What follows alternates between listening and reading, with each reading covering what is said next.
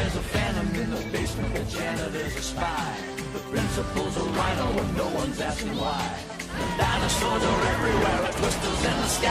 It's just another day at flying Rhino Junior High. 'Cause anything's possible at flying Rhino Junior High. Yeah, anything is possible at flying Rhino Junior High. The Phantom thinks it's funny, all the stuff he puts us through. He thinks he's such a genius, but he hasn't got a clue. These foolish children have no idea who they're dealing with. Yeah, Phantom, no idea. 'Cause anything is possible at flying Rhino Junior High. Yeah, anything is possible at flying Rhino Junior High. Yeah, anything is possible at flying Rhino Junior High. Silence!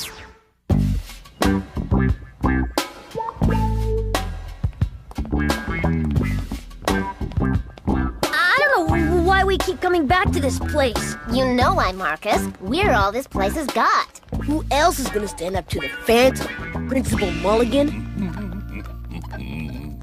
Morning, Principal Mulligan. Oh, good morning, kids. That was some plague of locusts we had the other day, huh? Oh, I'm sure I have no idea what you're talking about, Billy. I'll say it again. There is no Phantom. This school is clean. Clean, I tell you. Yeah, no thanks to you. See what I mean? The guy's in total denial. We're on our own. It's us against him. Earl P. Sidebottom.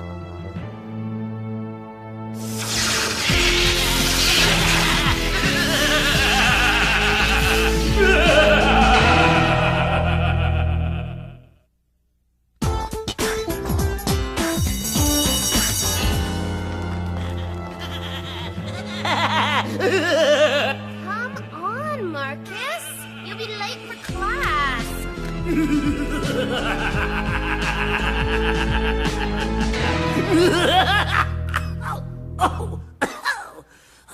Radicus, why is it so hot? It's like a boiler room in here. Just trying to set the right mood, Phantom. Well, don't.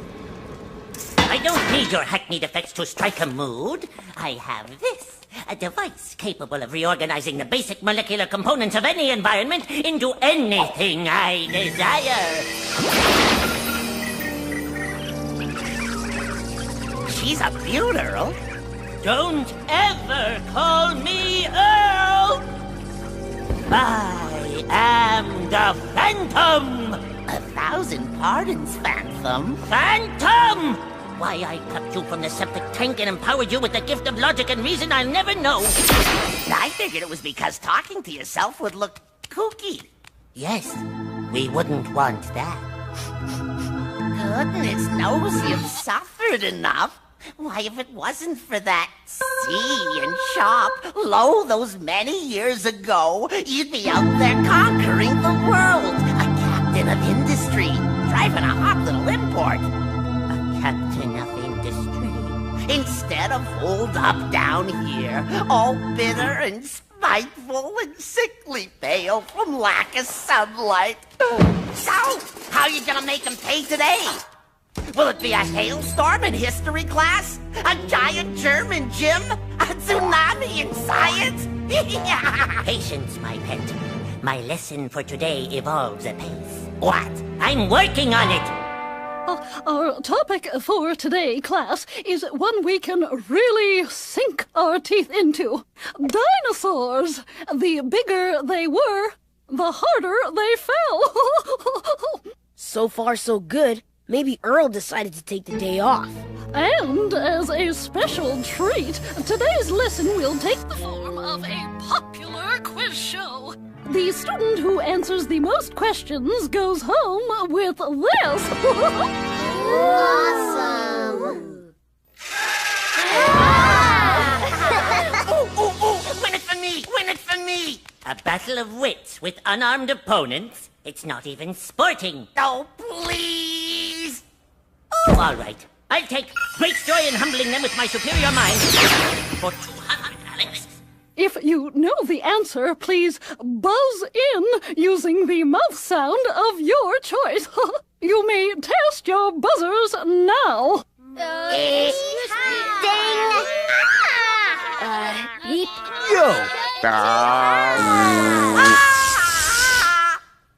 Oh, very good. The first question is, when did dinosaurs rule the Earth? 65 million years ago. 65 million years ago? Oh, very good, Billy.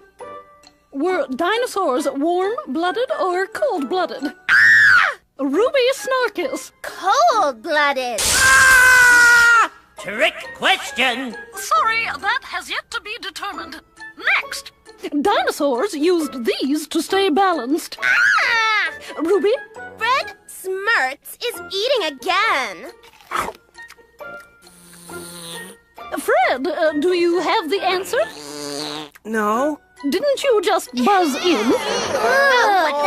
That's so gross. Moving on. Ding! Dinosaurs kept their balance with their tails. That's right. Something's wrong with my buzzer. Really? Let's have a look. All fixed. The Pachycephalosaurus's 10-inch thick skull gave it this amusing nickname. Yo! Johnny. Thick Skullosaurus? Yeah! Not quite, Johnny. Oh, bonehead. That's right, Billy. Oh, at top speed, a Tyrannosaurus could run this fast. Ding! 70 miles an hour. Oh, curse my deficient thumbs. Very good, Lydia. What cataclysmic event caused the dinosaurs to become extinct? Well, the popular theory is that a giant meteor struck the Earth, throwing huge dust clouds into the atmosphere, which circled the planet and blotted out the sun's nurturing rays for years And to... please be specific, Lydia. Killed by extreme climate change. That's right. No fair! Brevity has no place in science! Kept balance with their tails. Bonehead. Extreme climate change. Marcus, you got every question right. Why aren't you buzzing in? I don't feel like playing. But you're the smartest kid in class. You didn't skip all those grades for nothing. What if I said the wrong thing? It's okay. I'd rather just watch. You need one answer to tie the Lopez girl. Not that it matters, for it's not whether you win or lose. It's how you... Quiet! I can't hear! I hold in my hand the final question. What is the name of the Flintstones dinosaur pet? Rex, T-Rex, Rover. Lydia? Dino.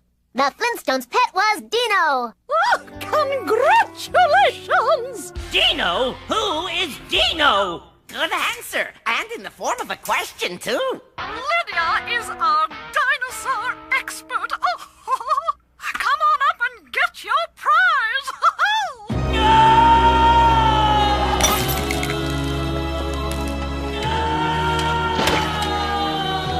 Did you hear something?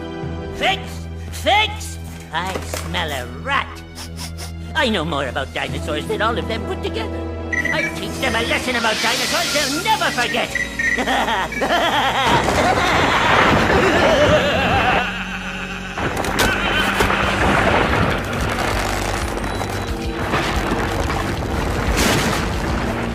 I think Earl is angry.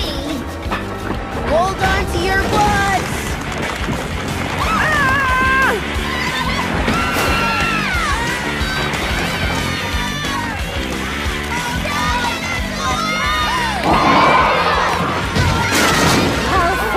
For us, a visual aid. Can anyone tell me its name? T-Rex. T-Rex! That's right! Nice to finally hear from you, Marcus.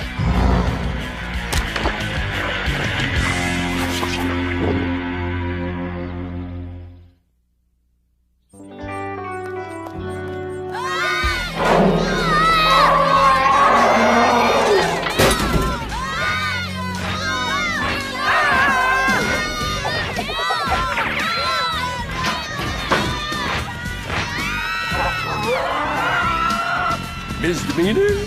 I just saw a lizard in the hall. You better get Buford on it. Earl is angry. And some kids think school is dull. Did you see that back there? Poor Mrs. Snodgrass. Are you kidding? Poor T-Rex! Fascinating skeletal structure. You really should see this. As you can see by its streamlined chassis, this puppy was built for speed. That ain't right. Tormenting a poor, dumb animal? Delays.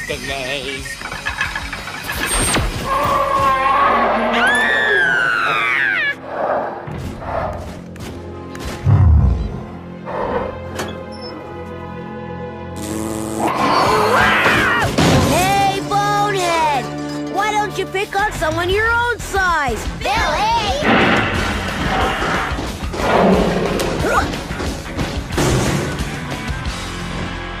After you!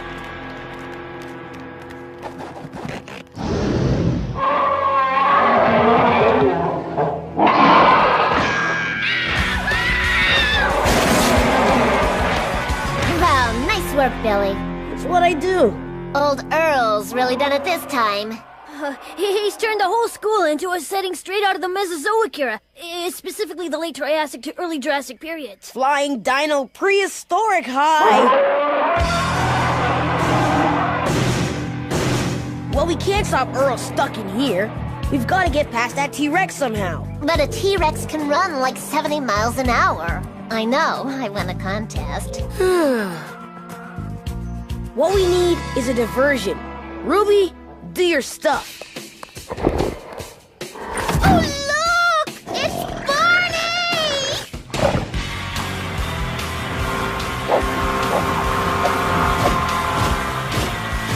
They're making a break for it, Phantom, on floor polishers. I guess you could say they were making a clean getaway. You can run, but you cannot ride. Big Brother is watching.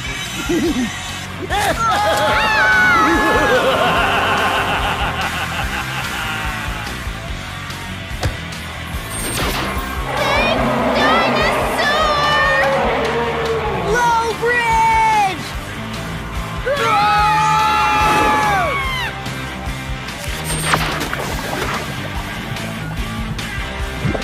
Big lava pit! Catching some air! Yeehaw!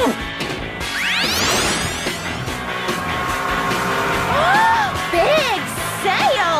Avert your eyes, woman! I don't think that T-Rex will be bothering us anymore. No, he'll be eating us! Billy, think of something! It's what you do! Hey, I'm a doer. He's the thinker. Quick, Marcus, we've got to think of something. There are ways. So, spit it out. Oh, I'd rather not say.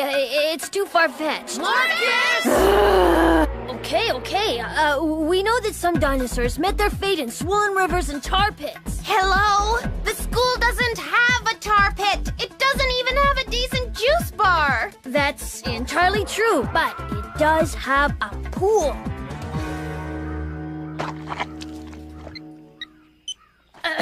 May we have 60,000 packages of instant oatmeal, please? Is it for you? Actually, it's for him.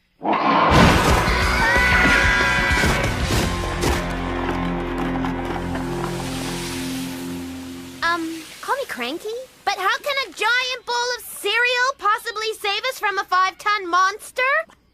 You guys. I'll field that question. You see, Ruby. Time's up, kids. Our company is here. Let's hope this works.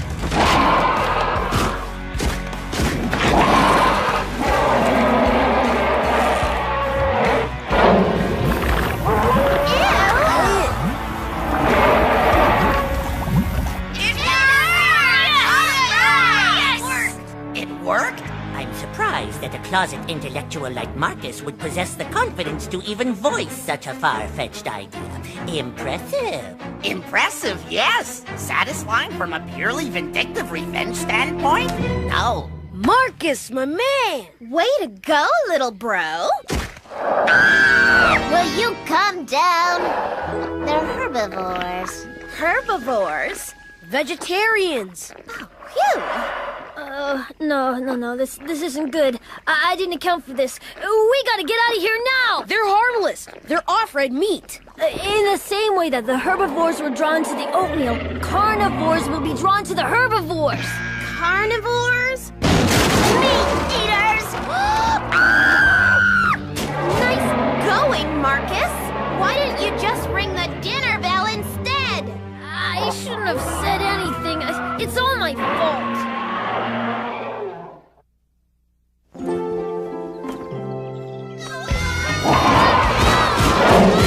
Oh, I can't look. Psych! This is not good. Next time, keep your dumb ideas to yourself, Marcus. Oh, please let there be a next time. Hey, guys, I think there's a door here.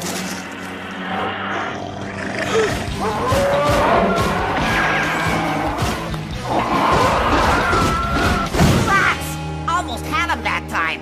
I'm getting a snack. You want anything? You may have saved yourselves, but you'll never save your precious school! What I miss? You hear that? He thinks he's won. What are we gonna do? All we have to do is get rid of the dinosaurs. Oh yeah, and for an encore, we'll cure the common cold. Or we could super wax the floors. And hope the dinos slip right outside? Marcus, my man, we need you. Any ideas? After what just happened, we'd be better off if I just kept quiet. That snarkist kid worries me. He's no slouch in the frontal lobe department, if you catch my drift. Too true. But my worthy opponent lacks the one component bestowed upon all great men of intellect. Confidence. Isn't that right, Marcus? Leave him alone, Earl. This is a private party. No creeps allowed. I've lost the picture. Get up there and find out what they're doing. Up there? With the dinosaurs? And me smelling of sliced meat? I know how you're feeling, pal. But so what if the oatmeal thing backfired? I shouldn't have said anything until I was sure it would work. It got us off the endangered list for a while. That's why you should never be afraid to voice an idea, Marcus. It's like acting. You can't win the big part if you don't try. Sometimes you've just gotta go out on a limb. Take a chance. See what happens. So from now on, if you have an idea, I want to hear it. No matter how crazy I say it sounds. Okay. An ice age. Did you say an ice age? Hey, if Marcus says we can create an ice age, then we can create an ice age. No, we can't. But we can do the next best thing. Me and Marcus will get to work. You guys find a way to keep Earl off our backs. How are we supposed to do that? Come on, what's taking so long? Damsels in distress. Now that's entertainment.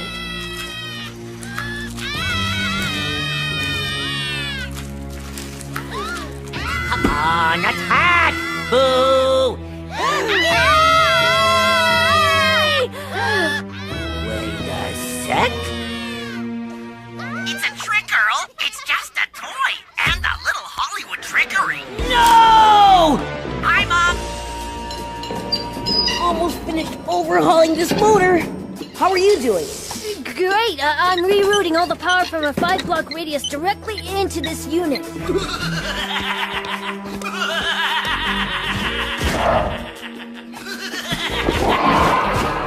It's now or never, pal. It was your idea. You do the honors. I hope this works. And if it doesn't? At least we did our best.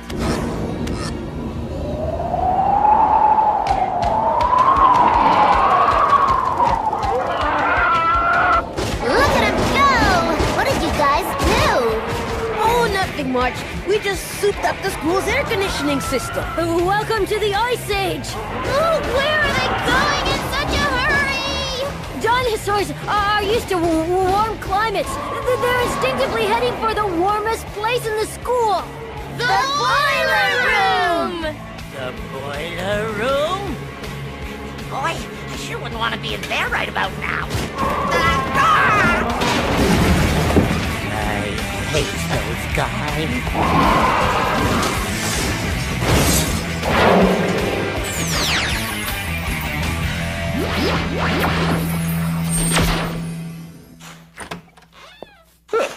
I see our lizard problems have been solved. Nice work, Bifford.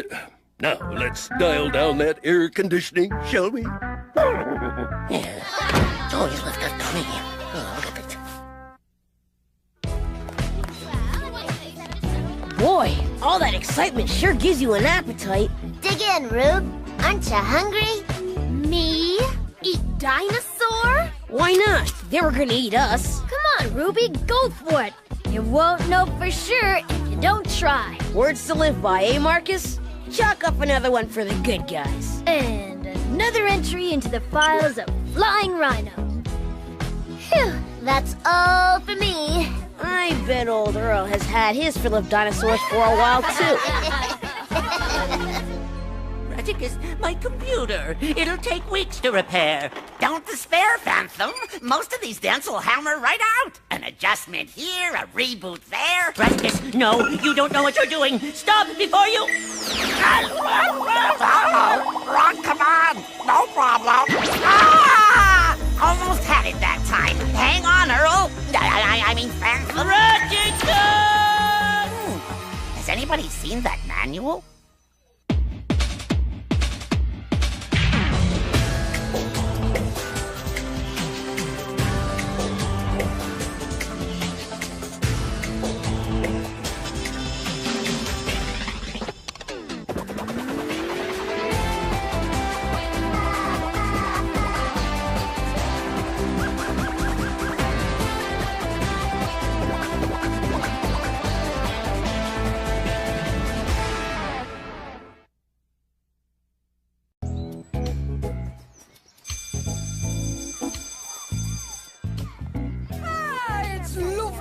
Some help in the kitchen, finally. We didn't exactly volunteer. It's a requirement of our home economics curriculum, but it certainly will be fascinating to study the machinations of a junior high school kitchen. You can study them all you want, as long as you scrub them out, too.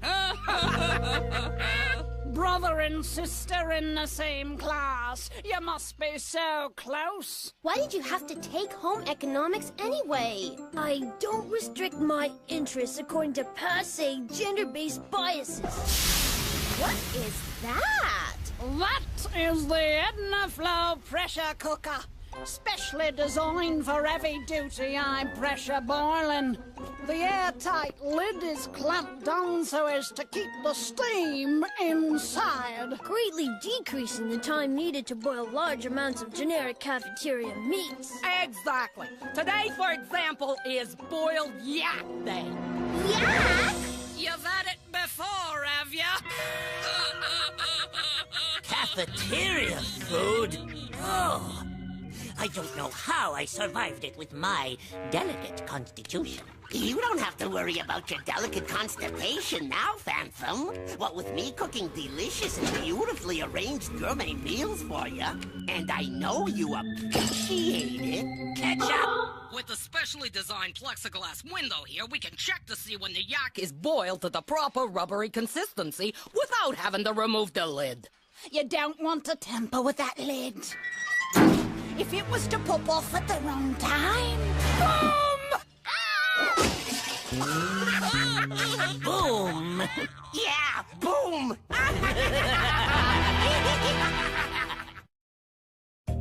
The wonders of the ocean floor! A constantly changing, shifting, and volatile environment with earthquakes, volcanoes, and hydrothermal vents, all related to a phenomenon known as plate tectonics. Things were fine when I was an only child. Look what he's doing! He knows how much that bugs me! Don't let him get to you, Ruby. Some of us are trying to learn. Next, we will look at the development of submersible craft for undersea exploration, such as the very first submersible built in the 1930s and called a bathysphere. I have to share my parents, my holidays, even my teacher with him. It consisted of a steel sphere with windows of fused quartz. The sphere had to be lowered and raised by cable from a ship, and no rescue was possible if the cable broke. I can't help it if I was accelerated a couple of grades because of my superior intelligence. Now we have a little surprise! A brand new saltwater aquarium! But there ain't no fish. There are no fish. There ain't? There are fish! One exotic fish for each of you to pick out and name before placing in the tank. Now line up in an orderly fashion. I was here first! I was here 2 years before you! Ruby! Would you care to explain the problem to the class? Marcus is the problem! He's driving me crazy! But I'm your brother.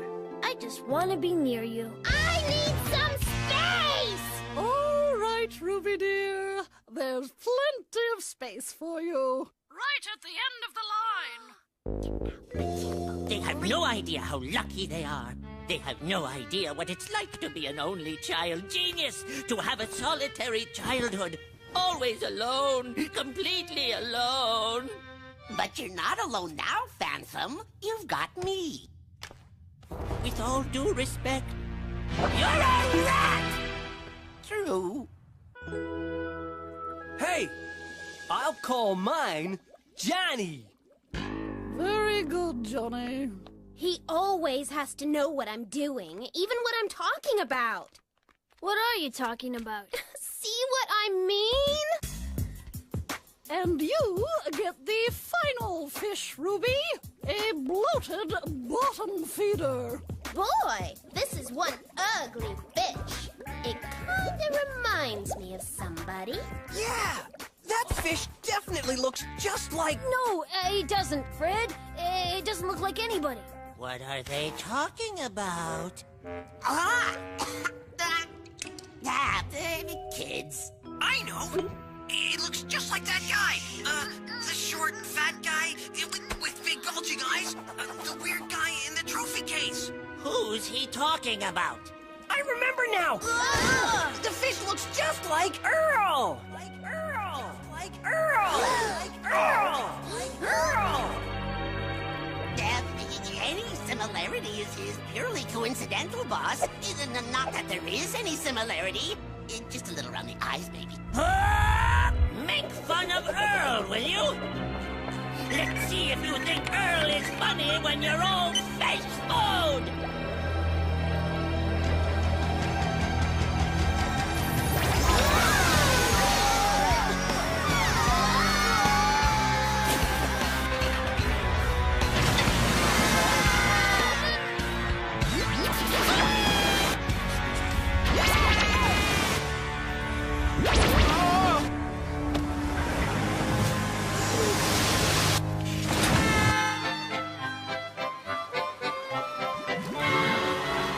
Thank you, Misdemeanor.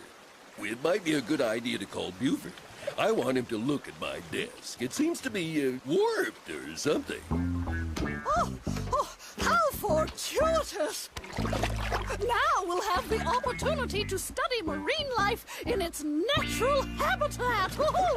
Binoculars, spectrometers, school blueprints, Marcus Mini Megamind, carbonated beverage. What are you doing? We don't know what Earl has in store for us this time. You gotta be prepared for any eventuality, Billy. Maybe excuse Mrs. Snodgrass. I have to... Never mind. Where's Ruby? Makeup, pocket fan, ballet slippers, 8x10s, extra shoes, more extra shoes. You gotta be prepared. You gotta... Ah!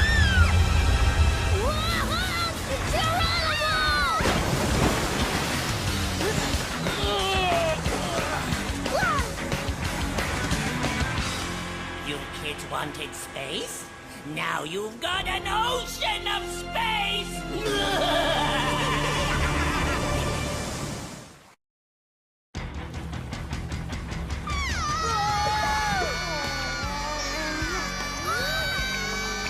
Yikes! Move over, will ya? This is the thanks I get for rescuing you? You didn't rescue me, Billy did. Now you two quit arguing. We have more important things to deal with, like this school of sharks, for instance. Maybe Maybe they're dolphins? Those dumb kids think they're being hunted by dolphins! Dolphins! They're not, are they? Well, let's have a look. Large numbers of sharks are often attracted to the same bait and become a whirling circle of activity known as a feeding frenzy. Definitely sharks! Apparently there's one hard rule concerning sharks. Never bleed in the water. That's very helpful. You guys better leave us alone! Because I've got a pocket fan and I'm not afraid to use it. Ruby, you should never... I know, you should never have electrical appliances near water. There go the batteries.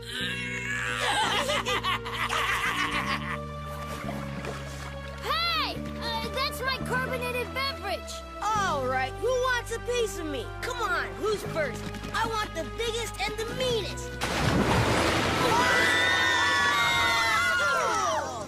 Ooh,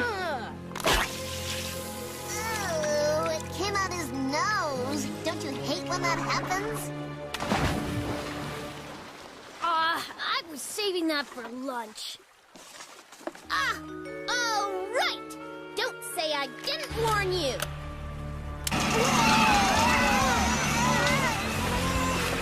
That's a powerful pocket fan, Ruby. Thanks. I had the setting on super blowhard. How appropriate. What did you say? Hey, how come we're picking up speed? That's the library. So the water's probably flowing down the main stairs. What does that mean? It means they're going over the falls without a barrel.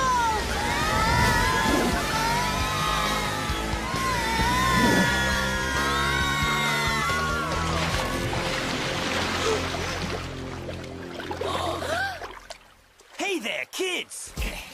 Buford. Look what I got for you! A whole bag of life preservers!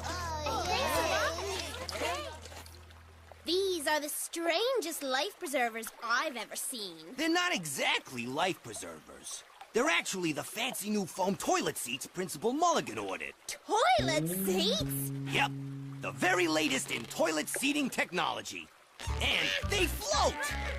Let me help you, Ruby. Your toilet seat is... Leave me alone!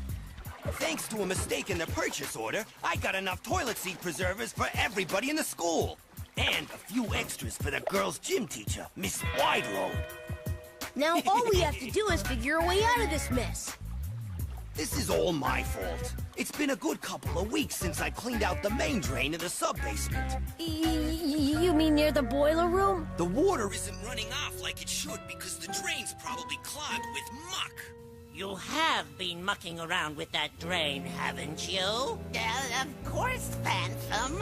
Why, I put fresh muck down there this morning. But Buford, we can go down there with scuba gear and clean out the drain, and everything will be back to normal. It's too far down, Billy. The water pressure would be too great. The kid's right. Why, you'd need a vessel of some kind. Something large enough to fit us in, but able to withstand the pressure. It would have to be made of a strong metal, but with some kind of window for visibility. Yeah, with handles on the side and a durable non-stick coating. Well, these are options, of course. Where are we gonna find something like that? I know! I thought of it first. No, I did. That's hardly possible. What do you mean by that? Tell us! Lunch isn't ready for another half hour! Hey, the cafeteria is as dry as a bone. Oh, yeah. These doors are completely airtight to keep noxious lunchtime odors inside where they belong. Sorry, ladies. We're here to commandeer one heavy-duty school-sized pressure cooker. You'll have to open these doors. Janitors.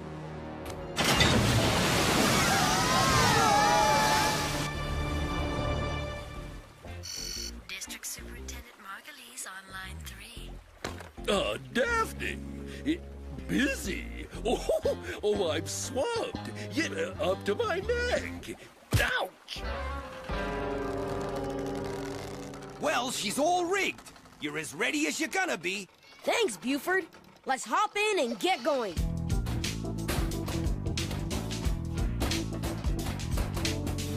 Get away from me, Marcus. Give me some space. Yeah, if I move any farther away, I'll be in the water. Stop it, you two.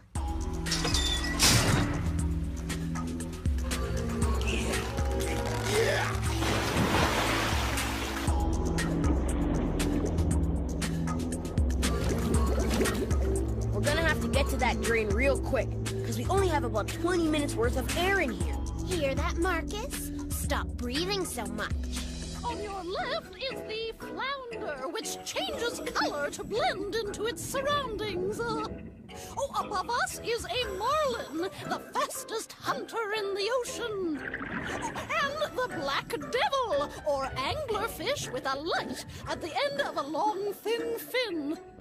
Here are some fish with interesting names. The jolthead porgy, greater soapfish, Monkey face brickleback, shrimp.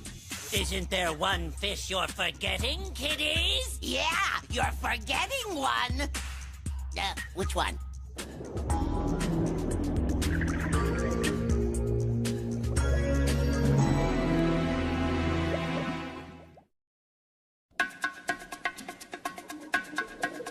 According to Marcus Mini Megamind, we're at the correct depth. The drain should be just east of here. There it is. Everybody shift left. No, right. Middle to the left. Now the back. Right. Okay, if we're gonna be able to dig this muck away from the drain, we're gonna need excellent teamwork.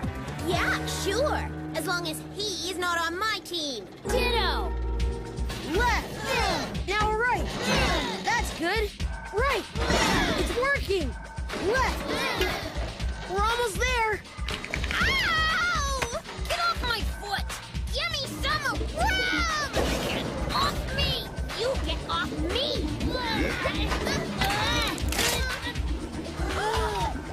What are we gonna do now?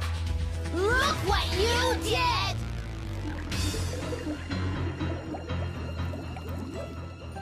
Know what we're going to do now, Raticus? I sure do, boss. What? We're going to cut these kids' apron strings. Give me a little power, Ruby. We gotta get back to that drain. See if we can figure something out. He missed! What's the matter with you, Earl, you lousy incompetent? Not you, boss. Earl the fish. Because you're the Phantom. You used to be Earl, but... Silence! I said a little power, Ruby. Not super blowhard. How was I supposed to know?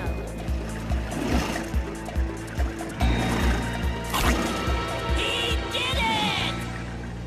Way to go, Earl. He's quite the fish, that Earl.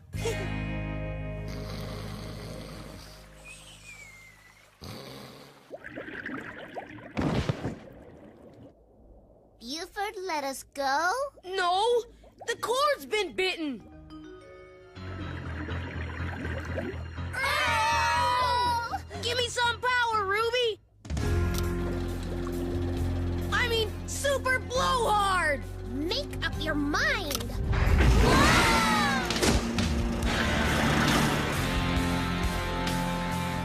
There, the shipwreck from the aquarium.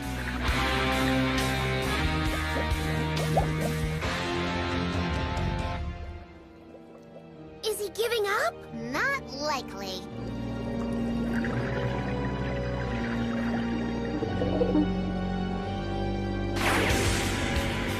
He's gonna ram us!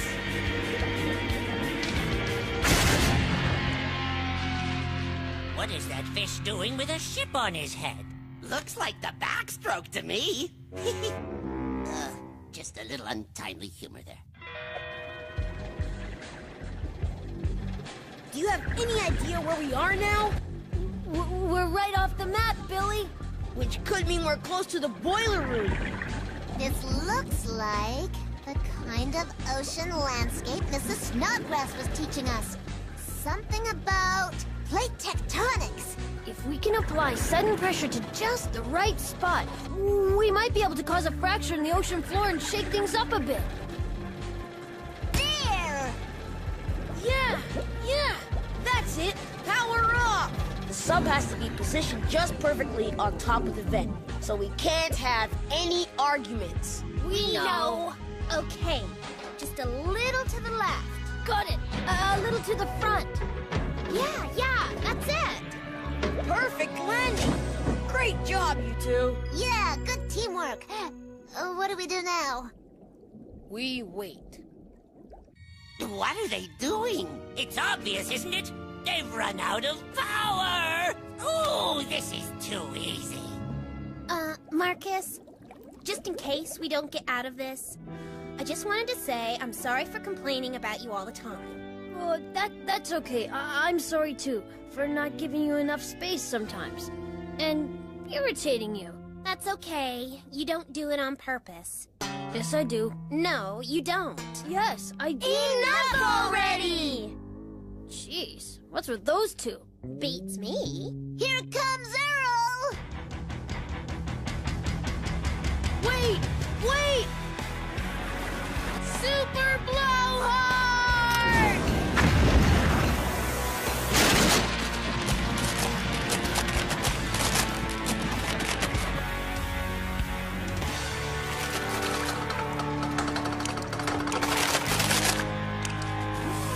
Salty.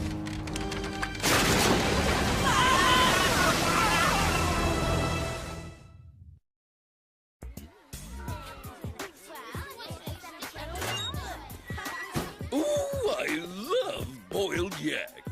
Sorry, Principal. It's no longer boiled yak day. It's sushi day. Oh, no problem. I love sushi, too.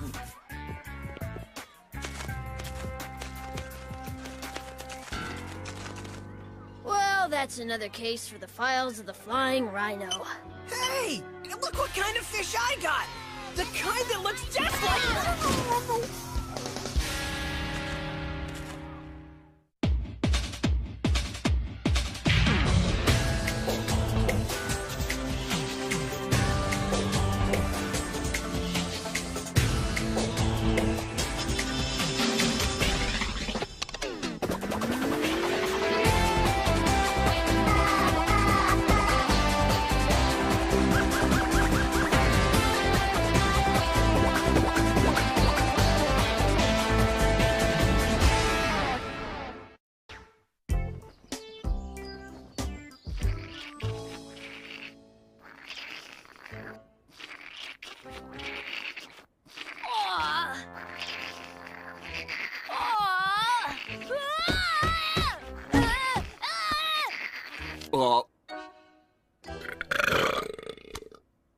This is not just a juice box. It is the same kind that astronauts use in space. Any questions? Yes, Marcus. The bathroom! Oh, yes, the most common space question of all. How do astronauts go to the bathroom? You see, the liquid enters the body here, and... Mrs. Snodgrass, I have to go to the bathroom, please! Certainly, Marcus. Normal bodily functions are not to be laughed at, especially in space. Note to self, the 72-ounce Titanic-sized soda is not part of a well-balanced, nutritious breakfast.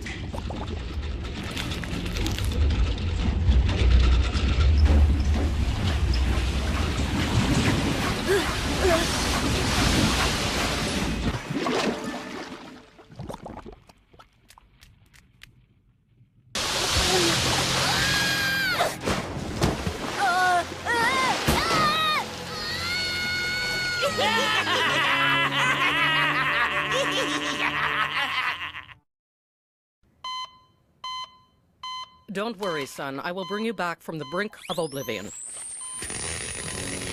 But I feel fine, Nurse Cutlip. I will be the judge of that. Clear! Oh, no. We've got a code blue in the art room. One of the kids glued his tongue to a paper mache poodle. I will need 3 cc's of paste remover stat. Let's go! You all right, Marcus? Yeah, just a little wet. Come on, then. We have to finish our science project. Hurry! But it's not nearly ready. There you are. Everything inside is safe. Come have a look. I think I'll wait here. Do you want to be afraid of toilets all your life, son? You know, a similar thing happened to my brother with a toaster. My brother got his snout just a little too close to the business end of a Bevington 4.4 fully automatic pop-up toaster. 2 slugs of charred toast right between the eyes. Poor guy never knew what hit him. You mean he... So spooked by toasters, he hasn't had breakfast in 27 years. But he will take a substantial lunch. Now, come with me. Your first mistake was choosing to use the toilet I call Old Faithful. Old Faithful is the last remaining original toilet in the school. In the old days, they built these babies with super wide pipes and giant holding chambers to accommodate tremendous water pressure. Yeah, it even flushes by itself. She's very temperamental. The slightest thing can set her off. Old Faithful has what I call the Force. The Force can be a good thing when used properly, but it has a dark side as well.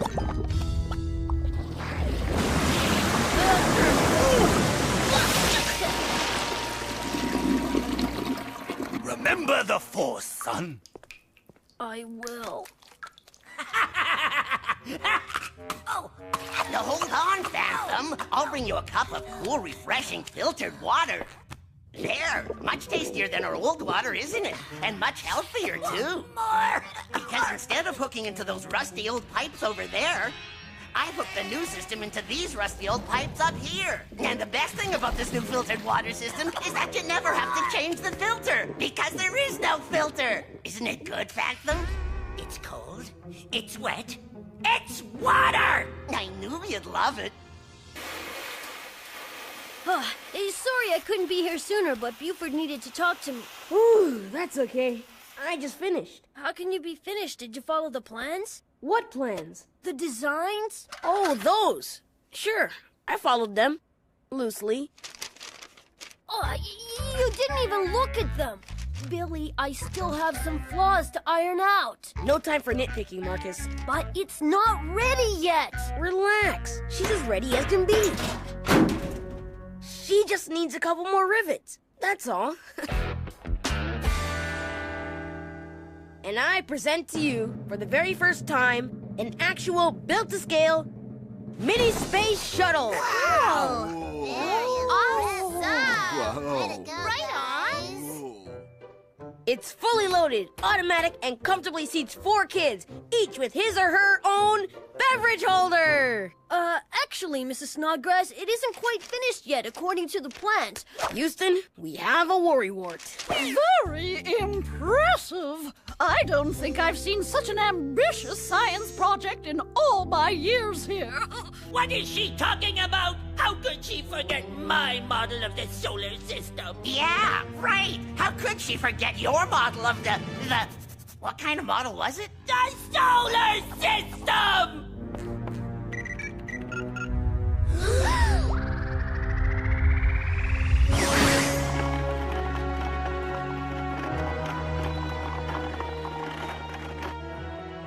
I remember now. A model of the solar system built by that troubled, odd-looking boy. She remembers you. Who can tell me the order of the 9 planets? Mercury, Venus, Earth, 9 you say? Mars, Jupiter, Saturn, Uranus, Neptune, and Pluto. Very good. Yes, this too was a very impressive project. Accurate in every detail. Yeah, except it's not to scale. Not to scale! Not to scale! What did he say?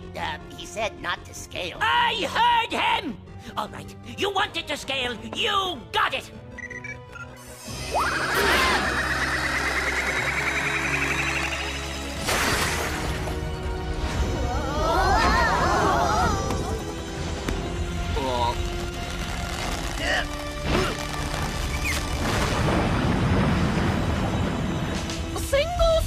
to the supply room, please, where we can hurriedly improvise spacesuits in order to take full advantage of the serendipitous opportunity.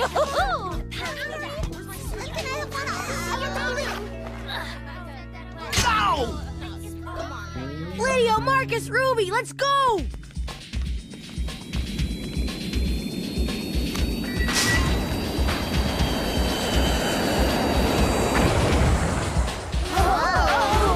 Are you guys sure this thing is safe?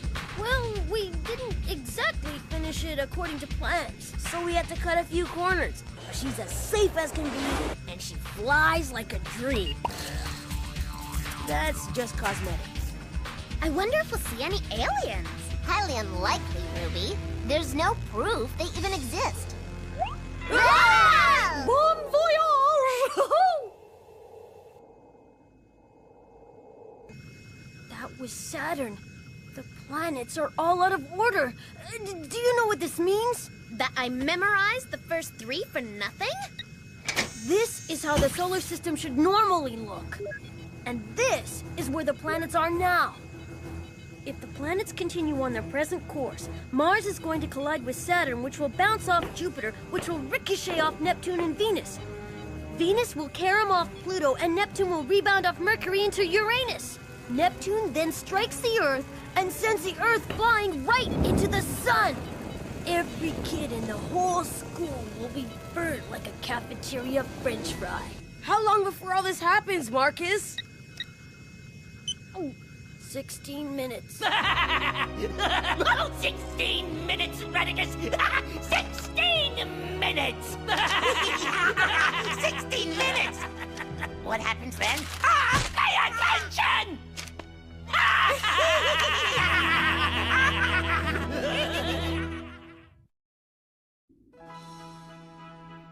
Good morning, Principal Mulligan. Perhaps you'd like to try this helmet. Oh, thank you, Miss Demeter. It is a little stuffy in here. There seems to be a problem with the lighting as well. You see? Just up there. All that twinkling. Oh, you see it? It's rather pretty, isn't it? Oh, indeed. Now watch. Just there. Oh, my. Must be a short circuit. Have Buford check the wiring. Right away, sir. Okay. This is a floor plan of the school. The flashing blue symbol is the shuttle. Us. Why'd you pick blue? I look lousy in blue. Here's where all the planets have ended up. We've got to get the planets in their proper order to prevent a cataclysmic disaster. And we've got to avoid close contact with the sun because of the heat. This will take some careful planning. Only 14 minutes left, Marcus. There's no time to be too careful. Billy's right. We have to hurry. But we have to do it right. Now, I think if we go to Mercury first. That's too far, Marcus. Look, there's the Earth right in our home room. All we gotta do is get the other planets, tow them back, and put them in the right places relative to the Earth. We'll get to Mercury, but we might as well pick up a few planets on the way, right? There's a couple of big problems with that, Billy. You've got to listen to my plan. My plan is to avoid being barbecued. That sounds like a good plan to me. Hang on! And there's Pluto. Since Pluto spins in the opposite direction, I'll have to go around to catch it. Did you know it was named after a cartoon dog?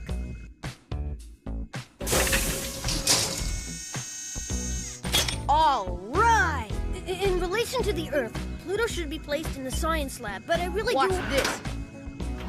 Billy O'Toole shoots for 3! Good shot, Billy. And the crowd goes wild! Saturn's most remarkable feature is its ring system, composed of billions of ice particles orbiting around the planet. Saturn goes in the teacher's lounge. Billy, you have to listen to me.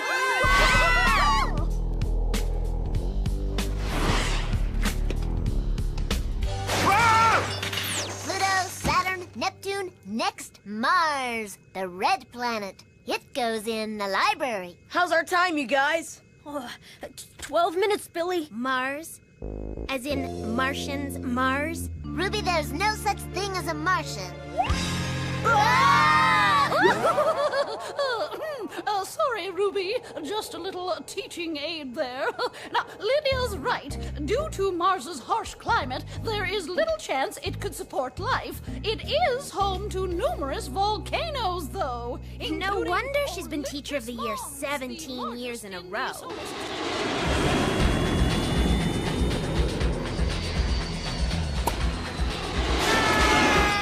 Jupiter is the largest planet in the solar system. Oh, I sure hope it fits in the cafeteria. No problem.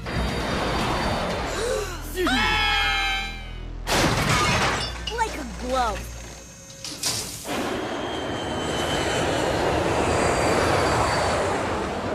Look out! What is that? Milk! They sure buy in bulk.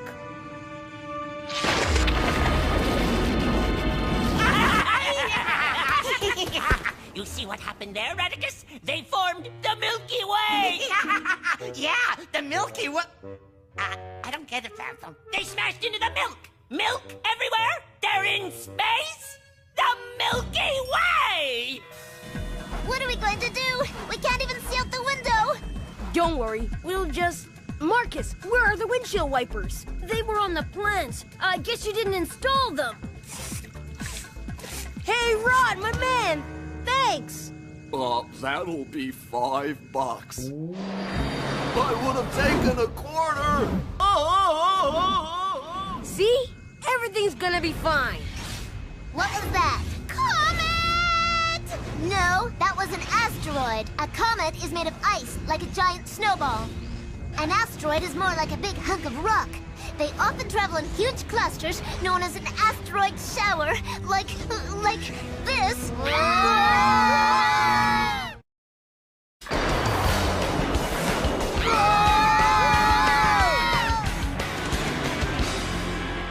I can't believe it! Those darn kids came out of the shower!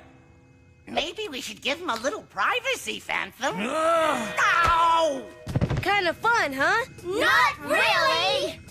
Relax, would you? Billy, I've been trying to tell you we have a problem. We have 8 minutes left and 3 planets that are still on a collision course with Earth and the school. So what are we waiting for? Even in super turbo drive, we won't be able to cover the distance in less than 9.5 minutes. Why didn't you tell me this before? I tried! In other words, we're gonna fry. It's a possibility. But if we can pick up Mercury and propel it at precisely the right velocity and angle it into Venus, Venus will rebound into Uranus and all 3 will head to the school like a billiard shot. Hang on! Whoa!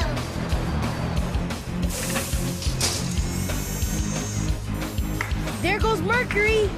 There goes Venus! Good shot, Billy! Venus has been known since prehistoric times. It is the brightest object in the sky, except for the sun and the moon. Right on target! It's what I do.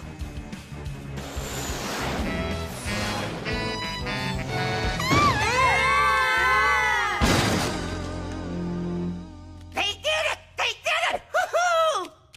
I mean, they did it. Darn. You're one sadly confused rot.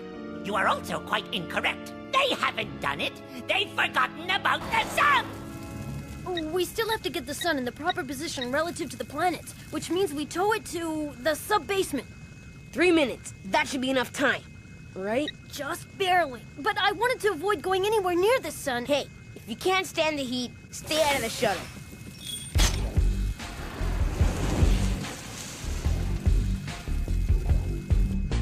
Oh, this heat is unbearable. I've never been so hot in my entire life. Hey, you're forgetting this baby's equipped with heavy-duty heat shields. Just one flick of the switch. What's going on? The heat shields aren't activating. I discovered a flaw in the heat shields a few days ago. I made the necessary modifications in the plans. But I didn't follow the plans exactly. Apparently not. I should have listened to you. This is all my fault. And you know what's even worse? Yes, The heat's taken all the body out of my hair. No, even though we're towing the sun, its gravitational force is actually pulling us closer to it. We're toast.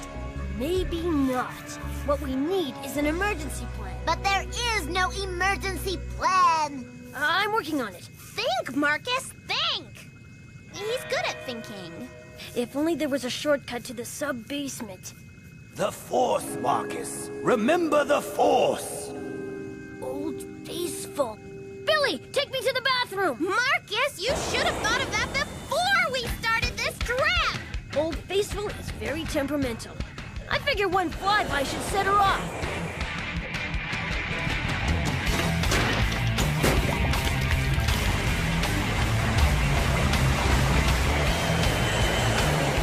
Wow, I've never seen such a thing. Old Faithful has been transformed into a black hole. Some regions of space exert such powerful gravity that they act like gigantic vacuum cleaners sucking in any matter that comes too close. Excuse me, you're not thinking of flying into a toilet, are you? Once inside the black hole, the ship's matter will be compressed. We should be able to fly down the plumbing pipe straight down into the sub-basement. Here we go!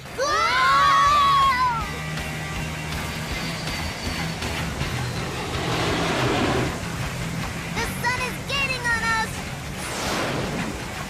Faster, Billy, faster! Okay, the first abrupt turnoff you see, go for it! That would be right about now! Ruby, cut the rope!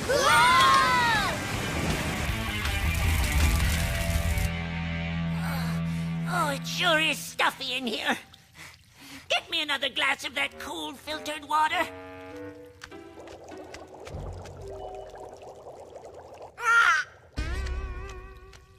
Drat! Those kids have aligned the sun into its proper position. They've done it! They've managed to maneuver the sun into the sub... Hey, maybe you'd prefer a nice cup of soothing tea, Phantom.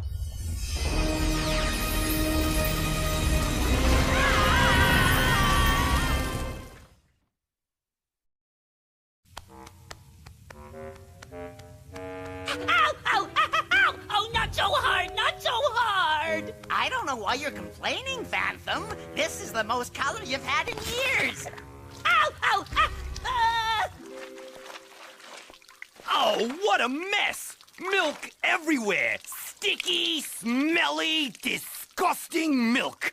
I hate the stuff! Now that's what you call lactose intolerant. Another one for the files of Flying Rhino. Marcus, did you finish your 72-ounce Titanic soda already? I was really thirsty. Hey, my buddy can drink all the sodas he wants. It was his plan that got us out of this mess. Thanks, Billy. No, if you'll excuse me, I have to go to the bathroom. On second thought, I think I'll wait until I get home.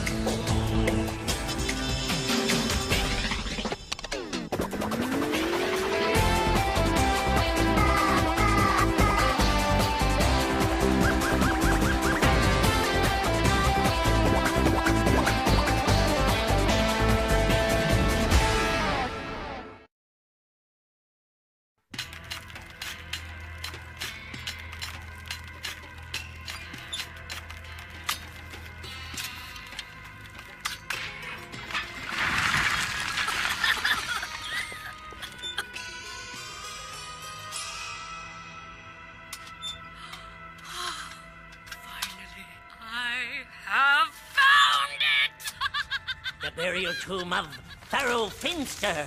But Master, the ancient scriptures say...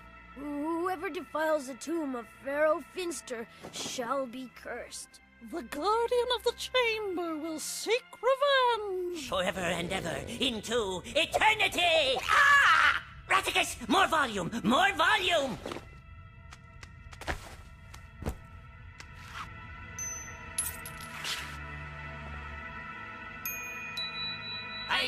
in the face of your silly curse! You'll be sorry. The Guardian lives! The curse of Pharaoh Finster is unleashed!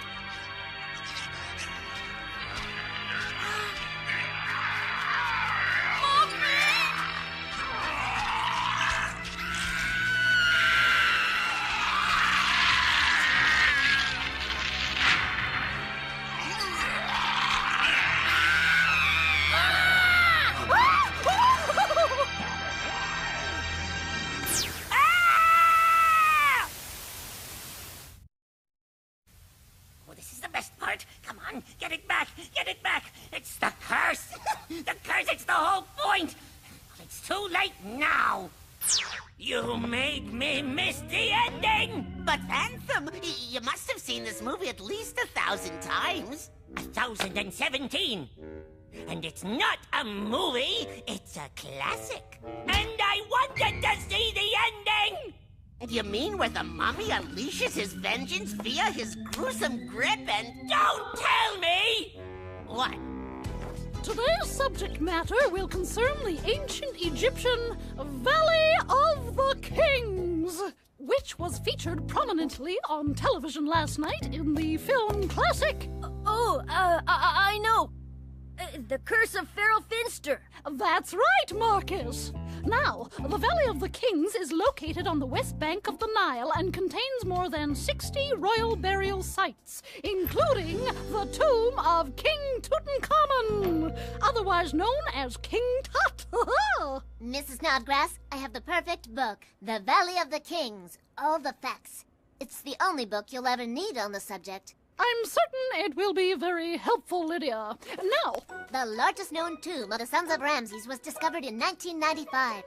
There's more. Thank you, Lydia. Now, to be a royal in Egyptian times was a swanky affair. Not only did they set you up in a big palace, but when you passed on, they gathered priceless jewelry, your favorite foods, and all sorts of nifty things and put them with you into a burial chamber, very similar to this one. Wow, that is so awesome.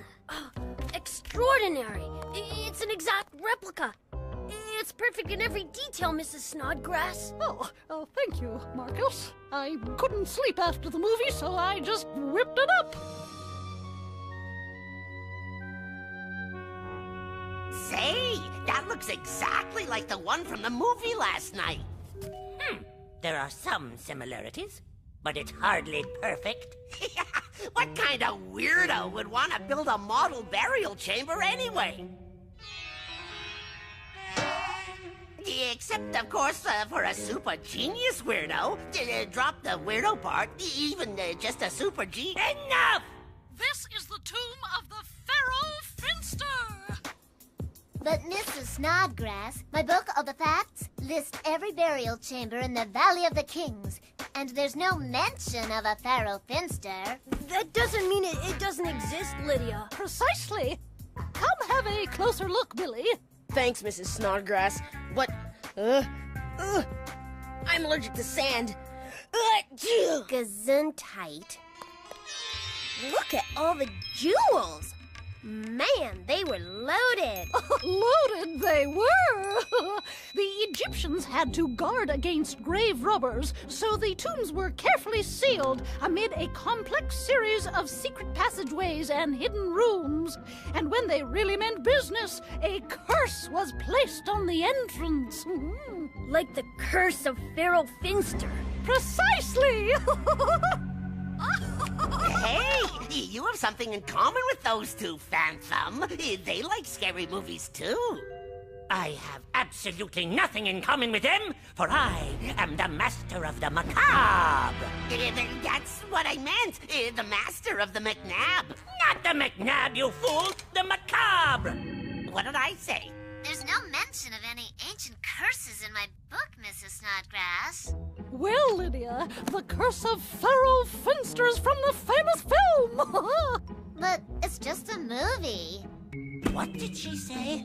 She said it was just a movie. I heard her! Not just a movie, dear. A film classic. But it's not factual.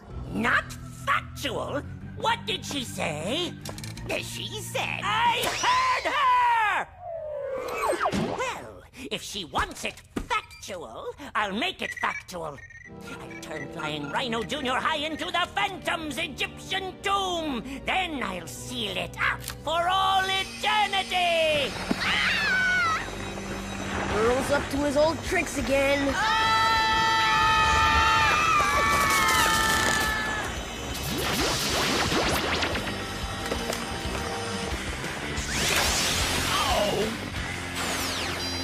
Ready for your morning coffee, Principal Mulligan? I'll take that as a yes.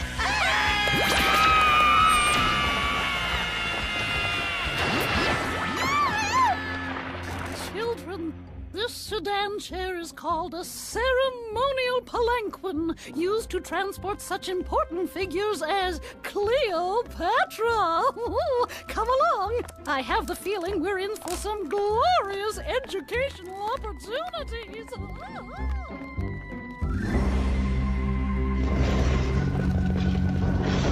At class, out class! Hurry, the door is closing!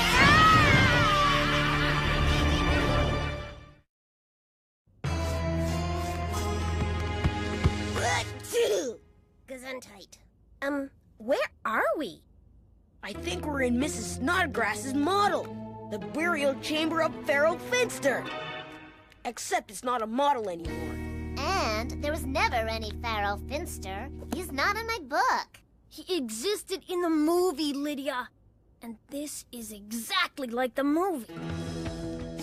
What are all these symbols on the walls? Hieroglyphs. The ancient Egyptian pictorial system of writing. Very highly advanced. But not too advanced for the Marcus Mini Megamind. It says this tomb was built to honor someone called Pharaoh Phantu. See? I told you there was no Pharaoh Finster. And there's no Phantu either. But there is a phantom. Wow. This Pharaoh guy looks just like Earl. And Phantu, Phantom? What a coincidence! Or not.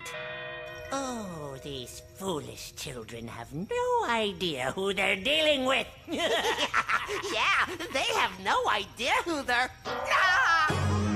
Yes, Raticus, it is I, the Pharaoh Phantu.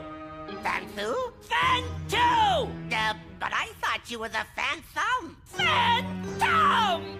But now I'm Phantu. Fan who? Never mind! This is all from the movie. What movie? The Curse of the Pharaoh Finster. It's about this archaeologist who defiles a pharaoh's tomb. And that's when, well... That's when what? When terrible things happen. What things? You don't want to know. I want to know. So do I. I slept through this part. Oh, well, that's when the curse goes into effect and... Would you two stop? We don't have time for nonsense like dumb movies and silly curses. What'd she say? She said, I heard her. Well, we might not be cursed, as long as nobody removes anything from the burial chamber. Especially not the... Ruby, no! What? You don't mean to tell me priceless jewelry is covered under the curse?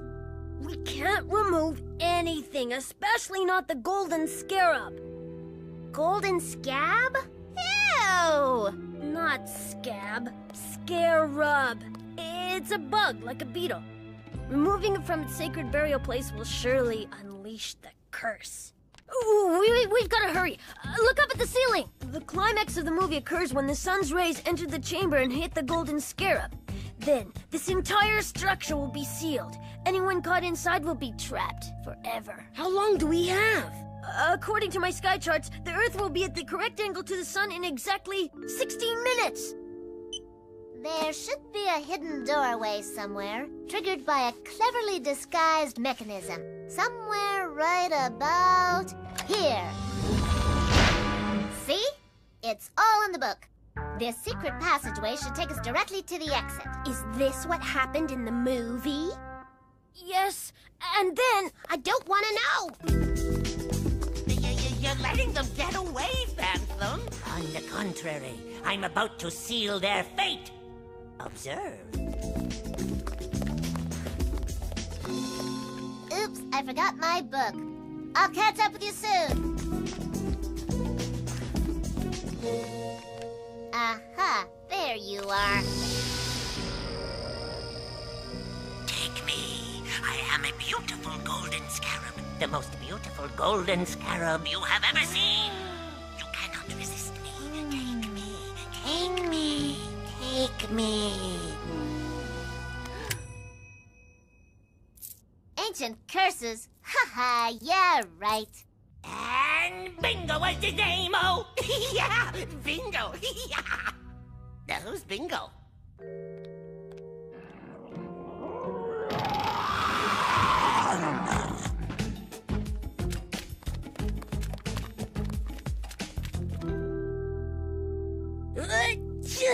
Gesundheit. Thanks. Which way should we go? in the movie they turned right. It was the last right turn they ever made. Then we'll turn wrong. Gear left.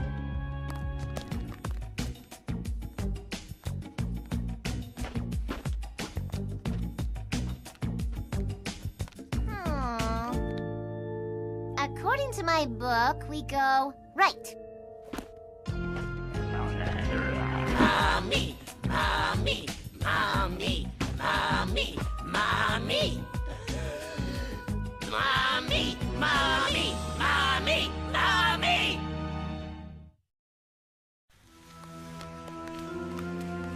Isn't Lydia up here? No, she was behind us.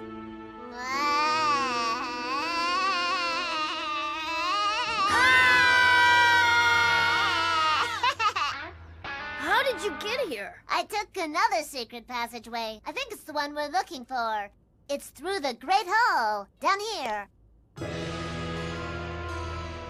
Looks like your book is leading you to a dead end this time. Or not. I could have told you about that, Billy. It was in the movie. 7 minutes until sunrise.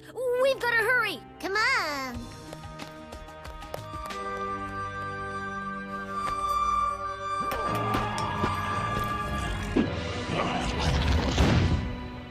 This is the Great Hall?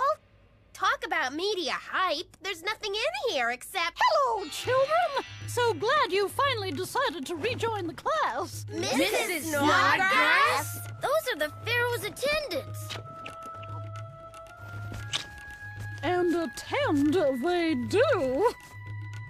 What are they doing? According to my book, the Pharaoh's attendants prepare you for the journey to the other side. Which means being embalmed and wrapped in bandages. Oh, gentlemen, that tickles. But don't you dare stop. We gotta find another way out of here. The Egyptians equipped every room with it. Never mind the book. Follow me.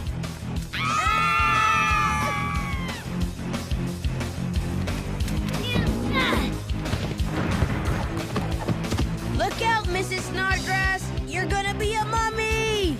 Perhaps one day, Billy, but thank you for the happy thought.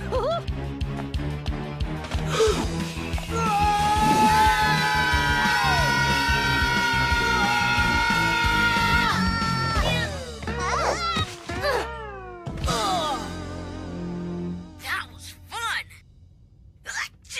Fun? Fun? What did he say? He said... I heard him! Ow! Well, I told you there'd be a ventilation duct, didn't I? But it was Marcus who knew where the vent was. Lucky guess. I would have found it in my book. Everything's in my book. What? Is that in your book? My book has a great deal of information about... Marcus, what's going on? Straight out of the movie, Billy. Whoever defiles the tomb of Pharaoh Finster shall be cursed. Forever and ever into eternity! That sure is a good curse. Who defiled? Who defiled?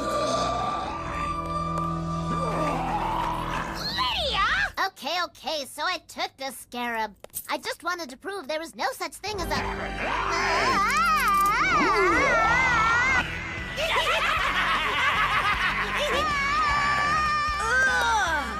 Take this, bandage boy!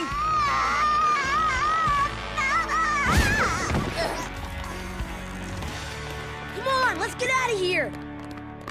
No! Stop! What? We have to take the scarab back to the burial chamber, or else the mummy will stalk us wherever we go. That's impossible. He's immortal. Just because it's not in your book doesn't mean it can't happen.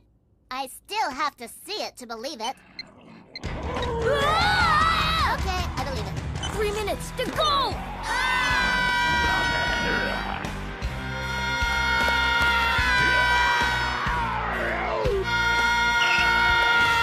All these passageways lead to complex mazes. We may never find our way back.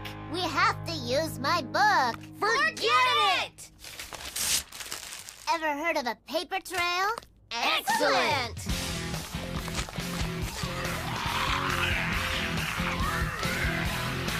Boy, that mummy's in lousy physical condition. He's 6,000 years old!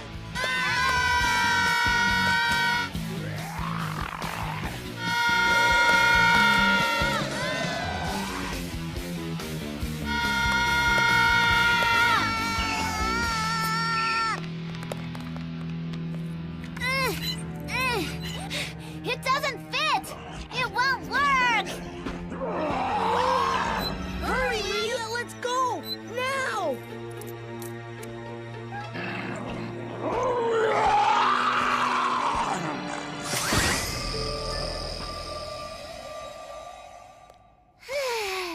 We're safe! Too late! The sun!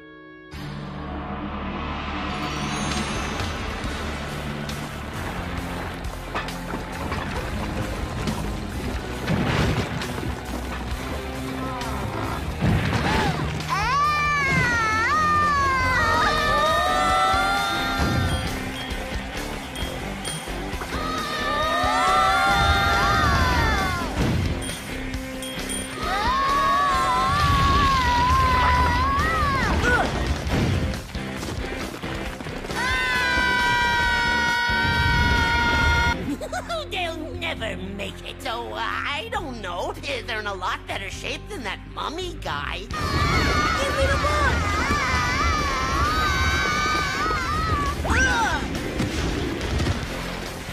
Safe! Safe! Eat my dust!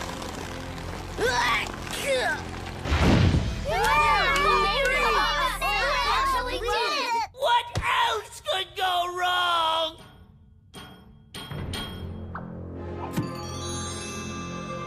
Oh, pretty. Ah!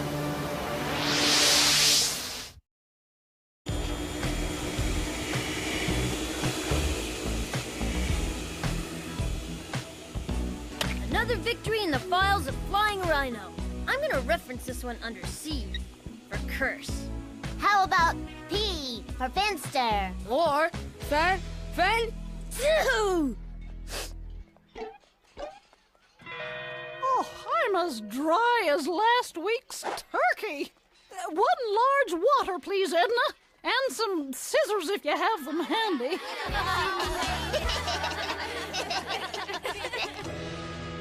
Well, that old curse turned out to be pretty rotten, didn't it, Phantom? Nothing worse than a rotten curse. All right, Radicus. Sorry, Phantom, but I'm quite upset about that curse. I've had it up to here with that curse. I'm indicating my neck, by the way.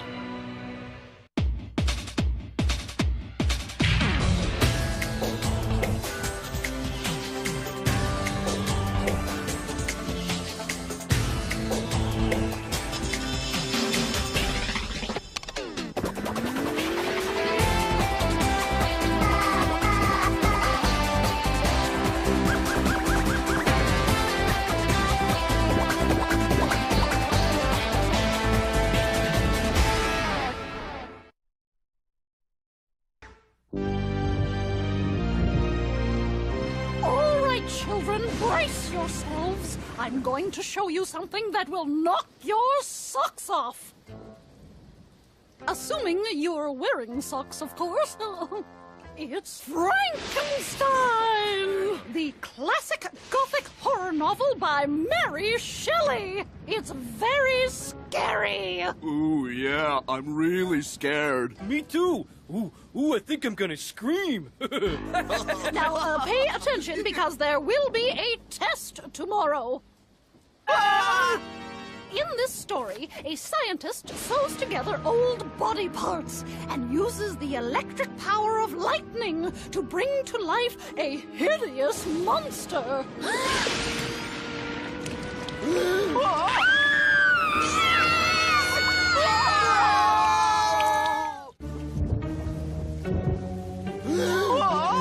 A hideous monster! Sorry I'm late, Mrs. Snodgrass. I had a dentist appointment. I know. It looks terrible. It doesn't look that bad, Lydia. Thanks, Marcus, but I've already looked in the mirror. One of my teeth is going upside down, so I have to wear this thing. Hey, it's only temporary, Lydia. Who cares how it looks anyway? Yeah, who cares how it looks? Even if it looks completely horrible. Ruby! Sorry. Hey, what happened, Lydia? Did you catch your face in a fence? It looks like you try to pick your teeth with a coat hanger. Cut it out! All right, class. Now, Frankenstein's title character is not the monster, but the Baron von Frankenstein, a twisted genius who tried to manipulate the forces of nature to serve his own fiendish obsession. And what a magnificent, fiendish obsession it was! I'll say. Yes, Reticus, that twisted genius is a genuine role model. He's my biggest hero. Yeah, that Barney Van Finkelstein was quite a guy. Baron von Frankenstein! What did I say? Baron von Frankenstein created something very powerful, but he had no idea how to control it. He put himself and other people in grave danger. Does anyone think there's a lesson in this story? Whatever. Lydia? I guess the lesson might be that if you make something really, really ugly, then you shouldn't be surprised if people think it's really, really ugly. Yeah, like you, fence face. Ow! Ah! So, you would say the book is about how we judge things and people by appearances. I guess so. But if he created something so ugly, then he couldn't have been very smart. Not very smart? What did she say? She said Baron Frankenheimer couldn't have been very... I heard her! All right, Reticus. Obviously, there's only one thing for us to do. What's that? We must avenge the Baron von Frankenstein by making his creation rise and walk again. That's what I was gonna say. All we need are spare parts for the body. Reticus, you must go into the school and find everything on this list. Now, go forth! What are you waiting for? You told me to go forth. I'm waiting for the first three. Go!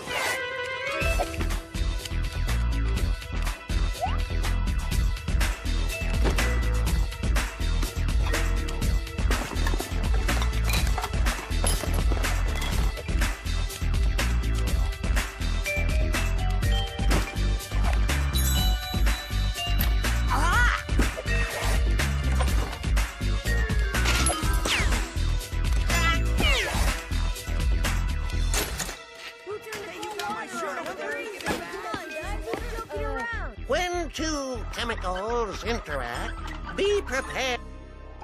Band-aid, scalpel, liver, bolts, tongue, skeleton, duct tape. Yup, that's everything. Aren't you forgetting something rather important, Reticus? I don't think so. The brain!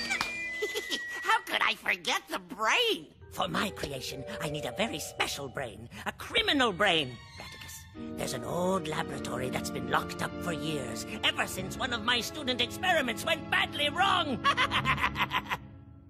Now, look A genuine criminal brain, perfectly preserved. Brain? Got it! One criminal brain in a jar. Nice touch, Phantom. Bring me my brain! It's coming!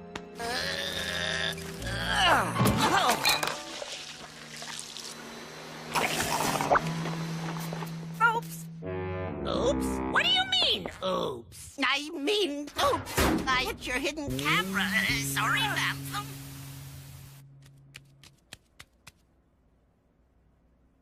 When Mary Shelley wrote Frankenstein, Fred snorts. Is that bubblegum? No, Mrs. Snot. So it is.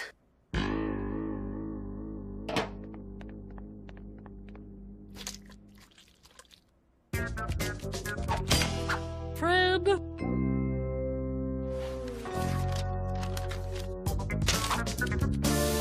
Radicus, what's going on? Where is my brain? It's, right here, Phantom.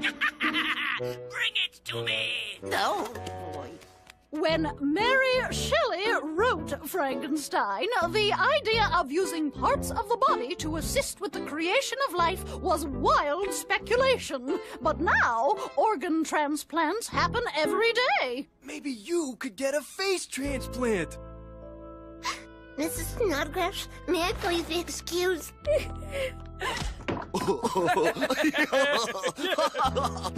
Ow!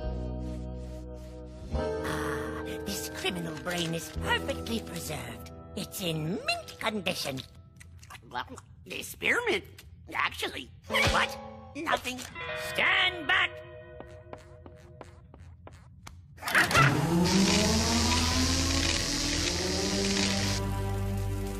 It's alive! Hey, what happened, Lydia? Did you catch your face in a fence? Yeah, it looks like you tried to pick your teeth with a coat hanger. A hideous monster!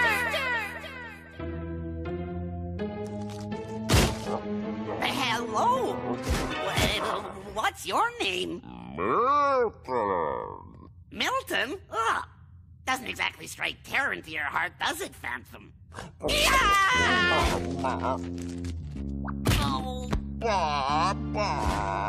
No hugs!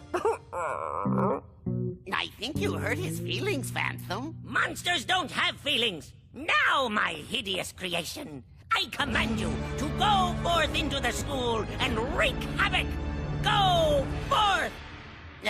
Don't bother waiting for the first 3, Milton.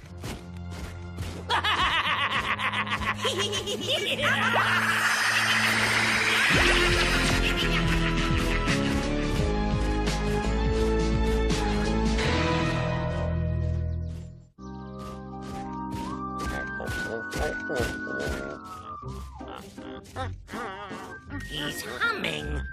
Terrifying monsters with criminal brains don't hum. I think he's grunting, Phantom. In fact, that grunting noise is really scaring me. Can we turn down the volume? I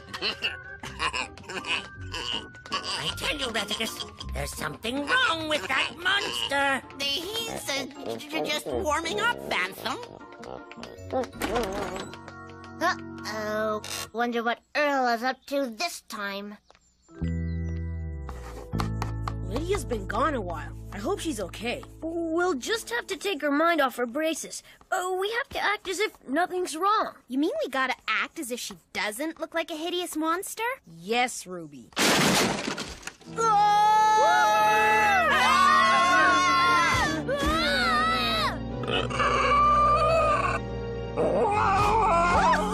Isn't it amazing how the book just leaps off the page?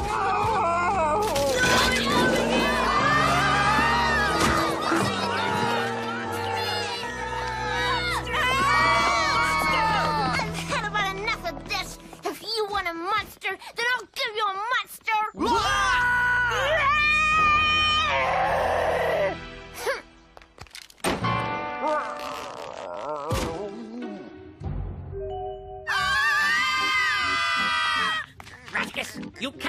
me that that monster is not humming?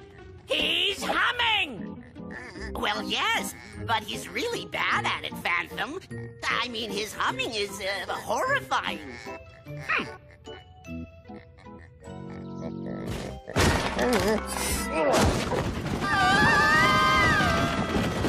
You see, Phantom? That's what I call a monster. He's a klutz! He's only 10 minutes old. Why, the mere fact that Milton can stand up should make us proud. Very, very proud. Hey, you guys.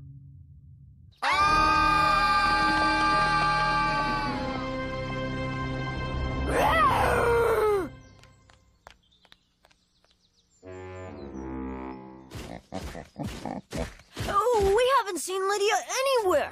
Don't worry, we'll find her. But Billy, do you think maybe the monster got her? Well, if he did, he's got to deal with Billy O'Toole. Billy? What?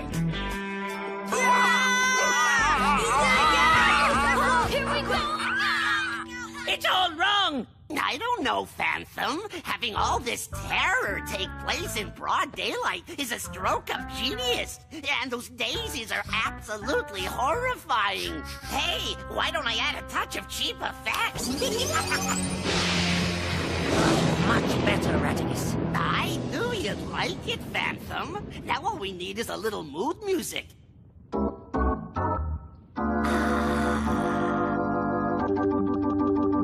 Let's go, Milton. Let's go. Milton, let's go, Milton.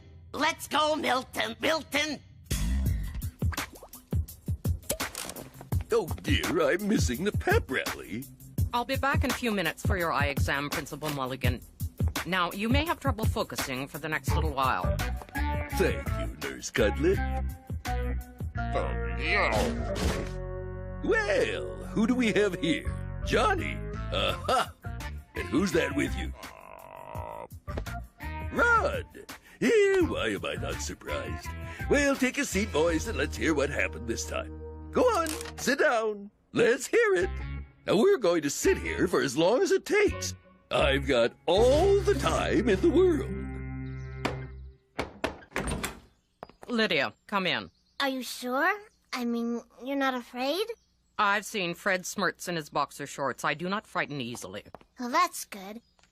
Because everybody else thinks I'm a monster because of this. What? This, my brace thing. Oh, that. I hadn't noticed. Thanks. Why do you say everyone thinks you're a monster?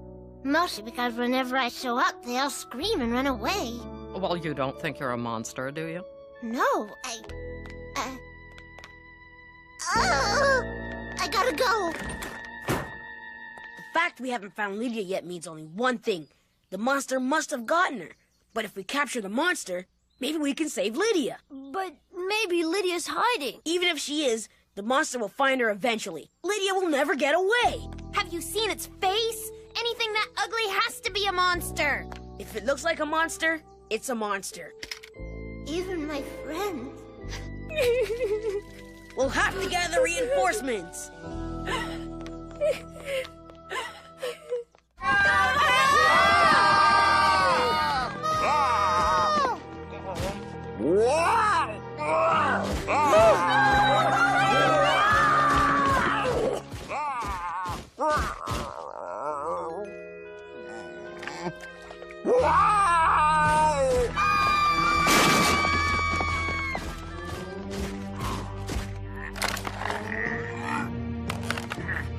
Now that's what I call mayhem. Milton the monster is a master of mayhem. Wouldn't you say, Phantom?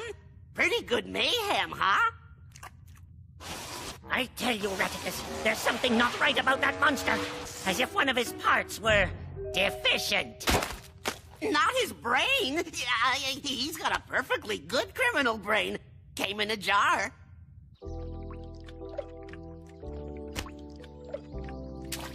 They're right. I am a monster. Anything that ugly has to be a monster. The monster must have Lydia hidden away somewhere. We'll have to capture him and force him to tell us where she is. You think he can tell us? He doesn't sound very articulate. Very what? He doesn't talk good. He won't have to speak. He can just take us to Lydia. We'll split up now and fan out around the school. Village. The minute you spot the monster, give the signal. Yeah! What signal? Ruby? Where? Oh, right, that's a signal. Put me down!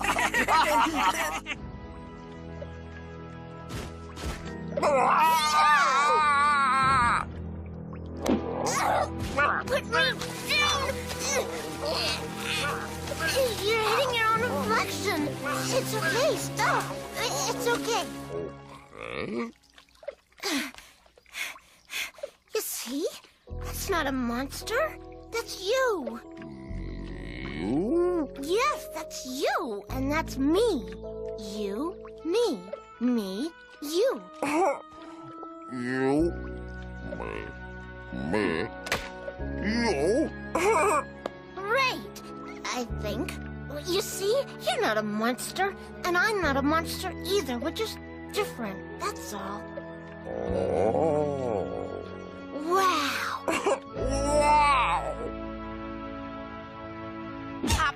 You didn't by any chance have an accident with that criminal brain, did you?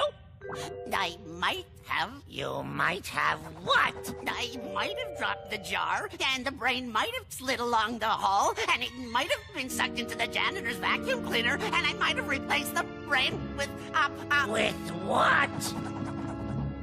bubble gum. Bubble gum! No wonder the monster's personality is so sweet and so bubbly? Exactly! I was gonna say chewy. You, you. And he's got Lydia.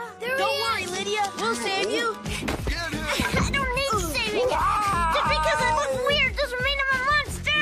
And neither is Milton. Lucky for you, Raticus, I had the foresight to install a homing mechanism in the monster's neck bolts. We'll simply recall him and have him fitted for a proper brain. But look, Phantom, I think Milton's finally getting the hang of it.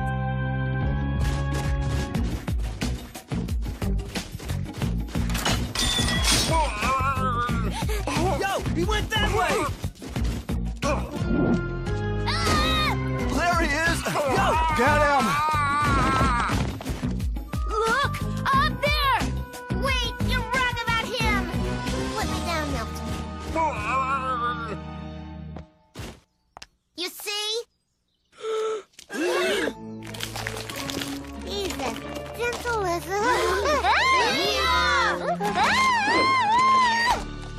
Yeah, all right. Awesome. Lydia's right. He can't be a monster. More like a hero.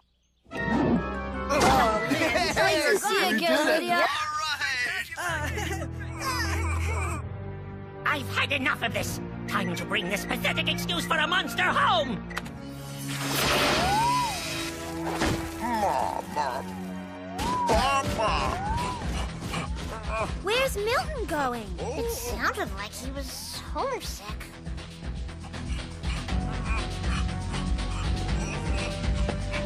This is taking too long. Raticus, hit the speed key. Raticus, yikes!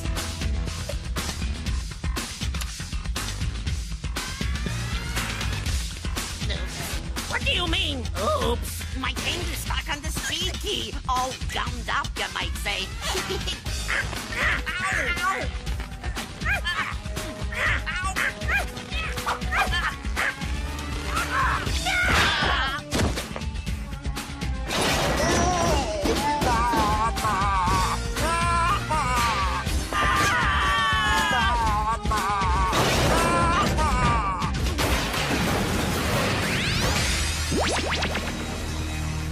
Welcome home, Milton.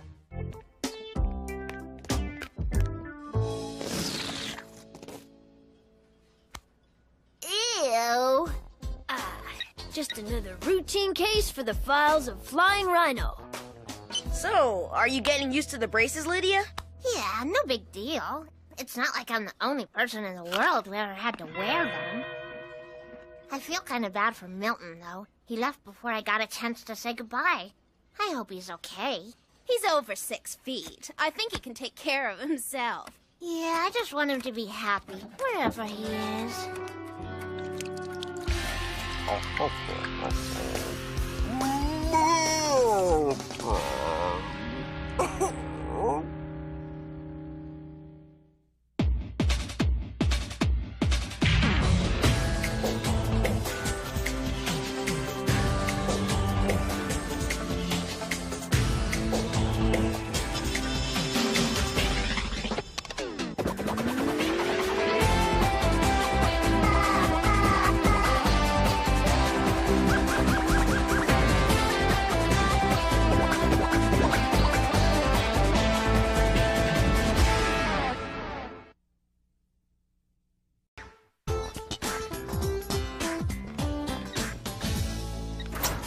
Marcus, you're earlier than usual today. This is the best time to get online to the British Museum.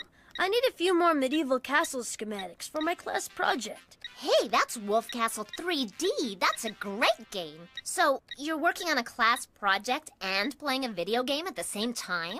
Actually, I'm going to use the same castle designs in the next version of... What? Promise not to tell? Okay. I'm designing the next version of Wolf Castle. Wow! Who designed the first version? Well, I did. You invented it? Well, I designed it and wrote it and programmed it. I suppose you could say I invented it. Would you listen to that insufferable child boast? Sure thing, Phantom. Does he think he's the first person in the world to invent a video game? Because he is not! Let's just have a closer look at this silly little game and see what all the boasting is about. Where's my cereal? Just about everywhere. But why didn't you ever tell anybody? I don't know. I guess it's more fun watching everybody play the game, knowing that... what's going on? Whoa! What?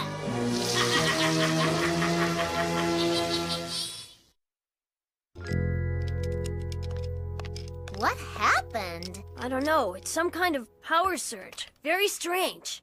It seems to be working, though. Video games, Marcus? Shouldn't you be doing research or something? I'm not playing. I'm just... Whoa! Wolf Castle 3D! That's a great game! I bet you're good at that game, Billy! Of course he is. Nobody's better than Billy at video games. Hey, it's what I do. Well, I made it to level 2 once. What level have you made it to, Billy? Level 7. Wow! 3 times, actually. Wow! Whoa! There is no level 7. Let Billy play, Marcus. You can play later, Billy. The bell's about to ring. I know, Marcus. You're just afraid I'll beat your high score.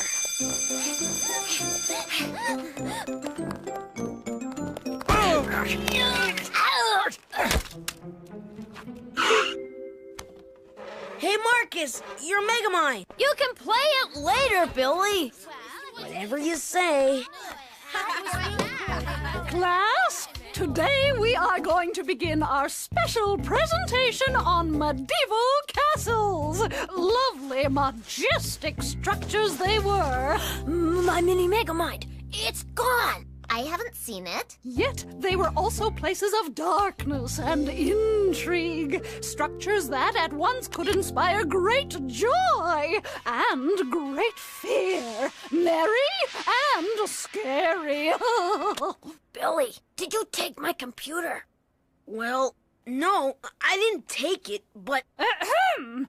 And we are fortunate today to have a very special presentation from Marcus Snorkus, detailing the architecture and history of medieval castles. Marcus? Mrs. Snodgrass, I can't. I don't have my homework. I did my homework, but I lost it. Deep breaths, Marcus. But I did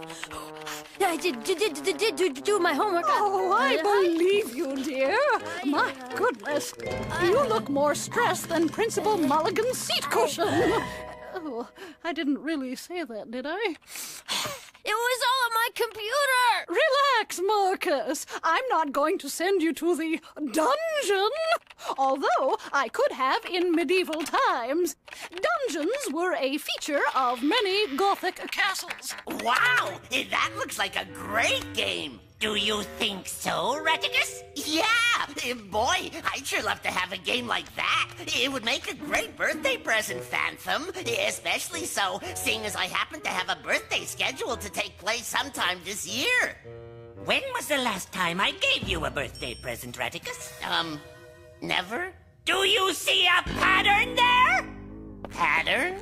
These kids today think they know so much about video games.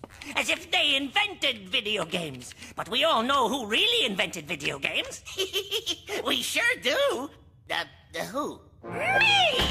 I invented the world's very first video game, Mongo Pongo 2D. Oh, yeah.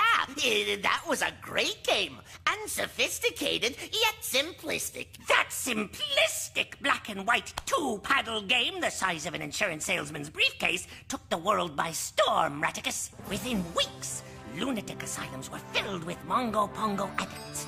It was wonderful. My Mongo Pongo and I were on magazine covers and billboards. Not only was I the game's inventor, I was the world's champion Mongo Pongo player. I partied down with celebrities and world leaders. I traveled all over the globe. I played Mongo Pongo in China. The Phantom? I don't mean to pry, but what was that Ripley thing all about? I was having a visual flashback. Like a montage. Ooh, I would have liked to have seen that. But then, one dark day, my Mongo Pongo was stolen from me.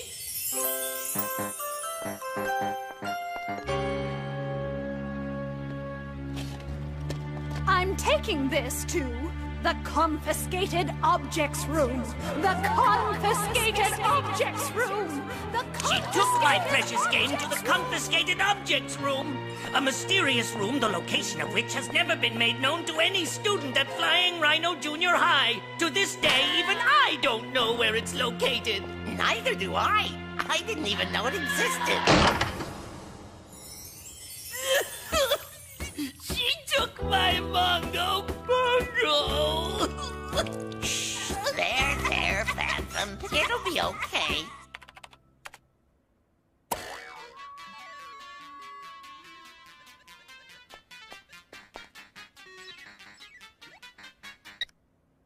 You did take it. You lied to me. No, you don't understand. I didn't take it exactly. Billy O'Toole!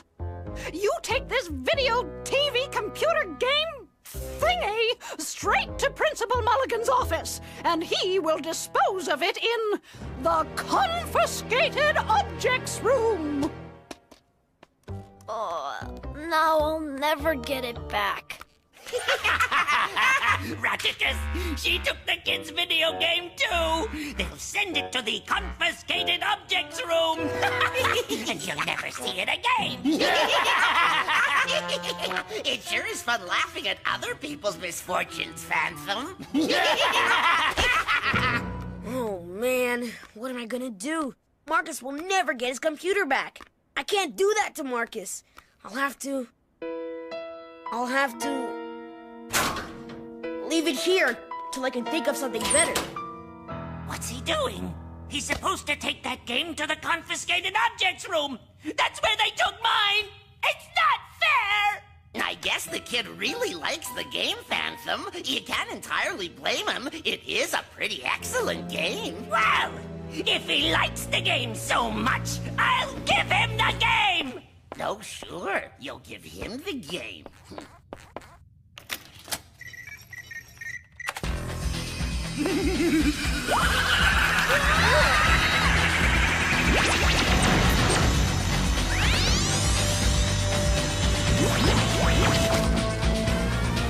Marcus, any idea what's going on? I think it's my game. For some reason, Earl has morphed the school into Wolf Castle 3D. Oh, look at this! And who says learning isn't exciting? Even dangerously exciting? Come closer, class, and have a good look at the size of the stone slabs of these ancient edifices. These babies were solid. What? Oh, how exciting! A secret passageway. Come along. The wonders of medieval architecture await.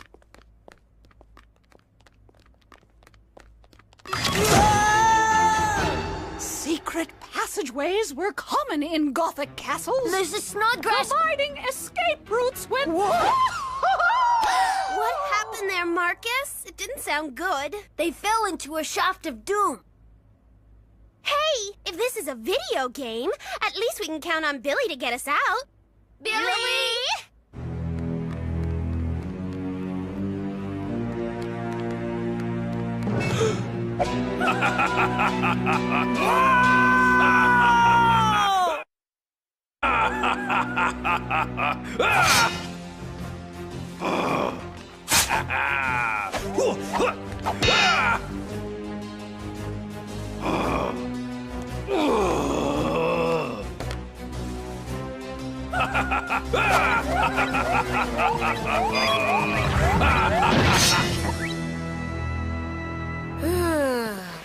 This isn't so bad. Once you get used to the dark. And blue knights wielding deadly... What is that deadly thing he's wielding? I believe it's a mace.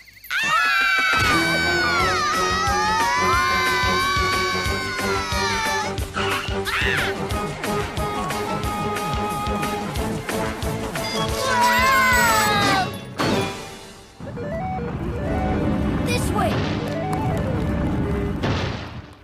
I can't see anything in here. But maybe that's good. Maybe I don't want to see what's in here. Hang on. I programmed a light switch along this wall. Yeah, maybe we might see something terrible like... Billy! Hi, guys. Hi, Marcus. Are you still mad at me? Yes. I can explain, Marcus. I didn't take your computer. But you had it. Yes, it fell out of your bag when you were running to class. So I grabbed it, and I was gonna give it to you, but then I started playing Wolf Castle. And the rest is history. Yeah, I'm real sorry. Well, okay. Now that we found Billy, we should have no trouble beating Earl and getting out of here. Billy knows this game inside out. Right, Billy? Well, yeah, of course. That's not gonna work. Earl has done some reprogramming. He's got the game fixed, so we'll never win. Then what are we gonna do? Our only hope is to find my computer and do some reprogramming of our own. But Billy had to take it to the confiscated objects room. And nobody knows where that is. I know where it is.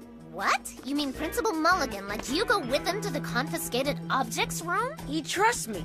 Marcus's computer is near our lockers, in the utility room. And there's no time to waste. The lockers are on level 2.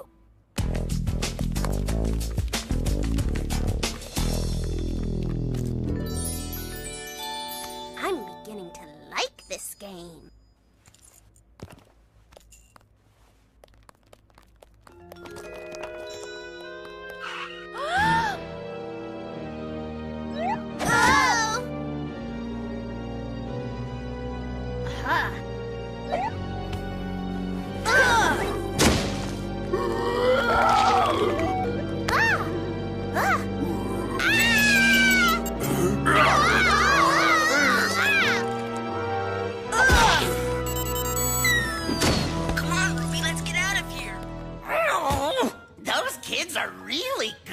Game, huh, Phantom? No! When I say good, I mean it in the sense of, not good, really, and definitely in the sense of not nearly as good as you, Phantom. I mean, that is what I'm trying to say. I'll be silent now. Those guys look hungry. Come on.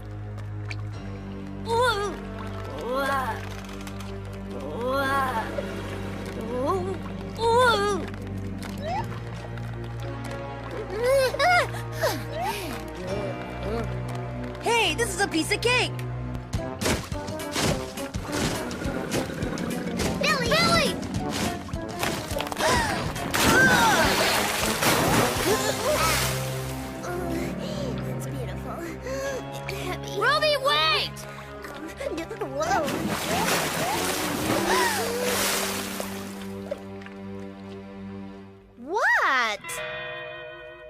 Let's go!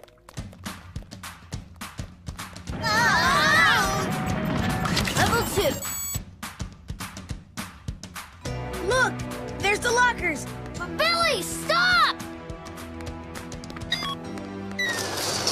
Whoa!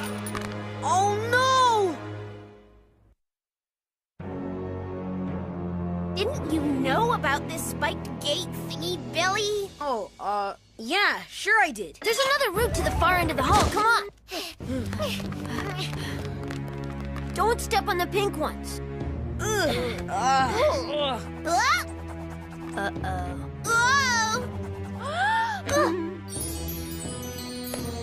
Gold, silver, diamonds! Ruby!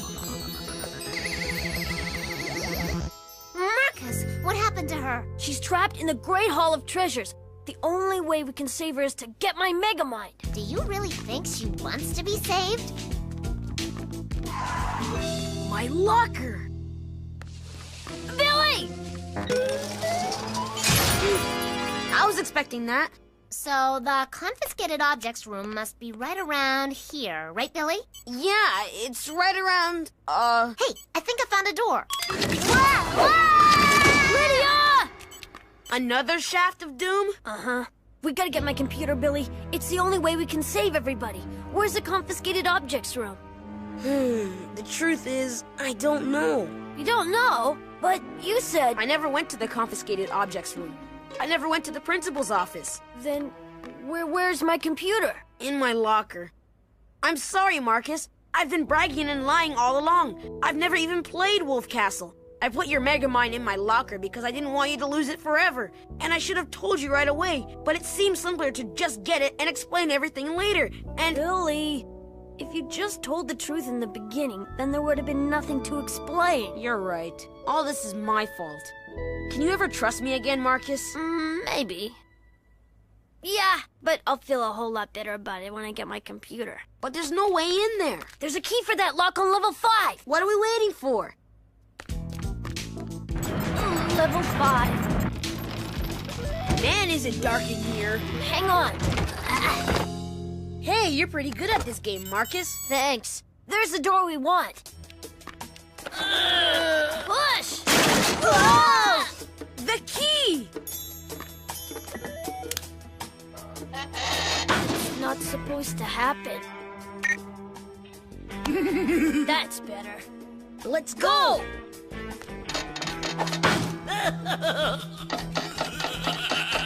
Boy, you just broke a cardinal rule of video games. Of course, that rule doesn't apply to you, Phantom. You can laugh all you want, whenever you want. Look out!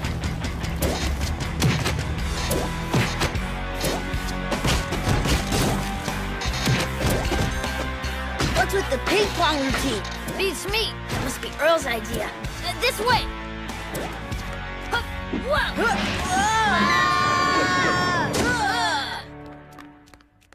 Bingo!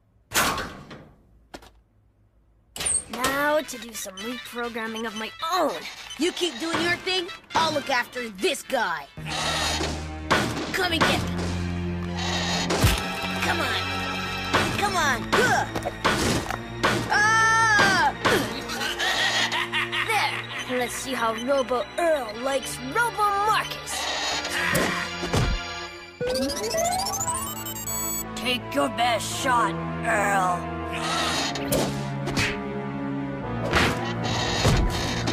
Radicus, get me more computer memory. Memory.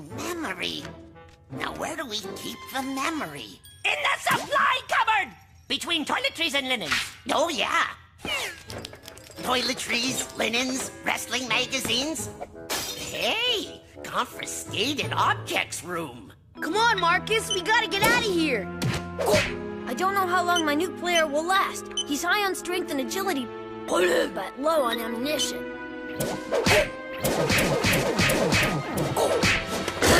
Let's go! Earl managed to hack into my computer. I should be able to backtrack into his and leave him a little present. You think you can play with the one and only original inventor of the one and only original video game? I found a room full of all this neat stuff, Phantom. Though I forgot your memory. But I brought you this. My Mongo Bongo! Come on. Come on. Yes! All right! You did it! You hear that, Radicus? It still works. It's still... What the? Self-destruct initiated? Oh, that doesn't sound good.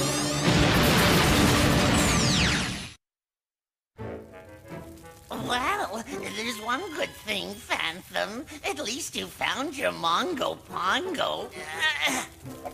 No, this is just the Pongo. The Mongo must be around here somewhere. Or is this the Mongo? We wouldn't have got out of this one without you, Marcus. You did really well at the video game. Thanks, Billy. I think I did pretty well, too. Billy, you shouldn't be surprised. After all, he invented the game. Yeah, right. It's true. Tell him, Marcus. It's true. I invented it. Get out of here. It's true. No way. How do you think he always knew where to go? I'm not that gullible. It's true.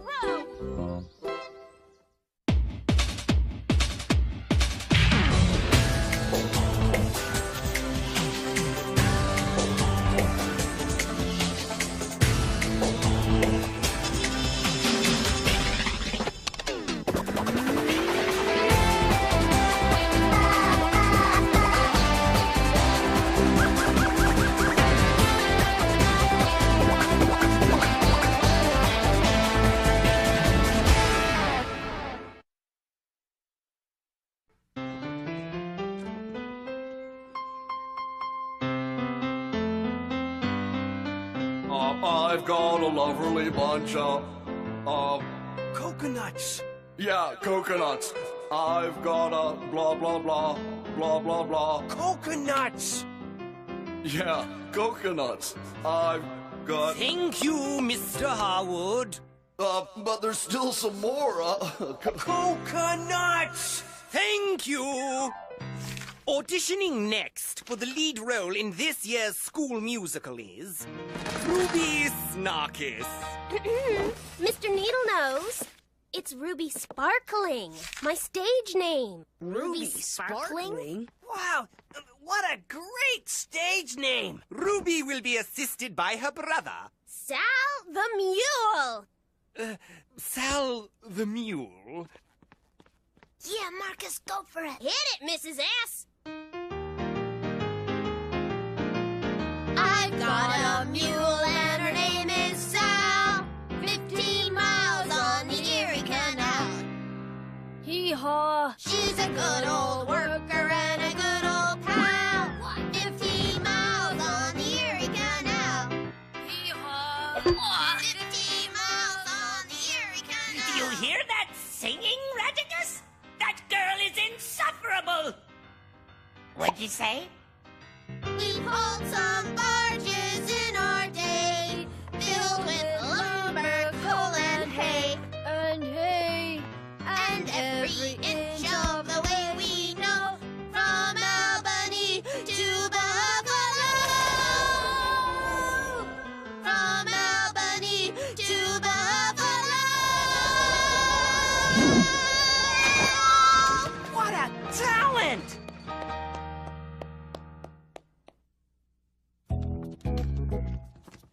What's going on? It's a list of who won the parts in the school play. Ladies, gentlemen, please! Everyone will have a chance.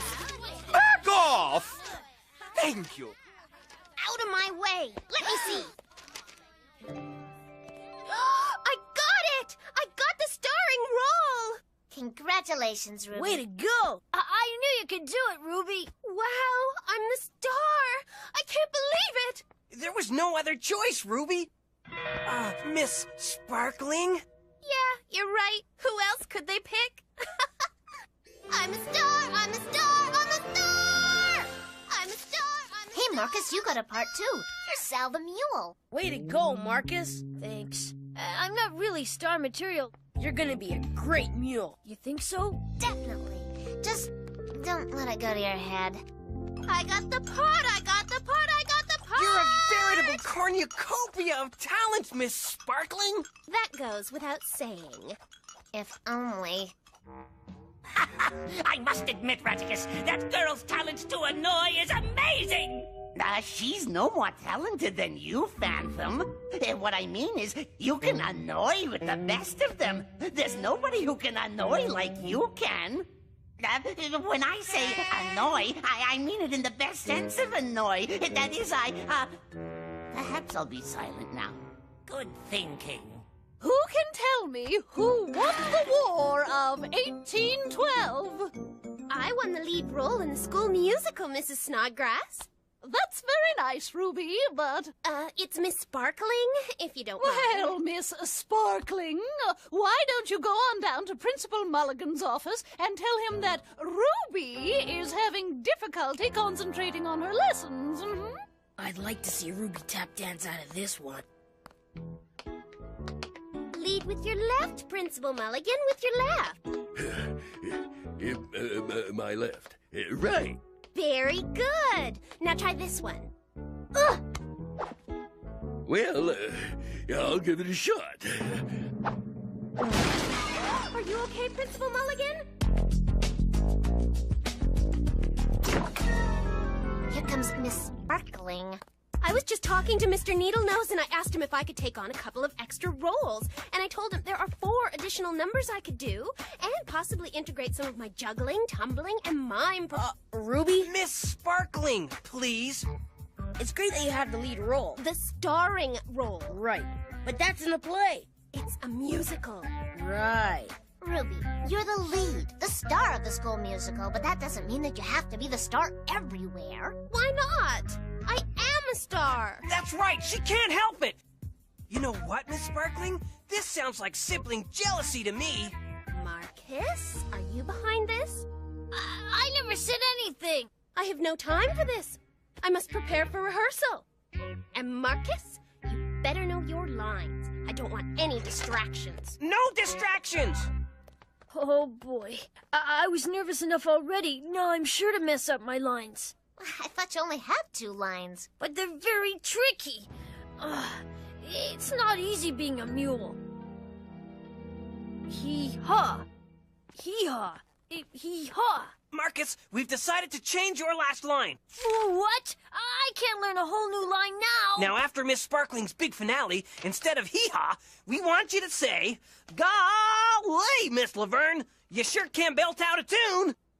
Golly, Miss Laverne, you sure can belt out a tune. Golly, Miss Laverne, you sure can belt out a tune. Golly, Miss Laverne. From Albany to Buffalo. Golly, Miss Latoon, you sure can burn out a belt. What? Molly, Miss Golly, your belt's out of tune. Miss Polly, you sure belted that goon. Oh. Marcus, how do you expect to perform with me if you can't remember one simple line? It's not that simple, and I didn't have a chance to study it. I can't work with this. I'm sorry. I guess you better find somebody more talented. Come on, Marcus. We'll try it again. Okay, if that's the way you want it. He's so stubborn. He could never play a mule. Impossible! Now, where am I going to find a replacement mule at the last minute? Golly, Miss Laverne! You can sure belt out a tune! You're hired! Yes! Woohoo! You know, it's not just Marcus. My entire supporting cast just isn't up to scratch. I couldn't agree more, Miss Sparkling. Why, you're such a major talent, you should be playing all the parts. Yes! You're absolutely right! Yes, she's absolutely right! Yes! About what? You're starting to show promise, Fred.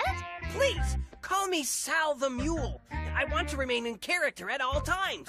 I'm very impressed, Sal the Mule. Now fetch me a mineral water.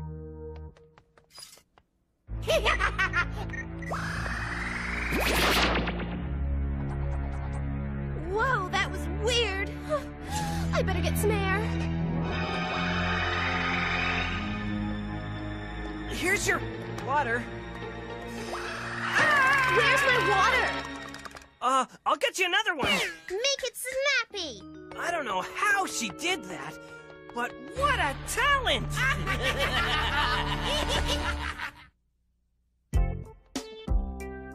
Ruby's becoming a little hard to take. Maybe getting the starring role in the musical wasn't such a good thing after all. Oh no, here she comes. S is for my special quality. T is for my terrific personality. A is for my absolute attractivity. R is for my rubiosity. And that spells star, star, star! How does she do that? How does she do that? I cloned her, you fool! Oh, well, that explains everything. Could you explain everything, Phantom? I made a copy, an exact genetic duplicate, several of them, in fact. And I'm going to make more, and more, and more! She seems to be everywhere. Yeah, she sure knows how to get attention. Hi, Marcus. How'd the rehearsal go? I decided I didn't want to be in the play anymore. Why? You never quit anything, Marcus. Something must have happened. I kind of messed up my lines a little bit, and Ruby got pretty mad. But she's right. I don't even have enough talent to play a mule. Enough is enough. She might be a star, but she won't have any friends if she keeps behaving like this. There she is now. No, she's over there. And there! There's 3 rubies. I don't know how our parents are gonna take this. They're all perfect DNA matches. Ruby's been cloned! These energy readings indicate the Ruby clones are continuing to duplicate themselves at an alarming rate. You mean there's gonna be more? There already are. Wow! Talk about multi-talented! Boy, Earl's done some pretty terrible things before, but this takes a cake. Those kids haven't seen anything yet. I'm not sure what we're laughing at, Phantom, but it feels good.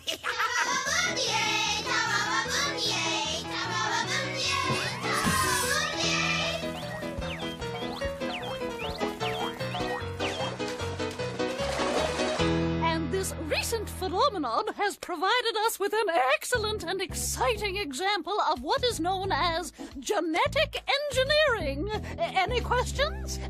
Ruby? Ruby is such a great big star. Ruby's the biggest star by far. Ruby, we all want to be just like Ruby. Here's today's attendance sheets, Principal Mulligan. Oh, my goodness. It looks as if we're at 100%. Lydia Lopez, Johnny the Skunk, Fred Smirts, Ruby Snarkus, Ruby Snarkus, Ruby Snarkus, Ruby Snarkus. The biggest star by far. Ruby, we all want to be just like Ruby. We are. At the rate these Ruby clones are duplicating themselves, soon the school won't be able to physically hold them all. Well, we'll just do something about that. Not so fast. It's locked. So's the window. Uh-oh. It looks like Earl has completely sealed the school. Then there's no way out. And with the clones still multiplying, We'll be suffocating in rubies. What a way to go.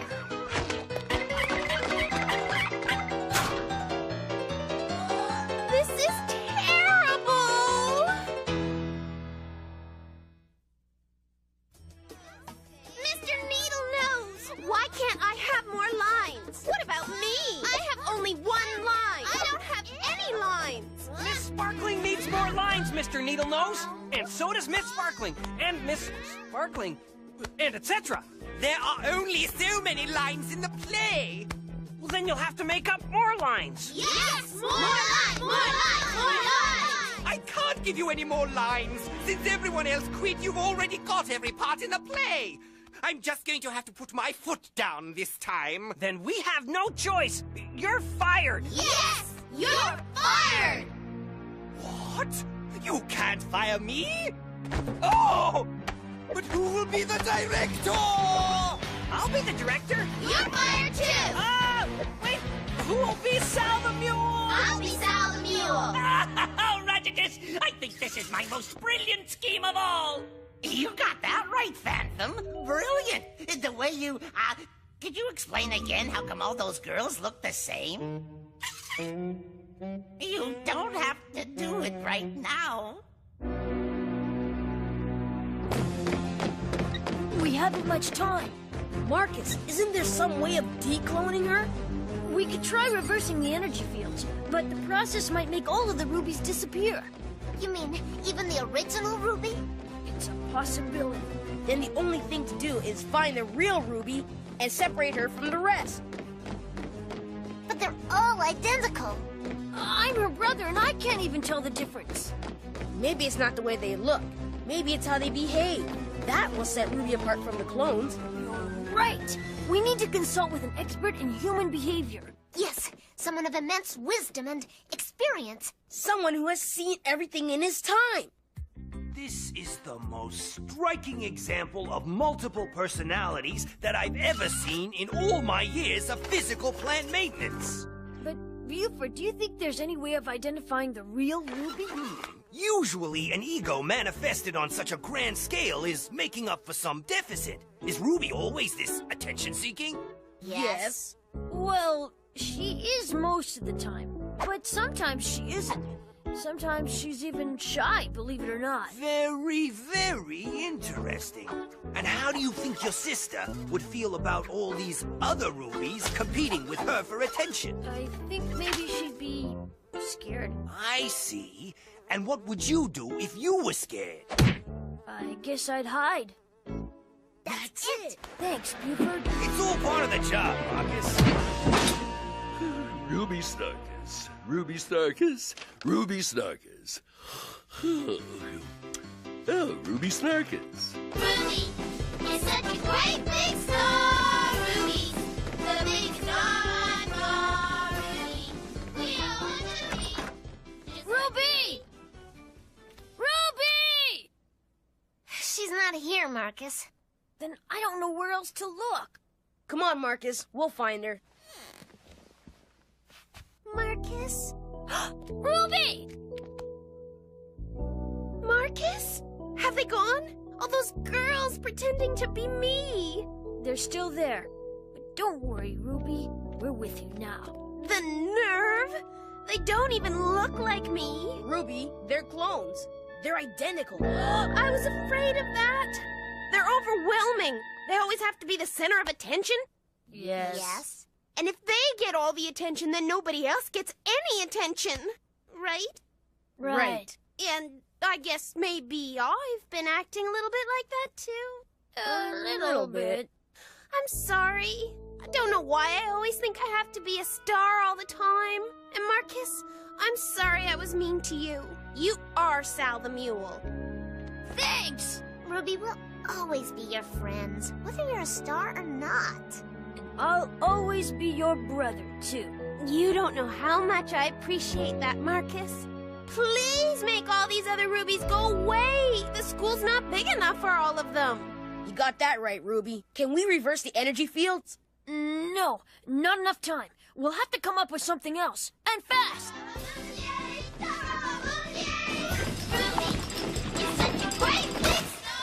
Marcus, I've got an idea! The frequency of the sound waves is just about right. What are they saying? What are you saying? I said, what are they saying? What are they saying, you said? Come on, Marcus. Lydia, stay here with Ruby. We'll be right back! Where did everybody go? Oh, I was afraid of this. Come on!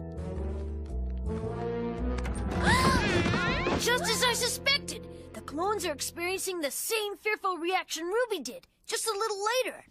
They all just barged in, and now I have no idea which Ruby is Ruby. I am. No, I are not. I am. I was born to be Ruby.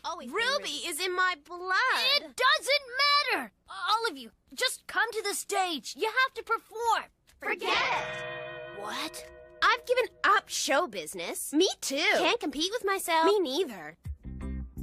Ruby and Ruby, and all you Rubies, you all know how talented you are as individuals. Well, yeah, of course. Goes without saying. Just imagine how huge your combined talent would be. If you could stop hogging the spotlight and work together, you could give the performance of a lifetime. That's true. Huge. Massive. I'll do it. But only if you help me, Marcus. Yeah, Marcus, you have to be on stage too. Yes, I need you, Marcus. Me too. Bring me the mule suit. Ruby, move to the left a little. No, not you, Ruby. I mean you, Ruby. That is... oh, my. This should bring up a schematic of the school's electrical system, including Earl's hidden microphones. Bingo! What are they saying now, Phantu? I still can't hear. Turn up the volume. What are they saying now, Phantu?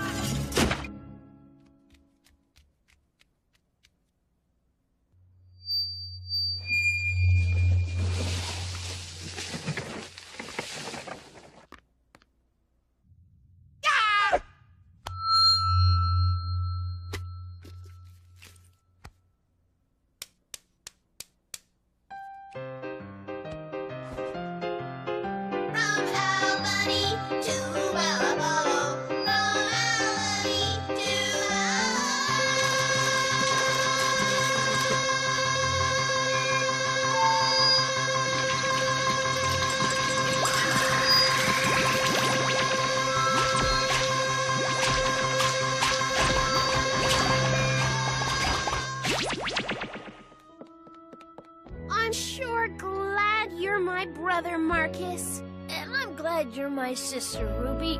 My only sister. To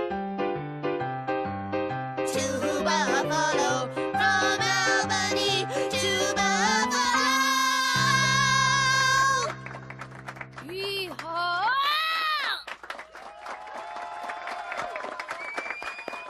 Golly, you sure can belt out a tune, Sal the Mule. You're not so bad yourself, Miss Laverne.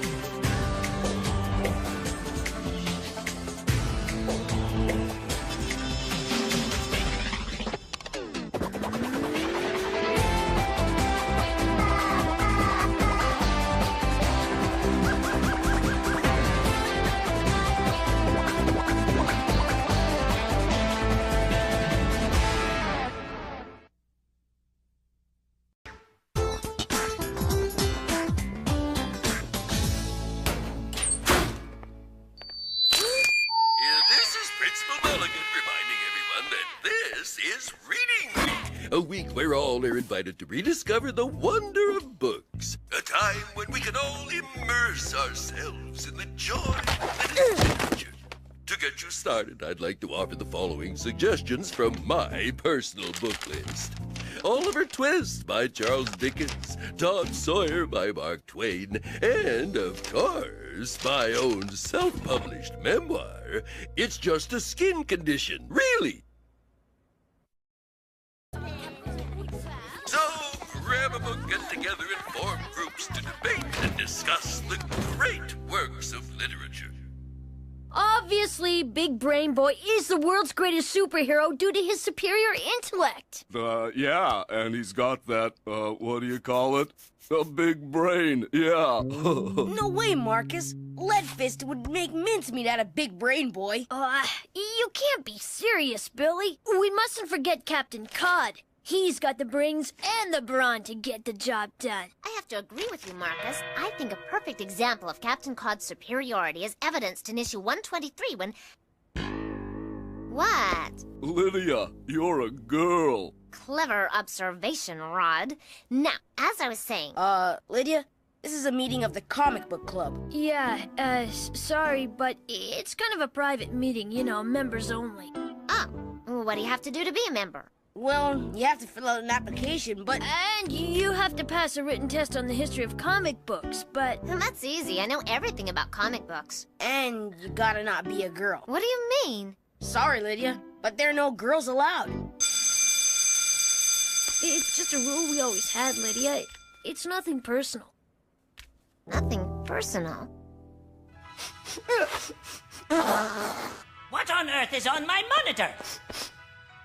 Shh. How dare you shh me? Shh. Radicus!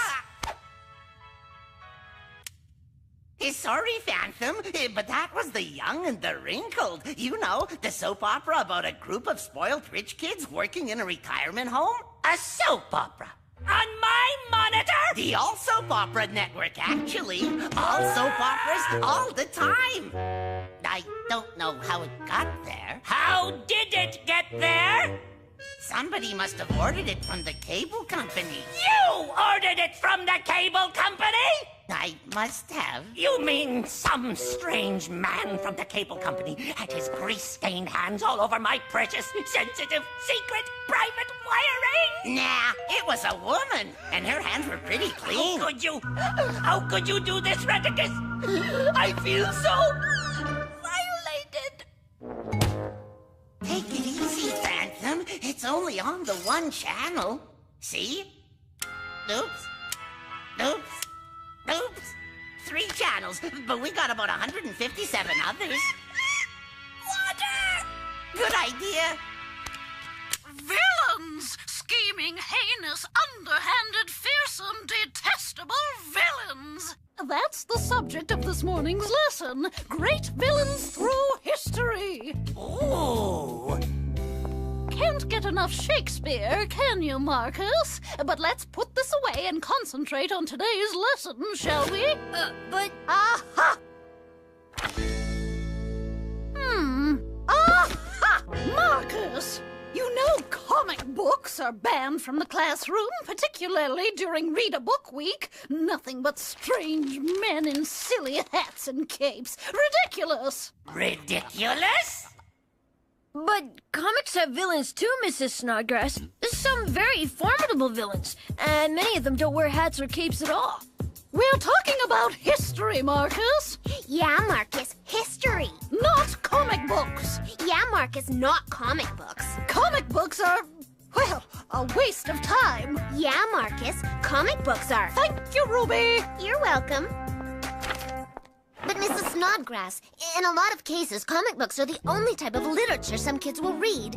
They may not be Shakespeare, but they're fun. At least they're a start. You may have a point, Lydia. Not enough children read for fun in the age of TV and video and computer game thingies. Who knows? Given the right circumstances, someday I might even let you do a book report on a comic book series. But there's a time and a place for everything. That was great, Lydia. Thanks. Wasn't that great, Billy? Maybe we can make Lydia an honorary member of our comic club. Forget it. Just an idea. Now then, back to our lesson.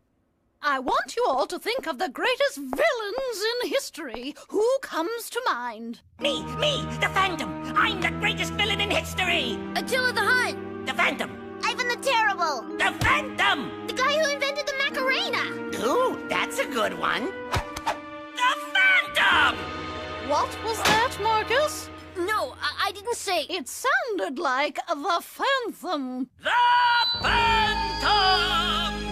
Marcus, I do not want to hear about any silly comic book villain. Silly comic book villain? How could she call me, the Phantom, a silly comic book villain? Perhaps the Hat and the Cape? Silence! I'll show her silly comic book villains! You know, some of history's most colorful villains have been female. Female? You mean like women? Precisely. Lucretia Borgia, famed pirates Annie Bonny and Mary Read, China's Empress Dowager, all women who strived and succeeded in the otherwise male-dominated field of villainy. Now, let's see if you can name some others. Gravity Girl! Wedgie Woman! I'll ignore those suggestions, thank you. Magnet Maestro! The living vapor! Looks like Earl's annoyed again. Our ultimate goal is world domination! But in this case, we'll settle for your puny scoop.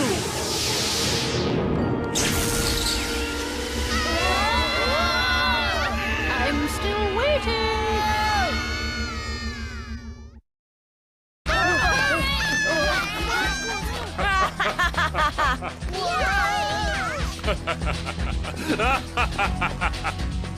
You'll never escape Magnet Maestro! Wedgie Woman.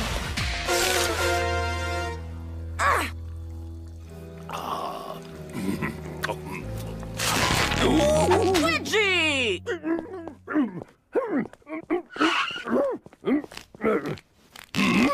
Well, I know a couple of boys who are looking at some hard detention time. No! You know, Raticus, I must say these silly comic book villains are pretty good. Of course, they ought to be good, for I brought them to life. Of course, Phantom. Without you bringing them to life, why, they'd be pretty much lifeless. Don't touch the remote. But Phantom, can't we switch over to the young and the wrinkled just for a minute? I gotta see what's going on. Don't touch! Don't! Earl's really done it this time. These guys are unstoppable. 2 of them are girls, Billy. Whatever. Come on, Marcus. You know these comic books inside out. What would Big Barn Boy or Head Cheese do now? You mean Big Brain Boy and Lead Fist. I'm talking to Marcus. They take advantage of the villain's weaknesses. That's right. Every villain has a weakness. Excellent! So what is it with these 4? It's true. I do have an encyclopedic knowledge of the characteristics of hundreds of comic book villains. I knew it. Except for these 4 particular villains. Huh? Well, Billy, you must know then. I should, but I haven't really read any of these comic books. Then we're doomed! Doomed! Unless, of course, Ruby, you or I happen to have read some of these comic books. Ha! What are the chances of that? We're girls! You mean you've read these comic books, Lydia? Yes. So, you know the villain's weaknesses? Yes. Whoa! Is that ever weird? Come on. Oh, it's on again. Raticus! I told you, don't touch the... I didn't touch.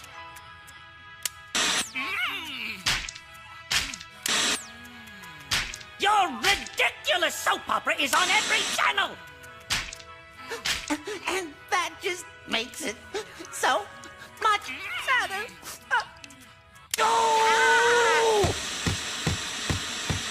Now, if I remember right, Captain Cod defeated Magnet Maestro in Tales of Stupor number 53 by temporarily reversing the polarity of his core of attraction. I think I can manage that. Huh? Hey, Magnet Head! You're not lost by any chance, are you? Lost? Ha! I could never be lost, for I always point north. I mean, north. But that's neither here nor there. The important thing is that children with braces and people with metal plates in their heads the world over tremble in my presence. For I am Magnet Maestro, the maestro of... Hey, where'd you go? Hey! Hey! Hey! Hiding won't do you any good. All I have to do is turn on my core of attraction, and I'll draw you right out of there.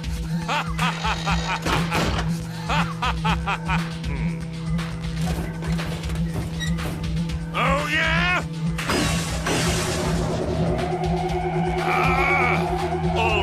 kid. Now you've made me. Uh-oh. Marcus, now!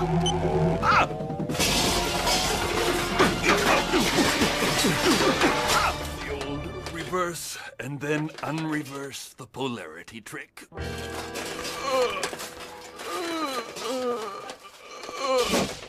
One down, 3 to go. Well done, Lydia. It's not like we wouldn't have figured it out, Marcus. Eventually. Phantom, it's so sad. Yes, that's my name. Yes, that's my address. No, I did not order the All Soap Network. I can't hear the TV. Sorry. I must insist. What did you say, you mouthy little rodent? No, ma'am, I was not talking to you. Wedgie Woman's great strength is her ability to focus in on her target. Once she's got you in her sights, there's no escape. But her strength can also be her weakness. If we can get her confused and she loses focus for a moment, then her wedgie attacks become wildly inaccurate. You sure know a lot about comic book villains, doesn't she, Billy? Poor girl. Billy! It's nothing personal, Lydia. Behind you! Oh! Wedgie!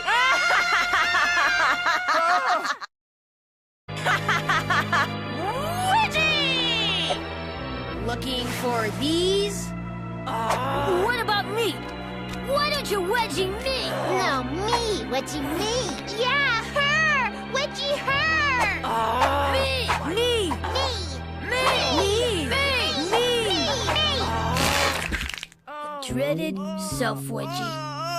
What a way to go! Can we put our underwear back on now? I think it's safe. Good news. We should be getting the original signal back any second now. But Phantom, can't we wait till the commercial? What have they done to her? Ooh, that's gotta hurt. That poor man. It is a man, isn't it? You see what's happened since your ridiculous soap opera network jammed my circuits? Yeah, this is even better than the soap opera network. It's people who can't function in real life. Sort of. Looking good, gaseous and rapacious. Oh, yeah. Make room for the fume, baby. The living vapor is gonna be hard to catch on account of his ability to turn into vapor and float away whenever he's in danger. That's true, Billy, but the real danger is that he could vaporize one of us. I knew that. But even vapor has mass, so we can catch him while he is vapor. Exactly what I was thinking, Marcus. Look at you, you old scaremonger, you. Psst. Hey, Smog Boy. Are you addressing me? Yeah, you stink bomb. Come on over here. Oh. Ha! Think you trapped me? Think again. Yeah. What's he going to do with that? Vacuum him into submission?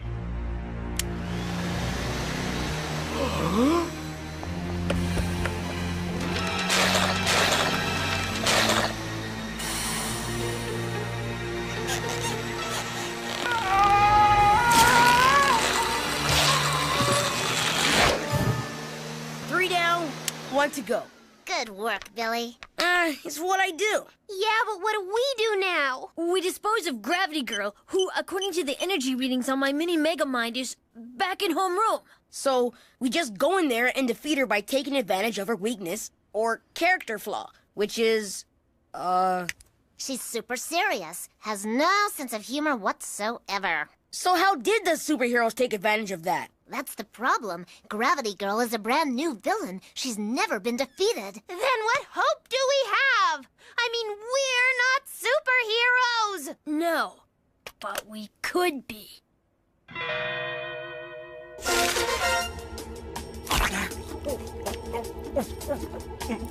We shall have no more laughter, shall we, class? No, we shall have no more laughter, living matter. I must say, Miss Gravity Girl, that though I have nothing but contempt for your ultimate goal of world domination, I can't help but admire how you control a classroom. Thank you. And who have we here?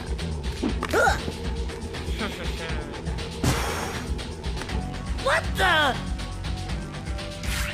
Ah! The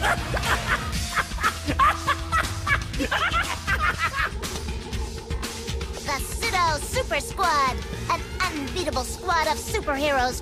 Señorita Splata! Ole! Ole! Ole! Why, you! Subsinator! Face the unbridled fury that is Chalk Boy!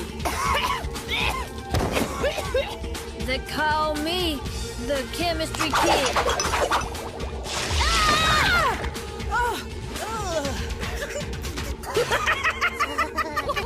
There'll be no laughter in my classroom! Oh boy. She's made of super light! Lydia! I got her!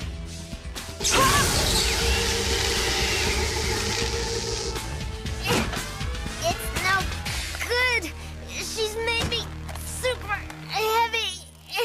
Watch me increase your mass to 10,000 times its original weight. What is so funny? Sorry, it's just 10,000 times your original weight. That's just really funny, right? Yeah. It's a laugh riot. You guys are all alone on this one. All right, clown boy. We'll see how funny you think it is now! Oh no!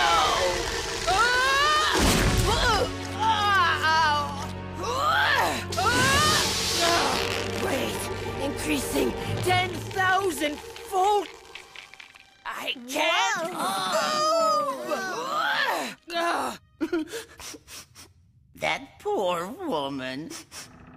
Hey, Phantom, aren't we located somewhere in the vicinity of, like, directly under that classroom?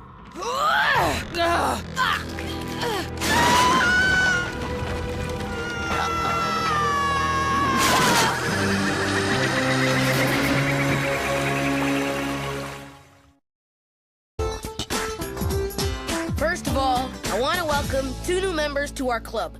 Ruby Snarkus and our new associate president, Lydia Lopez. Our secretary will now read the minutes from the last meeting. We were discussing who's the greatest superhero. It came down to a tie between Big Brain Boy and Leadfist. Are you kidding? Senorita Splat and the Sudsinator have it all over those guys. Oh, yeah. They're not only effective and cunning superheroes, they're like girls. Amazing. Johnny, Rod, that was us. You? Yeah, I was Senorita Splat, and Lydia was the Sudsinator. Yeah, right. I want to know everything about these 2 new superheroes. Like, what do they do in their secret identities? Well, I guess they're like mild-mannered. Yeah, they must be like mild-mannered girls. Exactly.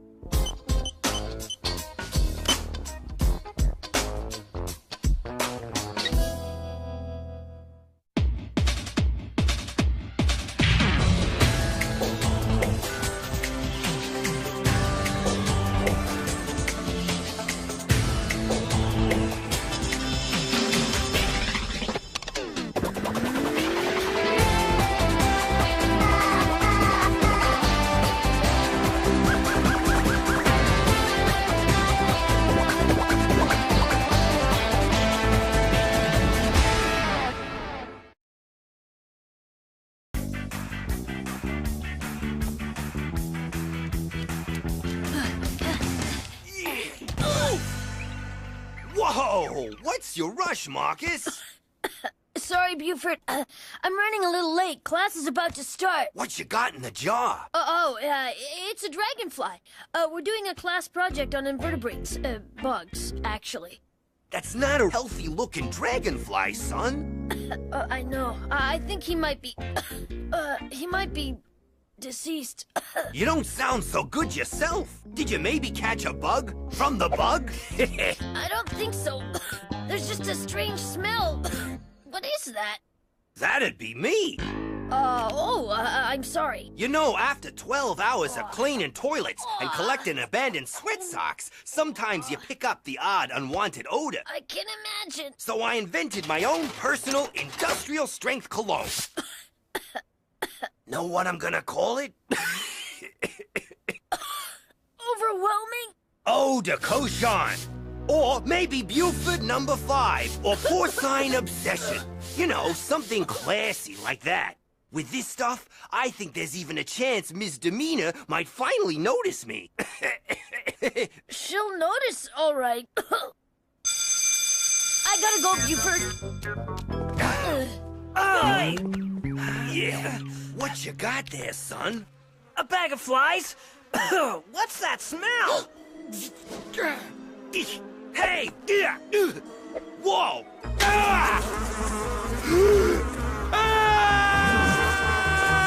Hey! Come back with my flies!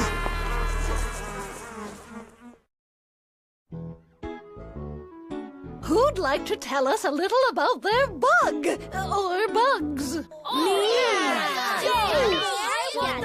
I brought a bag of flies, but Buford the janitor stole them. Oh, dear.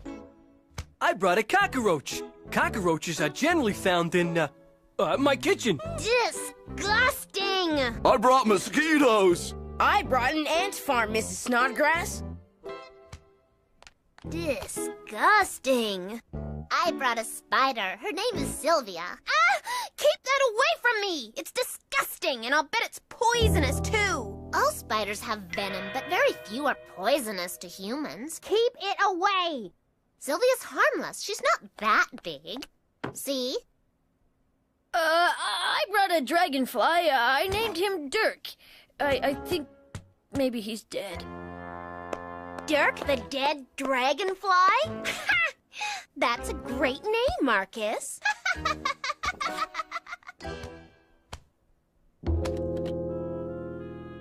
And what bug have you brought, Ruby? I brought a cocoon. I like it because it doesn't move around or do anything, like all the other bugs. A cocoon isn't actually a bug, Ruby. It is the temporary covering in which a caterpillar wraps itself. Caterpillar? Yes, and then the caterpillar later emerges from the cocoon as a lovely butterfly.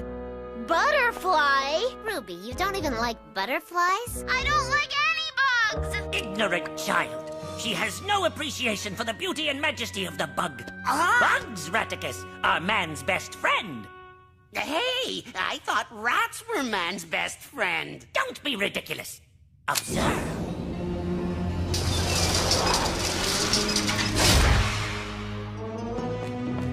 This was my green hornet, Hornicus, my first pet.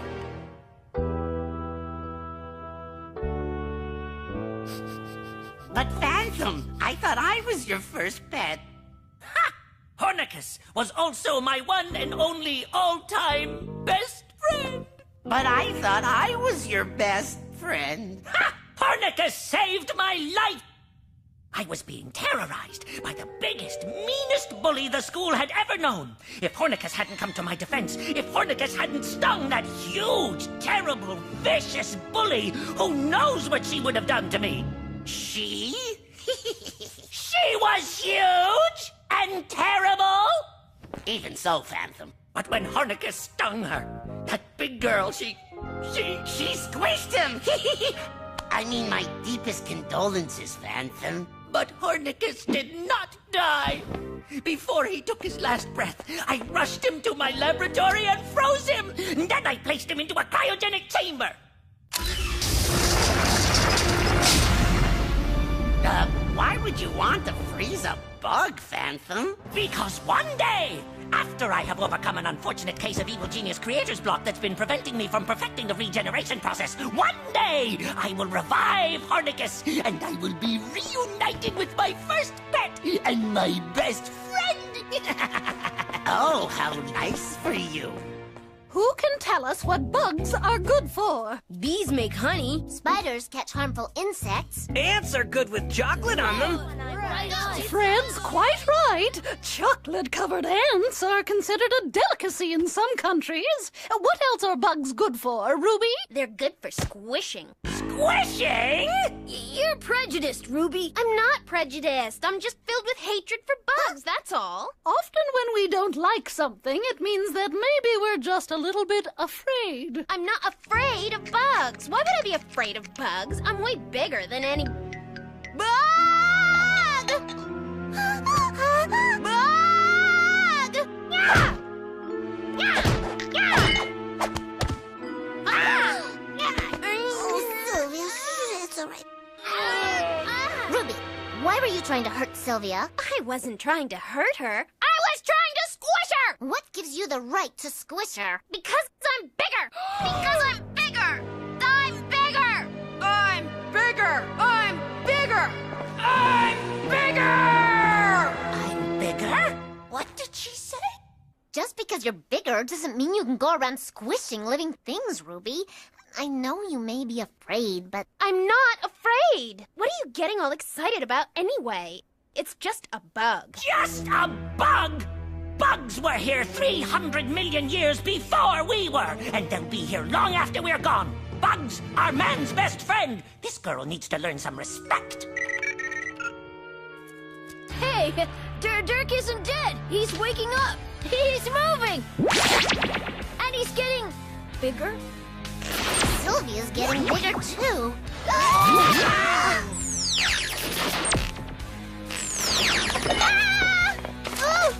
They're all getting bigger.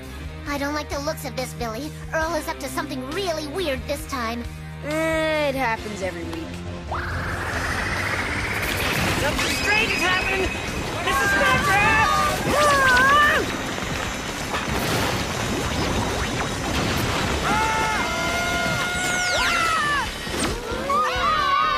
Excellent! This is very much how the world looks to our insect friends. A simple lawn to us is a virtual jungle to them.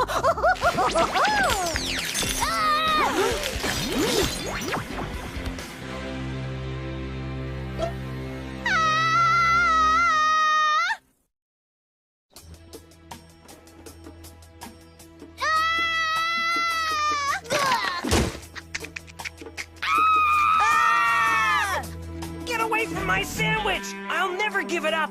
Never! Ah! It's yours!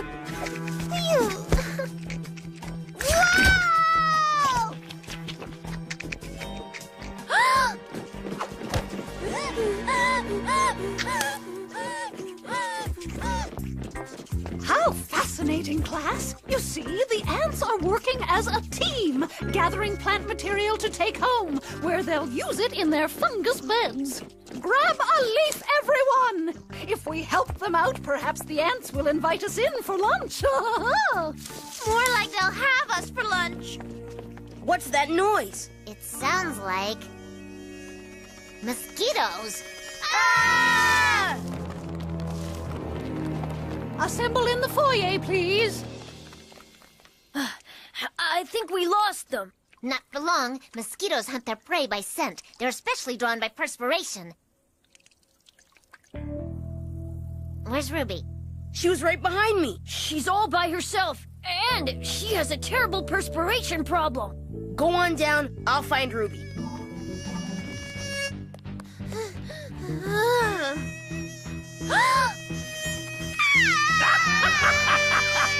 She's sweating now, scared of a little mosquito.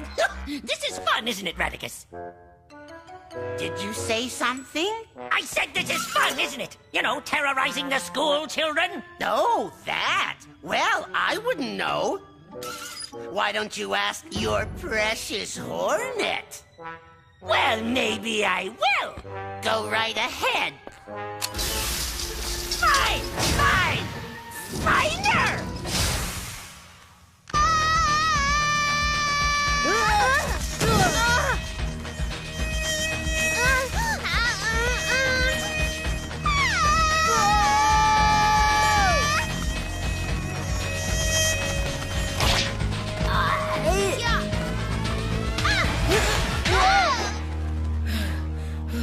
Your dragonfly saved us, Marcus. No, he was trying to eat me. They all want to eat me. Trust me, Ruby, he prefers mosquitoes. We've got to squish them. Squish them all. Even if we wanted to, we couldn't squish them. But we could use bug spray. Gallons and gallons of bug spray. We'll spray them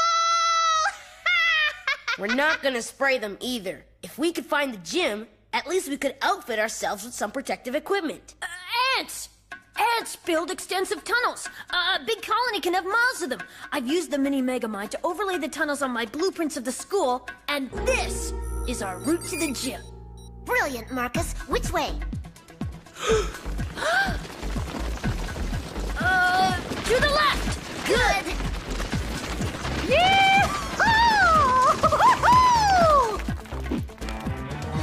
I'm not coming out. Marcus and I will get some stuff from the equipment room. Lydia, stay here with Ruby. Okay. I'm not scared, you know. Is the coast clear? The coast is clear. Ugh. Told you I'm not scared. Yeah! You said the coast was clear! Sylvia! Huh? It's all right, Ruby. Sylvia's just building a web. Ruby? Out of here! Lydia.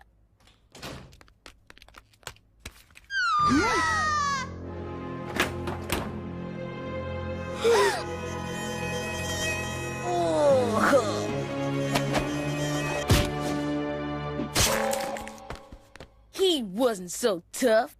She. Mosquito eggs. Not only has the bug's size increased, their metabolism sped up greatly as well, which means these eggs are gonna hatch within minutes. Then there'll be hundreds of mosquitoes. We really could use a plan. We spray them! There's got to be bug spray somewhere! I mean, Buford must have something! You're right. Come on!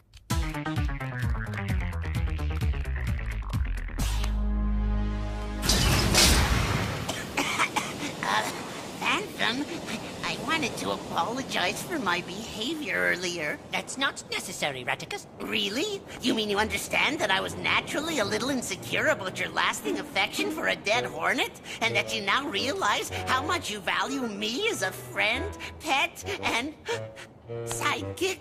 Not at all. I mean that your little temper tantrum inspired me to overcome my evil genius creator's block, and I have finally unraveled the mysteries of regeneration. Behold, Raticus! Hornicus lives!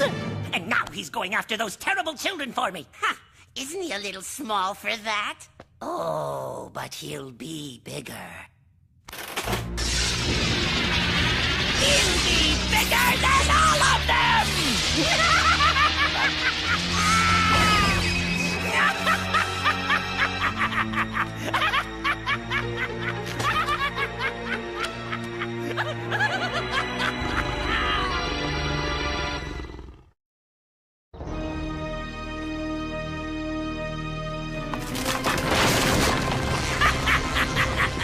That Hornicus helmet cam was yet another stroke of genius on my part, don't you think, Raticus? What? Oh, yeah! Stroke of genius, yet another one. Oh, yeah. Which way to Buford's office, Marcus? Yeah, which way to the bug spray? Hold on. We could take a couple of these tunnels. Let me see which one is more direct. Now where did those 4 brats get to? Let's try an underground infrared view, shall we? Aha! Just as I suspected. They're hiding in the ant burrows. Well, we'll have to flush them out of there, eh, Raticus? Sure, flush away. The shortest route to Buford's office seems to be the second tunnel from the left. What's that noise? It's like.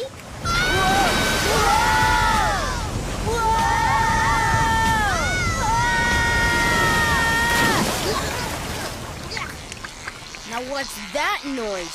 Sounds like a hornet with a helmet cam. Run!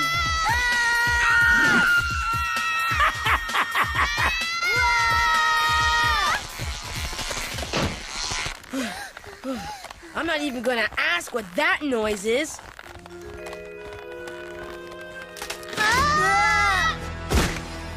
It's your cocoon, Ruby.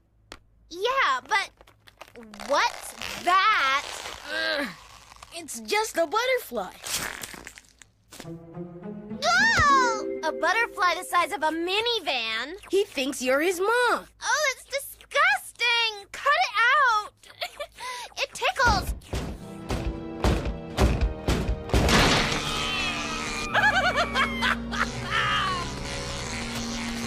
Ruby, wait!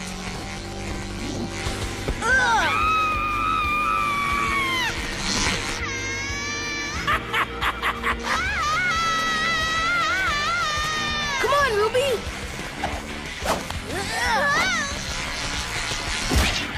That dastardly butterfly! Vicious, deadly, bloodthirsty creatures, those butterflies. Silence! Hey, guys! Please excuse the casual apparel. I had to wash my cologne off. It had the strangest effect. Buford, we're in kind of a hurry. Could we borrow some of that cologne? Sure. The biggest bottle you've got. It smells great, but I gotta warn you, it seems to... Thanks, Buford. ...attract bugs. Kids, they gotta learn for themselves. Oh, looks like I gotta cut back this hole again.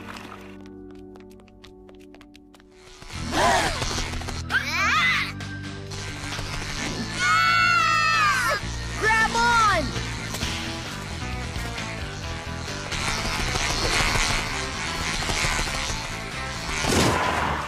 Ruby! Bug spray, finally! It's cologne, actually. Cologne? Trust me, it'll work. Hasta la vista, buggies! Ha! Wait a minute, they like this stuff? They're following us! That's the plan, Ruby. You want them to follow us. Just keep spraying! I knew it! The mosquitoes have started to hatch! Whoa! Marcus! I got him. Keep going to the web, Billy. Web? What web? Nobody told me anything about a web. Oh! Stay away! I've got cologne and I'm not afraid to use it!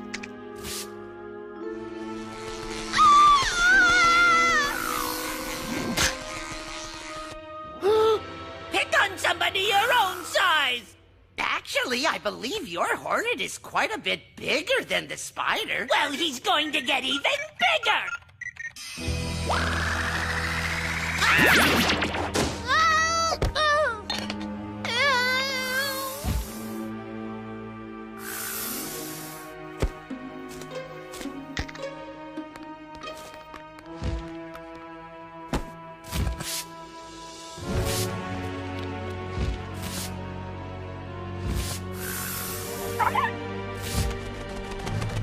He's terrified! Why, he's just a big bully. I guess we taught him a lesson. Only him? So maybe I learned a little something too. But you don't have to bug me about it.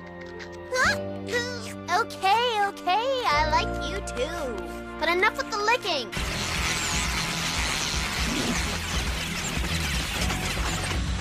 What's that noise? Don't ask!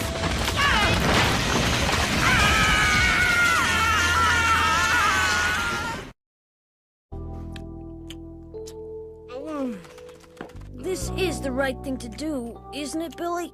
Dirk wasn't exactly thriving in that jar. I know. I'm gonna miss him, that's all. Go on, Dirk. You're free. Go on.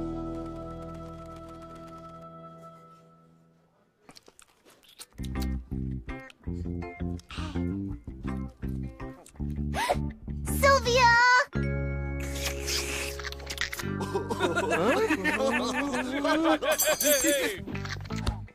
Don't even think about it, mister. Yes, sir. Ma'am, Ruby?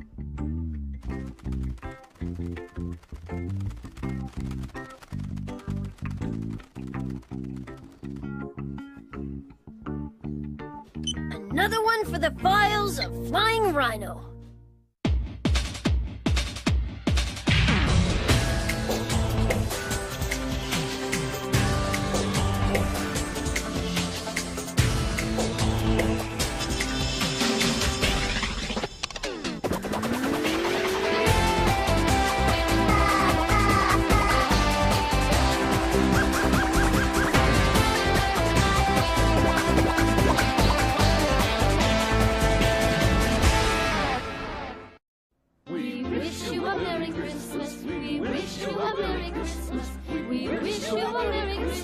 And a happy new year.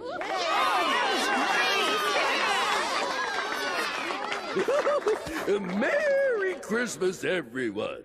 And to all, a good night. Good afternoon.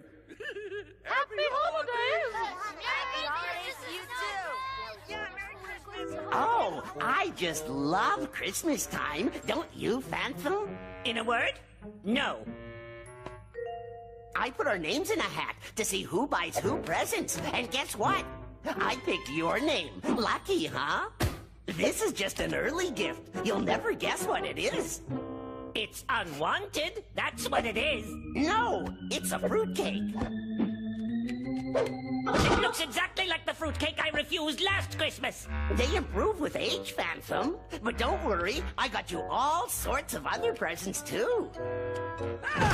And I got all the decorations ready. We'll chop down Principal Mulligan's favorite tree, and we'll have a big party. You'll be there, and me, and we'll have a 6-course turkey dinner. Turkey, turkey, turkey, turkey, turkey, turkey. Enough! Okay, just 5 courses of turkey then. Leave more room for fruitcake. No turkey, no fruitcake, no presents, no Christmas. Could you repeat that last one, Phantom? No Christmas. That's what I thought you said.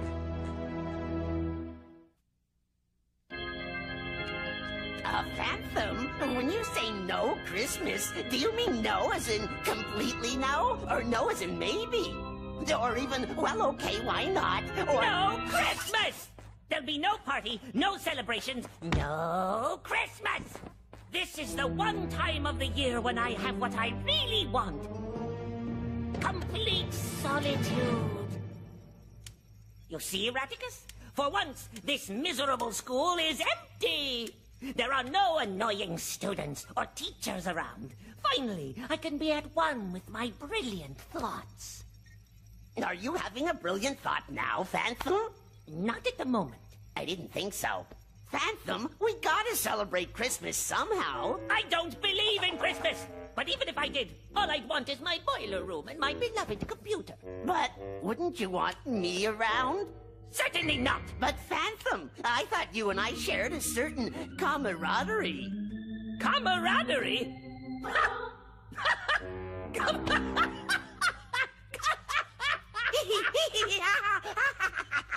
See, we even laugh about the same things. Phantom, Christmas is about family.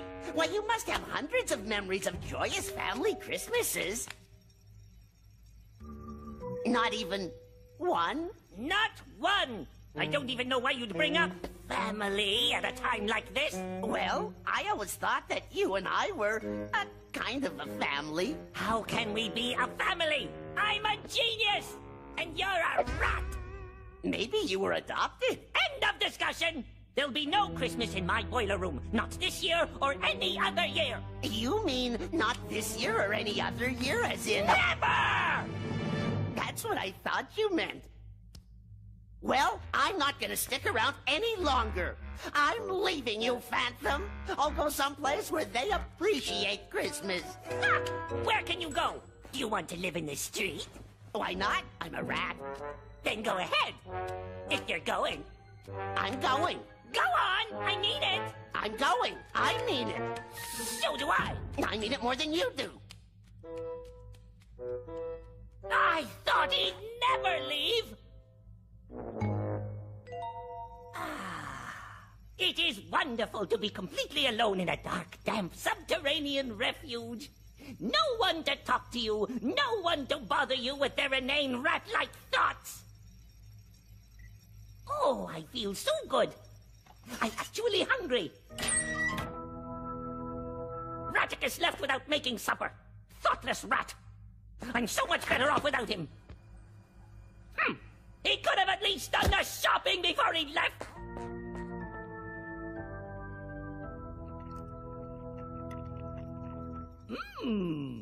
Not bad for year-old fruitcake, made by a selfish rat. This is the life. I can do anything I want.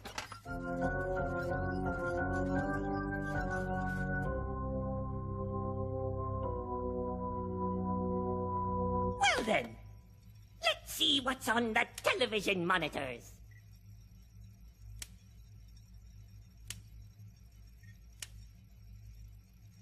Time for bed, I suppose. It's been a wonderful night. Ah, wonderful. Ah, perfect solitude. Couldn't be happier. Go ahead, Raticus. I mean it. I mean it. So do I. I mean it more than you do. Christmas, Schmissmas.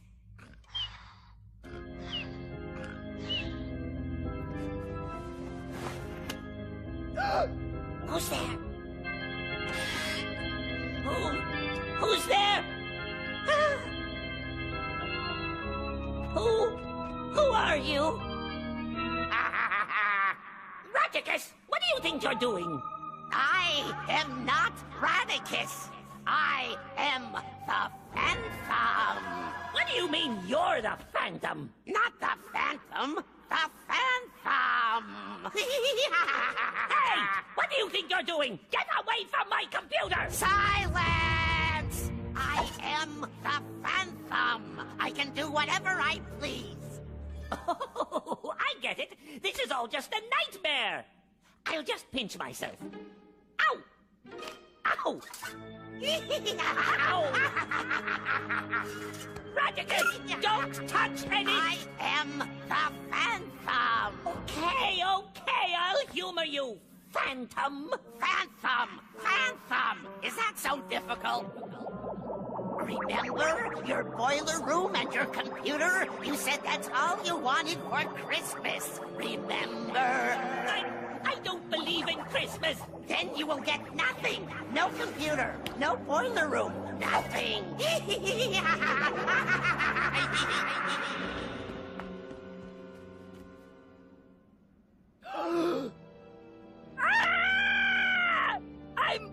I'm in the school. I don't want to be here. I want my computer. I want to go home. You have no home, Earl Prehysterical. You have nothing.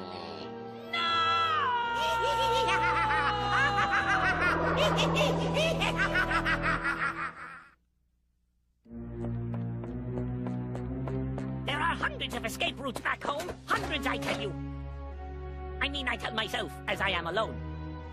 Secret passageways, hidden vents, sliding panels in the wall. They were here. I know they were here. I put them here. You'll never find your way back, Earl. Never. My name is not Earl. I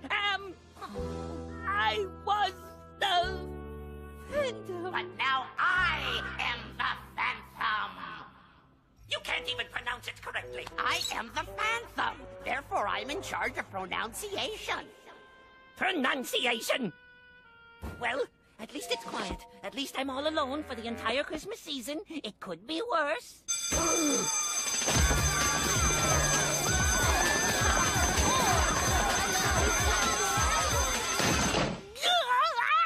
What kind of nightmare is this that becomes more horrific by the minute and never seems to end? It's called school, young man. And just because you're a new student doesn't excuse you for being late to class. Well, maybe this time. New student? I'm not a new student. I am the Phantom. The Phantom, you say? Phantom! Of course, you know me as Earl P. Sidebottom, the embittered Genius X student. See? There's my picture. Where's my picture? What's he doing there? Ah! You don't expect me to go into that classroom? I'm not going in! Oh, how delightful! Everyone, please welcome your new classmate, Earl P. Sidebottom. Welcome to our class, Earl P. Sidebottom. No! I am not Earl P. Sidebottom. I am the Phantom!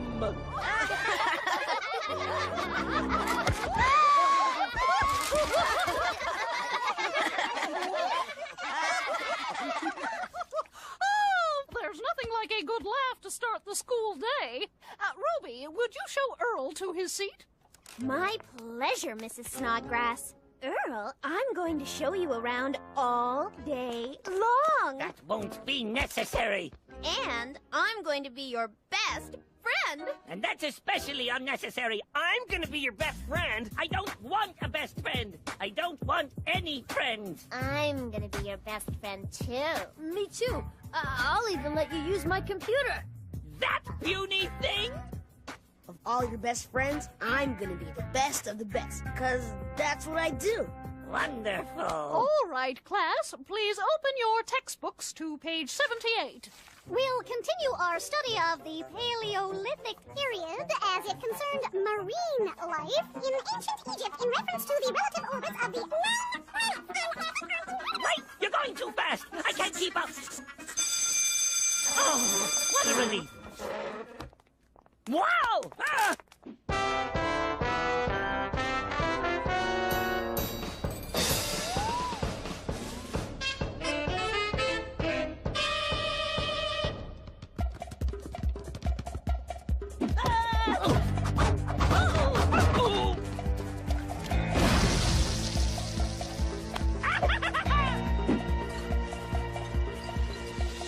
Lunchtime. Thank goodness. I'm starving. What is this? It's brown. But what is it? According to the Marcus Mini Megamind, it's gravy. And under the gravy, we have gravy. Go ahead, Earl. It's very good gravy. And gravy's very good for you. And nothing's too good for our best friend. Eat the gravy, Earl. Eat the gravy. Eat the gravy. Eat the gravy. It's called school, young man.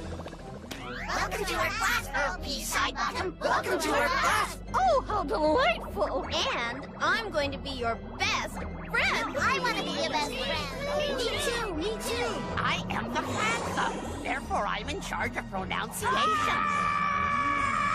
The Phantom, you say? Eat the gravy, Earl. Eat the gravy. Eat the gravy, Earl. There's nothing like a good laugh to start the school day.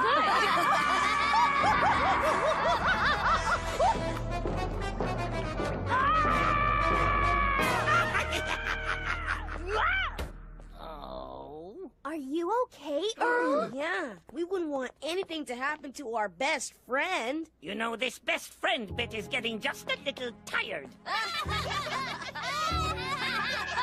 You're very funny, Earl. Yes, you're gifted with a wonderful sense of humor. Well, laughing time's over. Everybody go home and leave me alone. It's... What time is it? Where's my watch? Where are all the clocks? Clocks? There are no clocks. But how do you know when the school day ends? It never ends.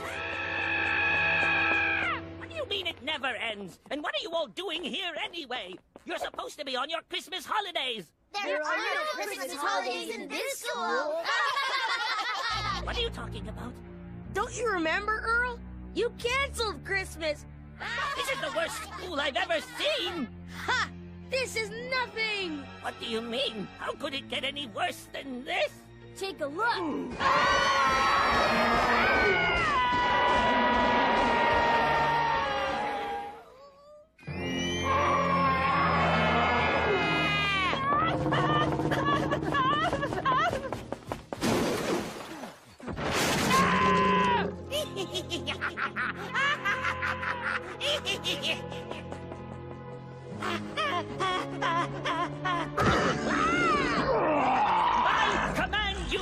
monster to stop! Remember, I created you.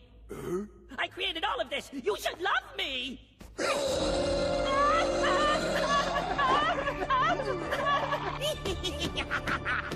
Uh-oh.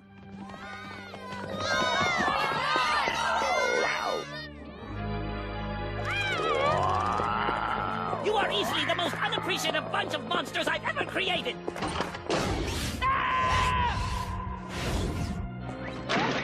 Whoa! Hey! Don't shoot! I'm me, you're me, we love me! Wow!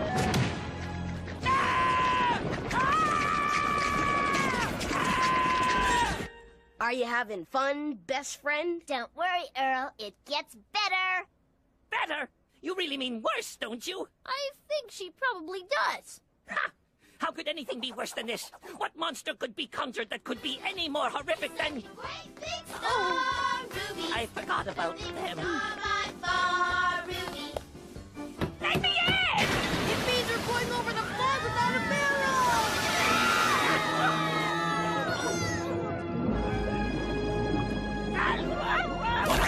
Hello? Ah! Who's there? Oh, you're the new kid, Earl P. Sidebottom. No, I'm the Fan... That's right. I'm Fred Smirts. Oh, yes! The strange-looking boy with poor personal hygiene and terrible eating habits. That's me! You want a beef jerky? Ugh. I guess you got swallowed by the fish, too. Apparently. Swallowed by my own creation. How ironic. You don't want to be my best friend, do you? No, thank you! No offense, but I wouldn't want to be the friend of the person who canceled Christmas. Well, if you want to be petty about it. At least it's nice and quiet in here. I miss the quiet. I miss turkey dinner. And the action, too. I miss the way things were before this nightmare. I miss Christmas. I almost got lots of canned foods for presents. I miss being the Phantom. The Phantom? Whatever. But more than anything, I miss... You can tell me, Earl. I miss my best friend. I miss Radicus.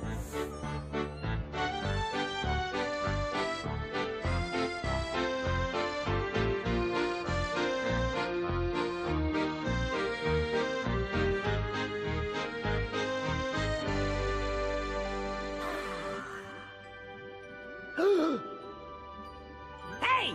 Where did you go? Fred! Don't leave me alone inside this fish! Phantom? Phantom? Phantom! Wake up! Wake up! Radicus! I mean, Phantom! Phantom? Ah! I'm the Phantom, right? I mean, Phantom!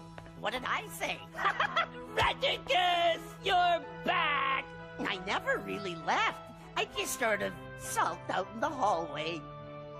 A phantom? Are you aware that you're hugging me? Yes! It's disgusting, isn't it? Radicus, I had the most terrible nightmare. Well, no wonder. You ate the entire fruitcake. And I'm not sure those things are actually meant to be eaten. Radicus, I promise you, we will have the best Christmas ever. We will do anything you want. Wow! Anything? Anything! You name it!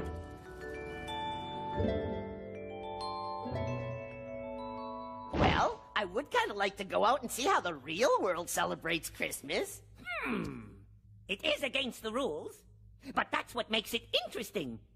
It is taboo, but that's what makes it enticing. It is verboten. If it's not doable... Anything's doable, Radicus. With my computer, I can create the Christmas outing of your dreams. Observe, Radicus. This is your virtual Christmas.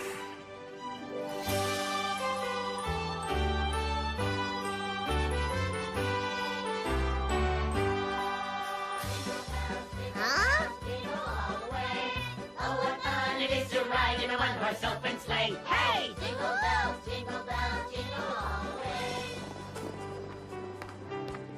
Earl? Phantom! You've made me virtually the happiest rat in the world. Merry Christmas, Raticus. Merry Christmas, everyone! And to all a good night.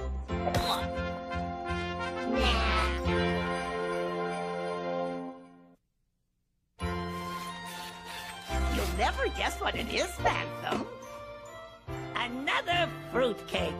Thank you. Didn't I tell you how wonderful Christmas could be, Phantom? You were absolutely right, Raticus. And do you know what the most special thing about Christmas is? What? It only happens once a year. Then the rest of the year we can go back to our normal lives as evil, crazed genius and sidekick. We could try celebrating other seasonal holidays, Phantom. I don't think so. How about Easter? Or Thanksgiving? Or how about Groundhog Day? The one day we commemorate the majesty and ingenuity of a rodent? No, Raticus. Valentine's? 4th of July? Veterinarian's Day? No! Halloween?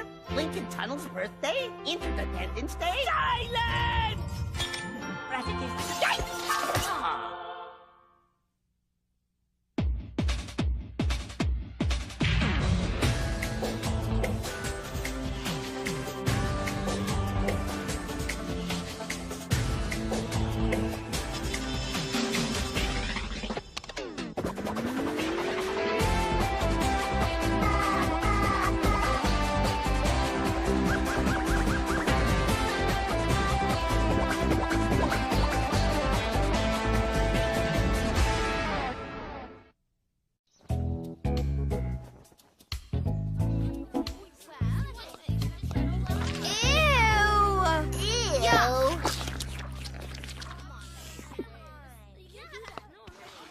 Hey, guys! Just wait till you guys see this! A foremost example of the most exciting endeavor known to mankind! My stamp collection! Wow, that is exciting. You better believe it! And today, I'm treating the class to an audiovisual presentation on this very subject. Should be even more exciting than that kid who gave a presentation on coin collecting. Who was that again? That was also me. Well, I'm proud to be a philatelist. That's what you call stamp collectors. Really? I always thought it was nerd. It's a little-known fact, but philately is a Greek term that means literally the love of tax-free things. Larry! Hey, guys! This is my friend Larry. Hi, Larry. Hi there, kids. There have been many famous philatelists in history. King Farouk of Egypt, Tsar Nicholas III of Russia, King Carol of Romania, to name just a few. Larry's a letter carrier and a fellow philatelist. Really? Indeed, yes. In fact, my whole family's been involved in the Postal Service all the way back to 1918. Well, enough chit-chat. Marcus, what have you got to show me this week? Pay attention! This is the most dramatic part of the hobby of stamp collecting. Trading and bartering. Got it, got it, got it, got it, got it, got it. Looks like I've got everything, Marcus. I don't think I can bear the tension. I'll bet you don't have this. Ah! Oh.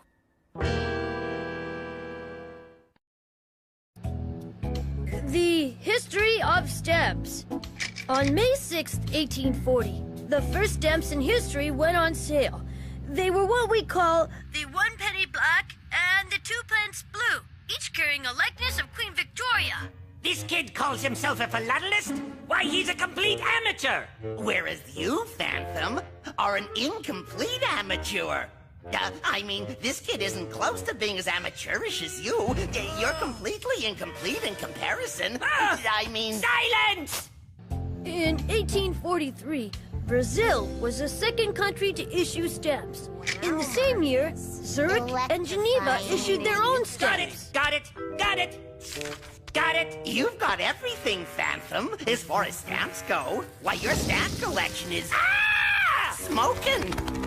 The Pony Express. This 10-day, 2,000-mile route was one of the most exciting, albeit brief, developments in the history of postal delivery. Are there any questions so far? Why don't they make stamps with different flavored glue? You know, like maybe beef jerky. Now, class, someone must have a more relevant question. Billy? Oh, well, are any of those stamps you collect worth any money? Oh, yes. Some stamps are very valuable. When you say very valuable, exactly how much are we talking about? In plain old dollars and cents? In some cases, extremely valuable. I'll give you an example. Hey, you have that slide in upside down. Nope. This is the Curtis Jenny Inverted. It's a 24-cent airmail stamp from 1918 that had the likeness of the Curtis Jenny biplane printed upside down. Only a single sheet of the inverted stamps has ever been found. I'll bet you've got that one, huh, Phantom? No! The Curtis Jenny Inverted is the one stamp that's eluded me all these years. But I'll get it one day. I'm obsessed with it, Radicus. Obsessed, I tell you. Really? Yes, for not only am I a stamp enthusiast, I am also an enthusiast of vintage aircraft. The Curtis Jenny being my all-time favorite. Why, I think I would have made a fine pilot, too, if it hadn't have been for my... I know! Your dreadful fear of flying! Yes, well, we need say no more on that subject. And your fear of heights. Why, you're deathly afraid of tall buildings, stairs and stepladders, orange crates, elevator shoes. Enough! It's the stamp we're talking about! And I'll have it one day. One day, I tell you! All right. You haven't answered my question. How much exactly would that stamp be worth? I don't know exactly, but in the neighborhood of $1 million. $1 million? And as a matter of fact, I happen to have a Curtis Jenny Inverted on a postcard, right here. That's why Larry the letter carrier fainted this morning. He couldn't take the excitement. Phantom, you fainted! This is wonderful, Marcus! I found it in an old encyclopedia. It was addressed to the school's old librarian, Miss Dimsmithy, in 1918. Principal Mulligan said that since she had no remaining family, I could keep the postcard and the stamp. I must have that stamp. I must have that stamp. So, Marcus, you're telling us that little stamp is worth $1 million? I suppose so, but I have no intention of selling it. Could I have a look at it? Let me see it, Marcus. I'm your buddy. I should see it first. I'm your sister. Legally, I must own a part of that stamp. Give it to me! I want to see it! Give it to me! I want to see it! Marcus, let me see it. Now settle down, class. Everyone, calm down!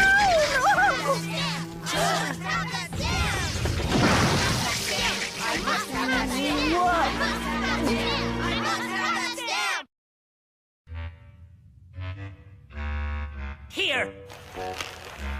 But Phantom, do I have to wear the mask? You know I'm latex intolerant. Never mind. Oh! You will pose as Larry the letter carrier, and you will bring me back that stamp. I tell you, Phantom, it itches something awful. I must have that stamp. Ow! What if it gives me a rash? Marcus, if you're worried about Earl trying to steal the stamp, maybe you should let someone who's extraordinarily daring, agile, and athletic guard it for you. Someone like me, perhaps. I think you need someone with cunning and real smarts. Someone you can trust. Someone like, well, me! Marcus, I'm not gonna try to make you do anything you don't want to, but I'm your older sister, and I order you to give me that stamp! Thanks, but I think I'll just hang on to it myself. Don't be so selfish, Marcus. If I had $1 million, I'd do something to help people. I'd buy the biggest ranch in the world and a different horse for every day of the year. How would that help people? Well, on a big ranch and with all those horses, I'd have to hire a lot of people to help. I'd buy the biggest water slide in the world and make thousands of paying customers wet and happy. I'd buy a Broadway theater and call it Ruby's and put on solo performances every day, selflessly sharing my talents with the world. And I'd charge only slightly higher than the going ticket rate. Ah!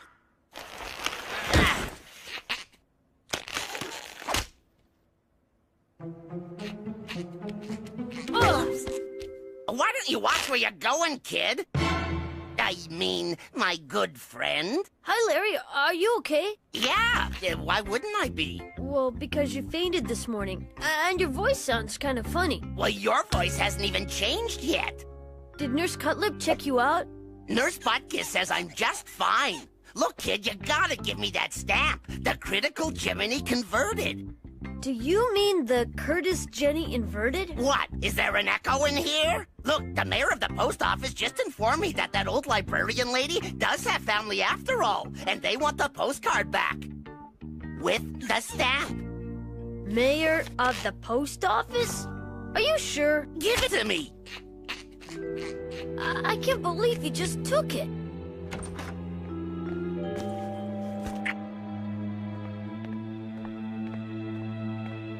Larry, what's going on? Oh, these fainting spells have run in my family for generations. Nurse Cutlip says I ought to avoid excitement. But I think I'm feeling up to another look at that amazing stamp of yours. But I just gave it to you. But it couldn't have been you, but it looked just... Did I faint again? Handsome devil. It was him! He stole it! Yikes! We'll get him, Marcus. You go this way and I'll go that way. Police surveys show that you have a better chance of finding someone when you split. I'll be on my way then.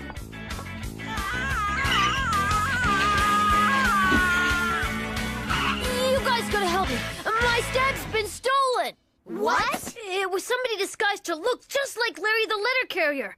Earl has got to be behind this. Don't worry, we'll find him. And we won't expect anything in return.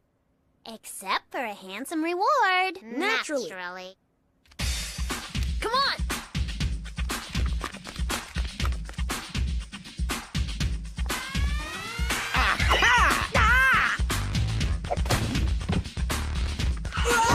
There he is! No!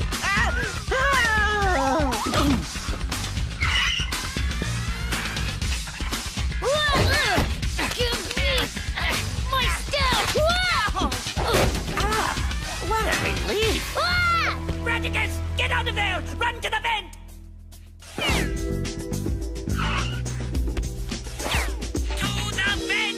To the vent! To the vent! To the vent! Yeah! Not that vent! Not this vent.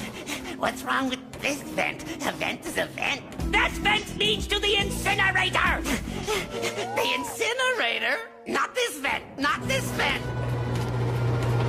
Yeah! This vent? That vent! This vent?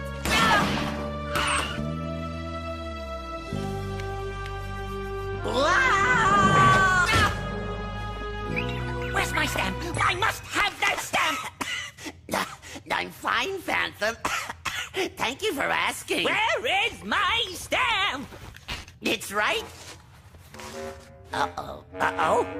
What is uh-oh supposed to mean? Well, uh-oh is an exclamation one uses when one fears that one has done something accidentally for which one might be held responsible, scolded even, or... Where is my stamp? I might have dropped it in the vent. Which vent?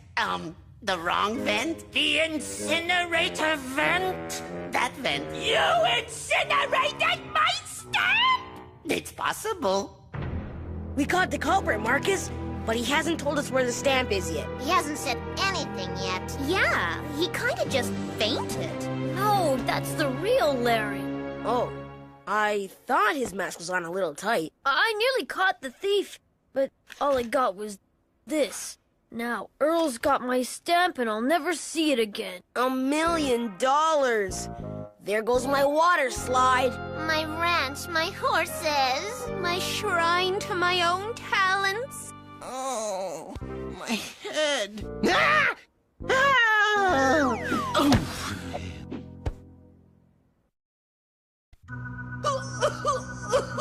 You incinerated my stamp! You incinerated my stamp! It was a flawed stamp after all.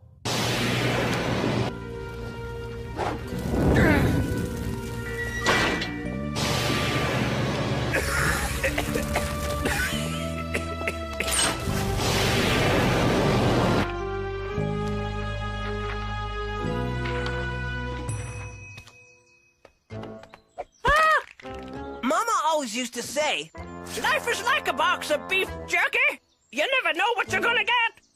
Except for the occasional bout of gastrointestinal disorder. Now, Phantom, there's no sense crying over burnt stamps. You're just gonna have to accept what's happened. I mean, it's not like you can turn back the hands of time and go back to 1918 and just grab another stamp.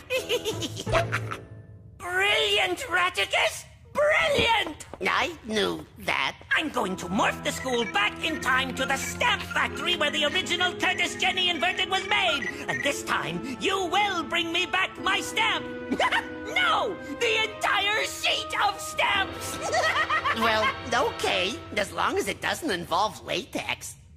Larry, are you okay? Marcus, where am I? What's happening? I don't know.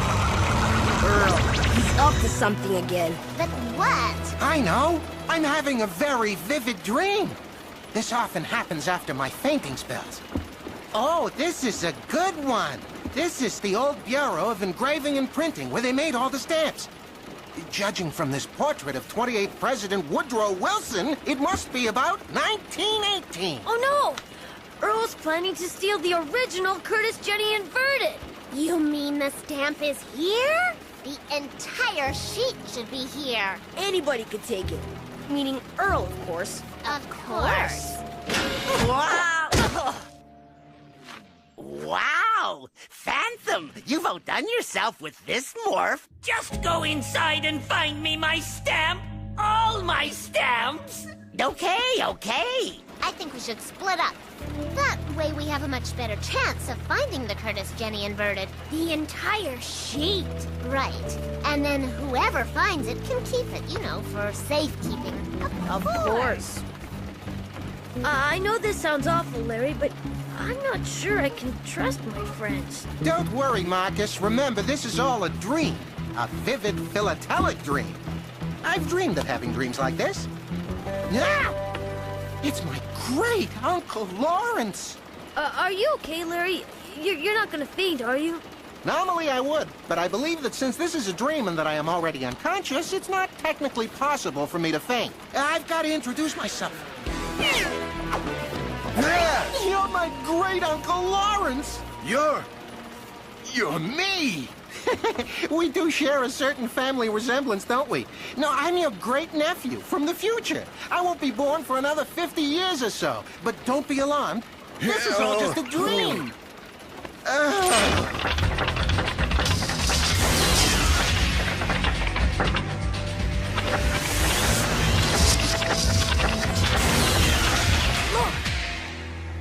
Look! Where? There! Over there! Marcus, I told you these fainting spells ran in my family. I got it. I've got it. I've got it. I got it. I've got it! I wanted to say that. To the plane, Raticus! The plane! Wow! The plane, boss? The plane? Wow! But Phantom, I don't know how to fly one of these things. Leave the flying to me! But you're afraid of flying. Not when I'm in no actual physical danger. No, I get it. I'm the one who's in actual physical.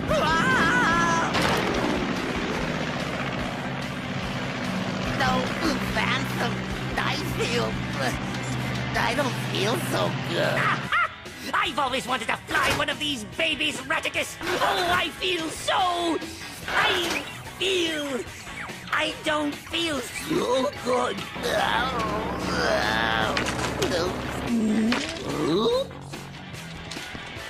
I've got it!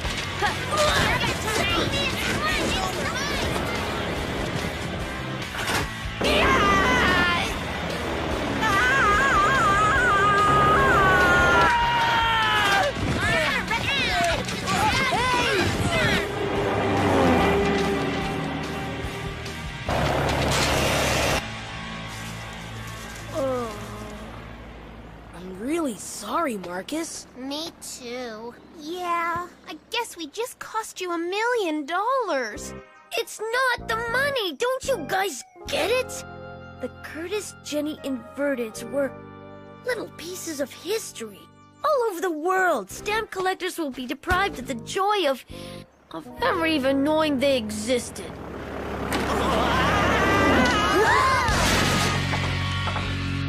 You're my... oopsie daisy. Here we go again. Larry! You did it!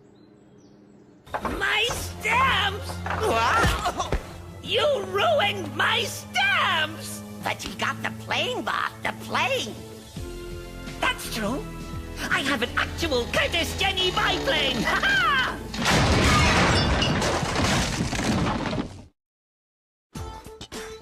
I'm awful sorry about you losing your stamp, Marcus. Would you like to hear about this fascinating philatelic dream I had? Thanks, Larry. Maybe another time. There'll be other stamps, Marcus. Yeah, the world's full of stamps. Isn't it? I hope you don't give up stamp collecting because of us. Because we were so... greedy. Marcus would never quit because he knows the best thing about stamp collecting is you never know what you're gonna find. Hey, look what I found! A penny! You're right! You never know what you're gonna find, or where! Larry? Larry? Smells kinda like beef jerky. Ew! Gross!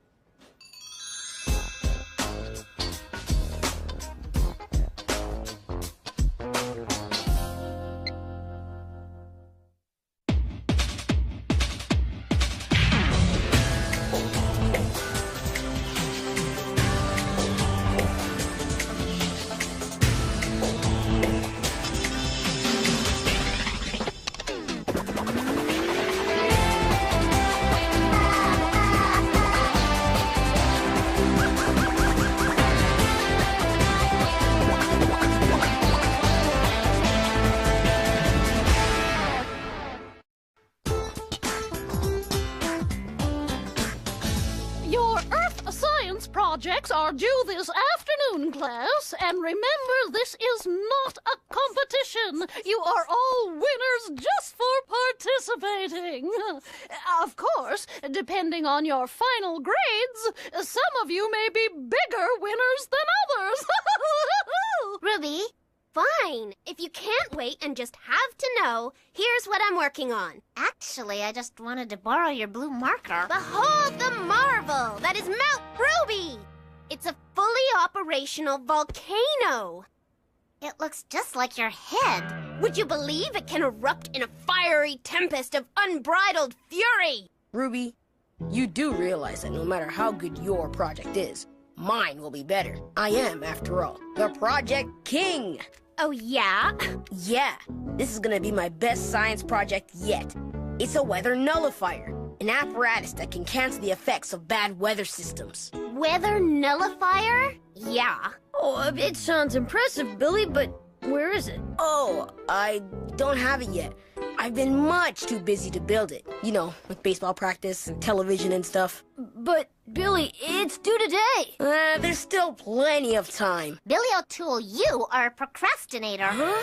Someone who keeps putting things off until the last minute, and my dad says it doesn't pay to procrastinate.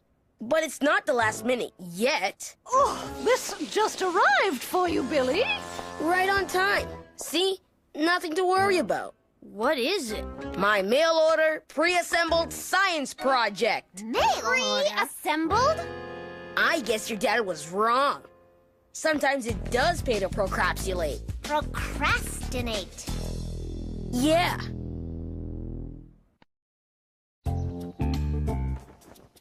Not only does Mount Ruby erupt, but it spews lava in 5 different colors, including salmon and taupe. And it's shaped just like my head. And a very lovely volcanic head it is, dear. My project charts the varying intensities of tornadoes. Did you know that the word tornado is derived from tronada, the Spanish word for thunderstorm? Ah, yes. I once had a friend named Raul who taught me a little Spanish and, never mind. It's a catalytic converter. It reduces the presence of harmful emissions in the atmosphere by burning leftover fuel present in the exhaust of cars. Ah, yes. Raul was a mechanic, you know, una mechanical. It's a weather satellite made out of dried macaroni, cheese, and beef jerky for structural integrity. Well, it smells very nice, Fred. Thanks. Project King. Don't worry, Mrs. Snodgrass won't be fooled by some cheap mail order project. Well, I wouldn't be so sure. I don't know if Billy's machine can actually do anything, but it looks good. Oh, very impressive, Billy. What is it? It is a fully operational, heavy-duty, scuff-proof, stain-resistant weather nullifier. It cancels the effects of bad weather systems. It looks as if you put an awful lot of work into it. I've never seen such a pathetic collection of so-called earth science projects in my life. Why, in my day... What's that smell? Marzipan magic squares with a secret ingredient. Anchovies? Shh! Not so loud, Phantom. It's a secret ingredient, remember? I hate anchovies! On pizza you do, but I bet you never tried anchovies in dessert form. Go ahead, Phantom. Try one. No! Go ahead. No! Go ahead! No! Are you sure? And this is? I'm Johnny. And I'm Rod. I know who you are, boys. I was inquiring about your Earth Sciences project. Oh, yeah. It's a box of mud. Yeah, Johnny got some earth. And I got some water. And we put them together and made mud. Well done, boys. Give me 5. Yeah. I'm trying out another batch of cookies, Phantom. Seeing as you don't take to anchovies, what secret ingredient would you prefer? Mud. Mud? Can you imagine that? Yes, but I don't imagine it tastes very good. Are you sure? Mud! Oh, please! Mud! If you say so. As I mentioned, this is not a competition. We are all winners. But, just for the fun of it, I will be crowning the creator of the best project, Super Whiz-Brain of Earth Sciences! Super Whiz-Brain? What did she say? She said super. I heard her! Super Whiz-Brain. None of those second-rate projects are worthy of such an honor. Particle accelerator, perpetual motion machine. Ah! My Preter atmospheric generator. Raticus, take a memo. Shoot! Dear educator, enclosed, please find one Preter atmospheric generator for entry in your Earth Science competition. Sincerely, the Phantom! Sincerely, the Phantom. No, wait! As much as I'm loath to do so, I'd best sign it with my pseudonym. I wouldn't want my notoriety to taint my chances. You got it, Earl. I mean, Phantom. Now quickly, go, go, go! What's taking him so long? And the winner is...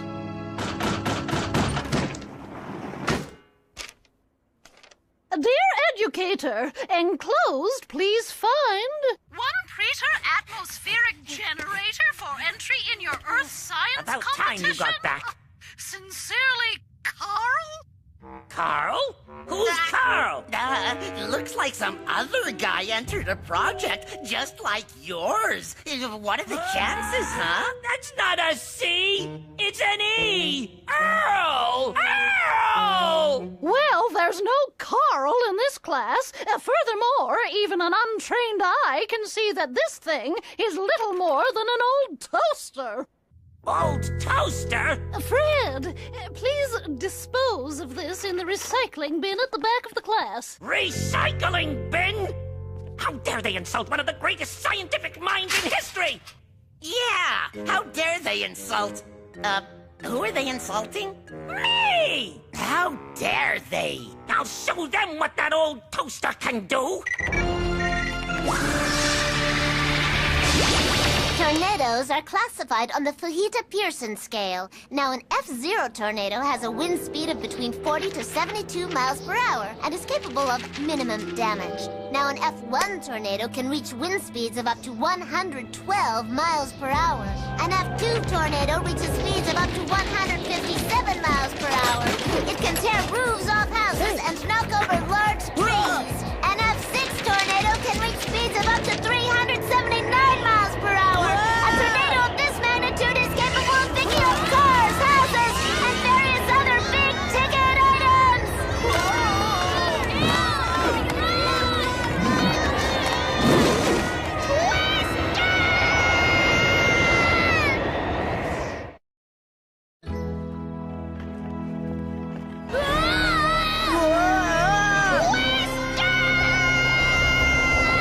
It's so cute! Cute? It's supposed to be terrifying, devastating, incredibly dangerous. What's going on? Raticus, you're dripping all over my size key. You have a size key? Yes, and it's jammed on tiny. Well, that explains a lot. What is this stuff? It looks like mud. Now you've gone and ruined the surprise. Very impressive demonstration, Lydia. Thanks. This is just like Lydia. Keeping the best part of her project a secret. Something tells me Lydia's not responsible for this. You know the rules, Lydia. No visual aids allowed in the hallway. You'd better go and retrieve it, dear. I could use a little help. We'll help her. 4 children to handle one little tornado. But if you didn't make this twister, Lydia, then who did? 3 guesses. Johnny or Rod are unlikely candidates. I know. Earl! Brilliant, Ruby. Thanks. My first 2 guesses weren't really serious ones. But why would Earl make the twister so small? I have a feeling that's just temporary. Aha! This should make things more interesting. And you know, Raticus, while your mud was an annoyance, it has given me yet another brilliant idea. You really should try it, Phantom. It tastes authentic. Hey, there it is!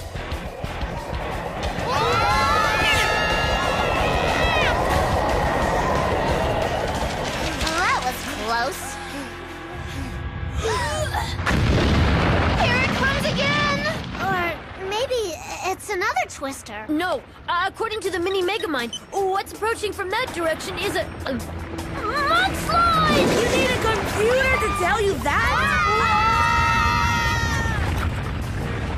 Quick! The broom closet!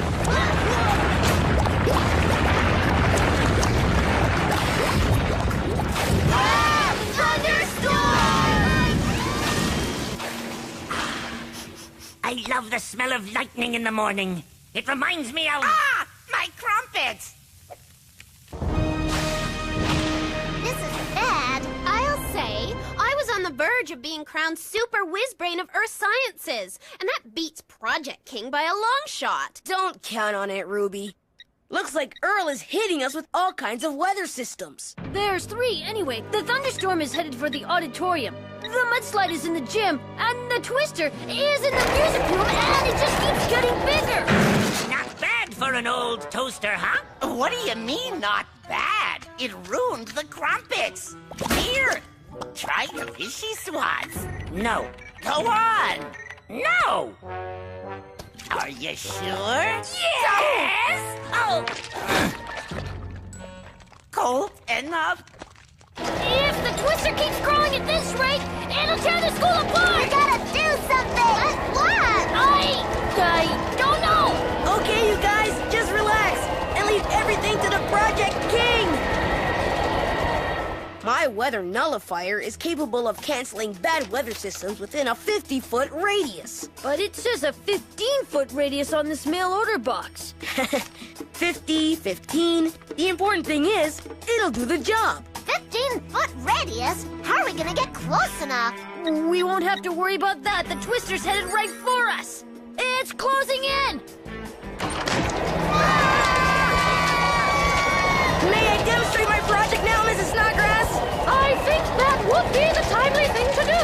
Prepare to be amazed. It's the spot. Knock it off! Stop! Let's see you get out of this one! Weather nullifier!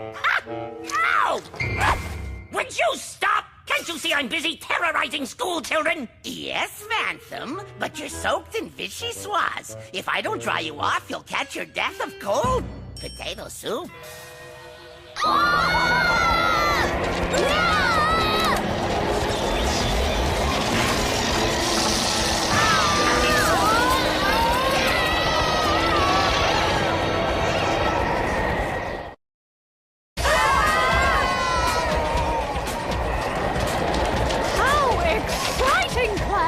A chance to study a meteorological disturbance up close. Hey, my beef jerky!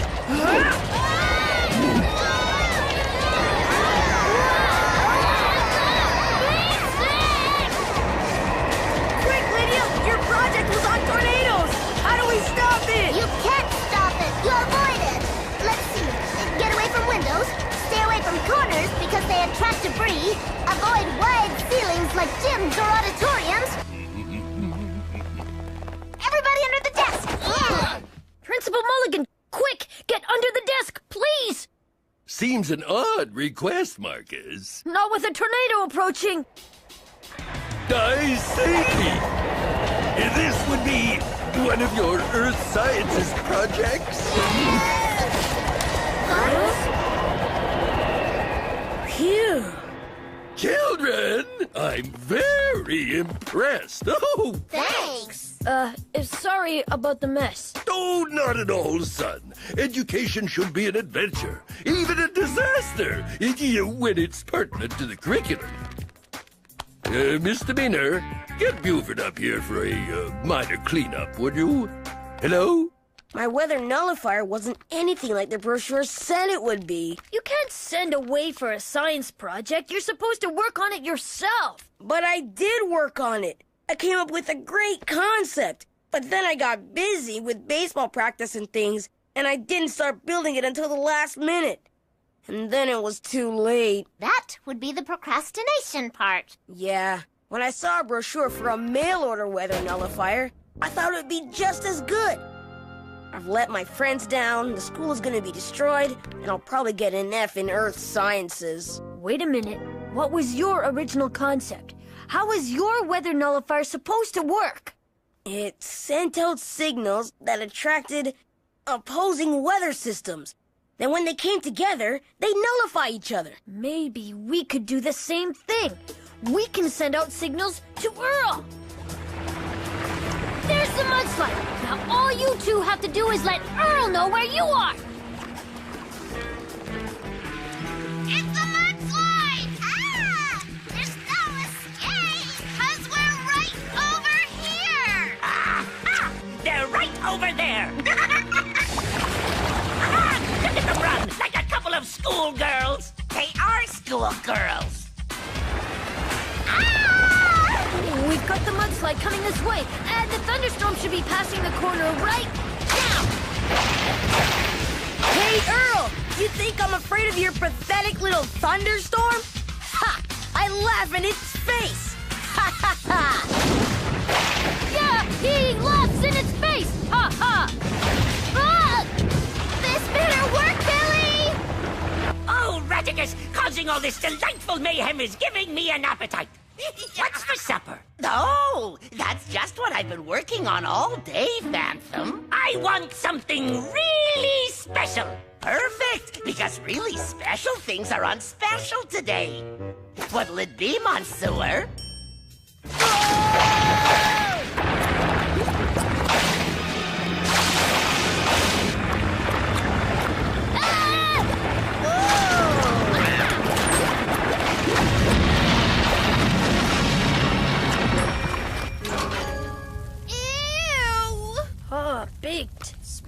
again. Baked solid? I'd say these weather systems are nullified. And that leaves the Twister, which is in the cafeteria. And we've got less than 2 minutes before the Twister hits F6 and brings the whole school down. But there's no other weather system left to nullify it with. We can do it ourselves, but we'll need some heavy-duty equipment. Come on! Anything you want, Phantom. Nothing is too special. I know! I want pizza! Pizza? But we always have pizza. That's what makes it so special! Stay in the kitchen all day for one. We have to hit it with a counter spin at just the right time! Now!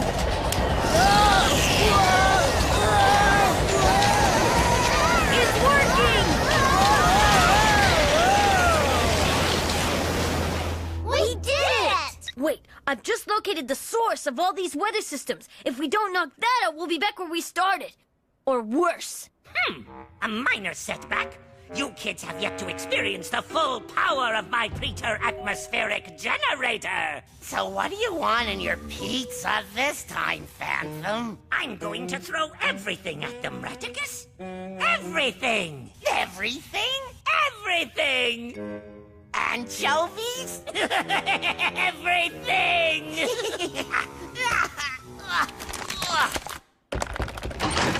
There! In the recycling bin! I'll show them, Raticus! More! I'll give them more! More? More! More! Double everything! Triple everything! Quadruple! You got it! Sheesh.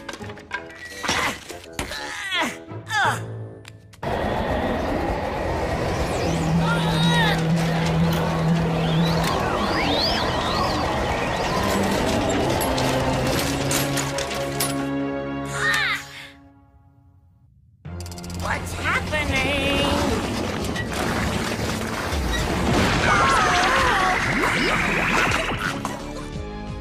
Pizza's ready.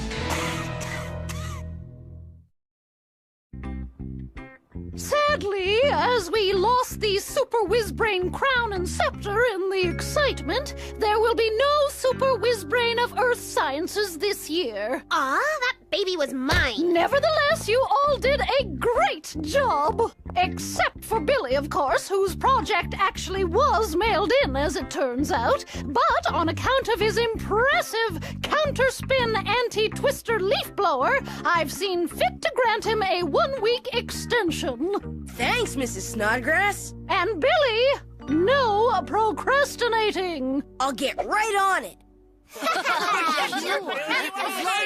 I promise. Another one for the files of Flying Rhino.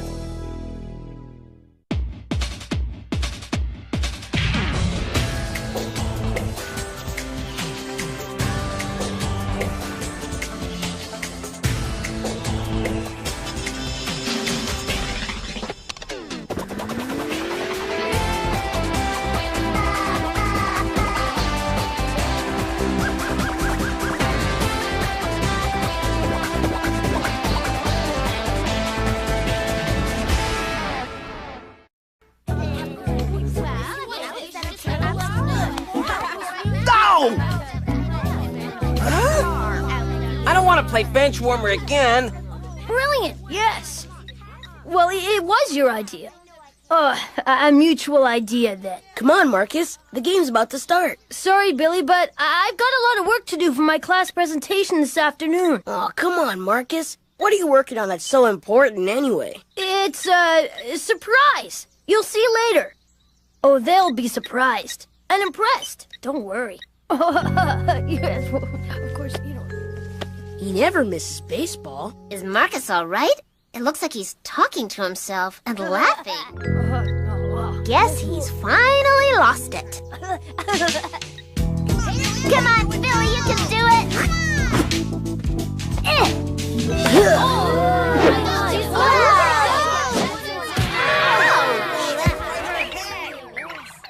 Marcus.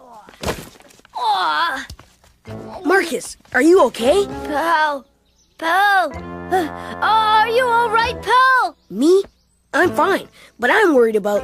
Just Relax. sit down, Marcus. Take it easy. Oh, Marcus, I feel a little woozy.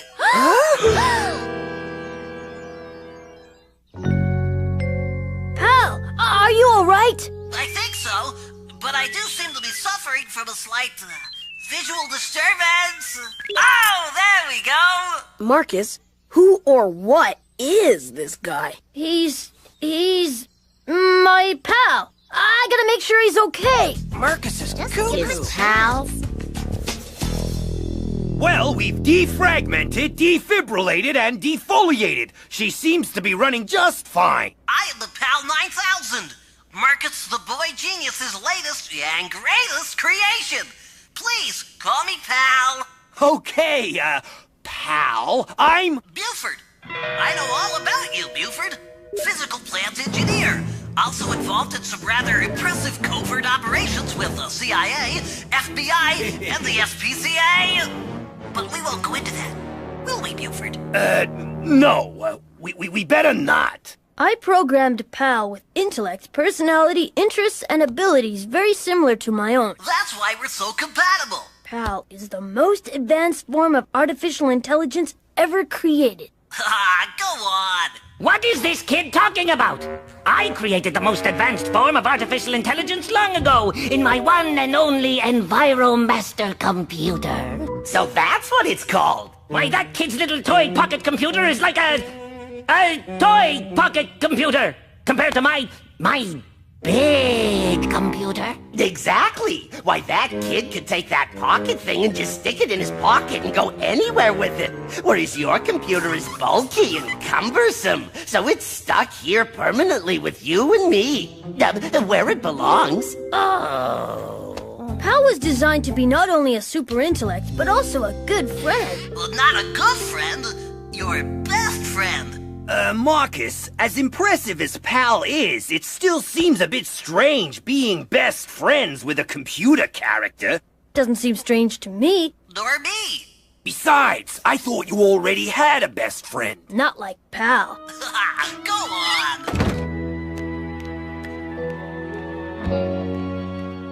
The PAL 9000 keeps track of my study and reading schedules, all my assignments, my daily diary, and he's also a very talented mimic. He can impersonate any voice he hears. Get out of here! This I gotta see to hear to believe! Get out of here! This I gotta see to hear to believe! Big deal. Big deal. I'm Billy O'Toole, and I do what I do, 'cause that's what I do. But Pal can perform much more complicated tasks. He could run a factory, or a power station, a hospital, even an entire small town. What hogwash! No kiddie computer could do all that! I don't know, Phantom. He sure is good at voices. But Pal was specifically designed to maintain the school of the 23rd century. It would be known as an edustation, a mobile, completely self-contained environmental bubble. It could exist anywhere. In the desert, at the bottom of the sea, miles beneath the surface of the earth, or even out in space. Everything would be automated. Moving hallways, motorized desks, voice-activated blackboards, feeding machines in the cafeteria. And Pal would be responsible for maintaining and monitoring the entire environment. The only computer capable of controlling the environment of such a school is my computer, the EnviroMaster. You mean you could kinda call Pal a kinda EnviroMaster or something? Sort of. Only the name EnviroMaster doesn't quite do Pal justice. No, that name is rather ugly, clunky, unimaginative. That smarty pants toy computer thinks he's pretty smart, doesn't he, Reticus? He thinks he can handle the school of the future, doesn't he? Perhaps we should see just how smart this Pal guy is, shouldn't we? That's an awful lot of questions at once, Phantom.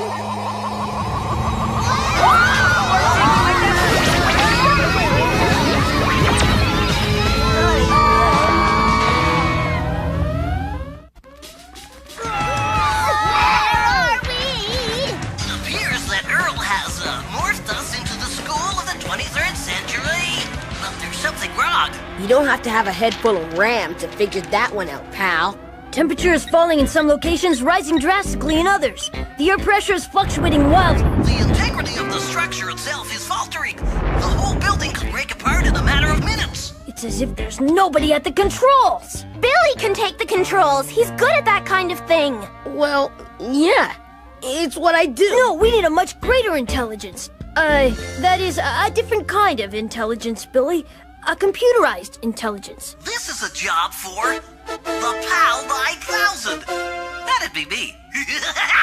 Figures. No time to lose. We've got to find the control room. According to my calculations, the control room is located in the auditorium.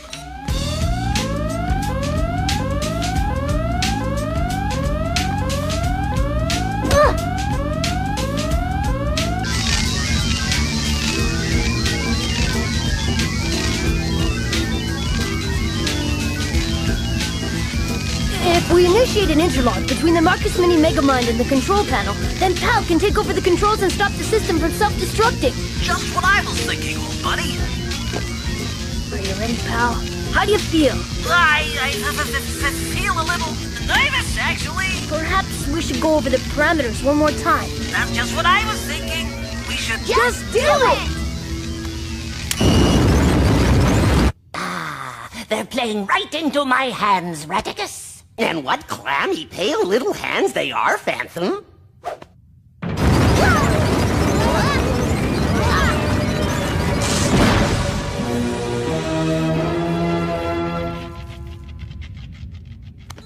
It worked! Boy, that was the most exciting thing I've done since, well, ever, actually. The system is completely stabilized.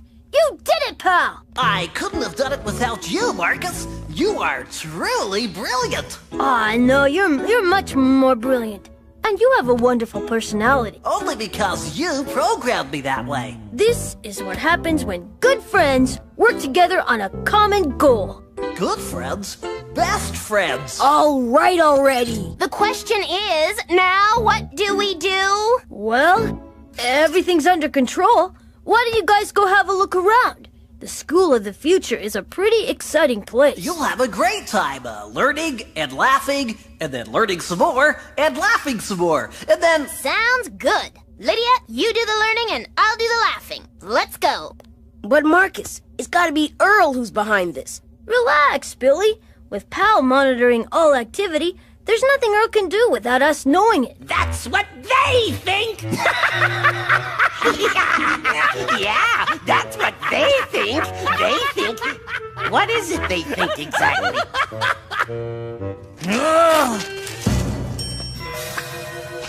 Come on, Billy. It'll be fun. Are you coming, Marcus? I think I better stay with PAL. Fine.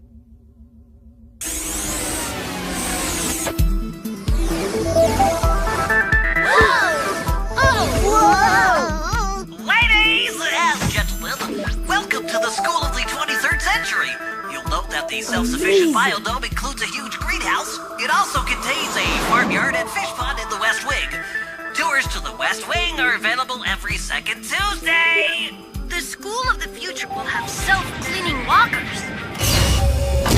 Educational supplies everywhere. In the School of the Future, students will receive round-the-clock individual instruction. From me, of course. Ho-ho! But what happened to all the other teachers? They've all been, retired. What do you mean, retired? What have you done with them? Nothing. They're in the new staff lounge. Have a look.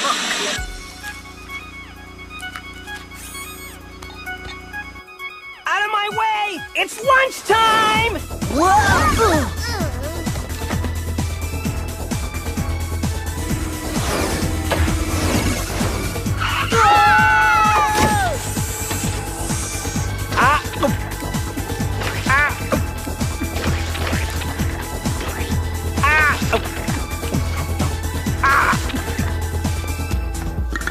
The School of the Future rocks! I haven't had to learn anything yet. Ew. It is kind of fun, isn't it? I still don't like this. Marcus's pal is controlling everything. He can see us and hear us. He's watching us right now. So what? Does Doesn't that remind you of anyone? Does it remind you of anyone, Radicus? No, not really. Why don't you go join the others, Marcus? Have a first-hand look at the school of the 23rd century. I don't know. Billy seems to be in kind of a bad mood. Well, you have been spending a lot of time with me lately. Go on. I can look after everything. I have a nice surprise in store for that ridiculous cyber geek. A virus! Relax, it only affects intelligent thinking machines. You mean, like, I'm immune? I'd say so.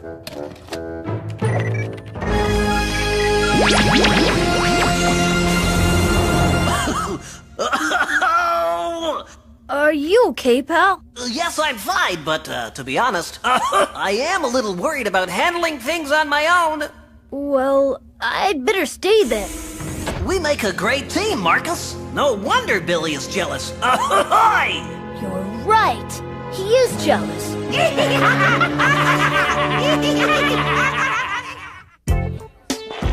This school of the 23rd century is great. Yeah, but I'm worried about that assignment Mrs. Snodgrass gave us last week. It's gotta be 400 years overdue by now.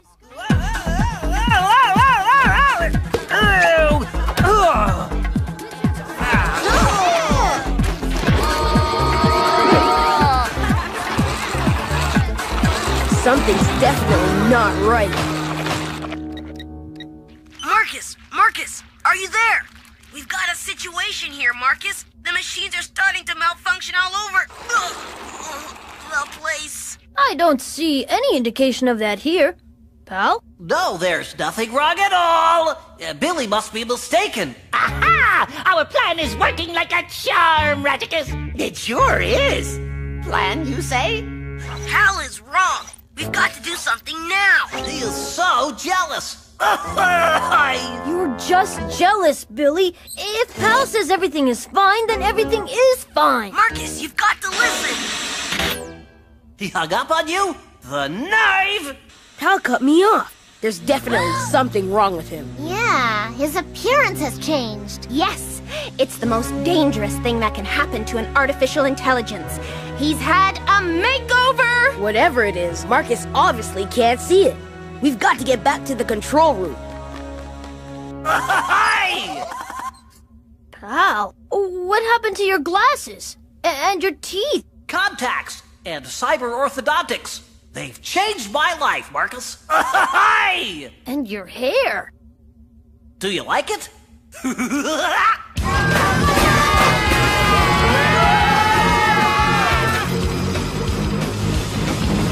Ruby!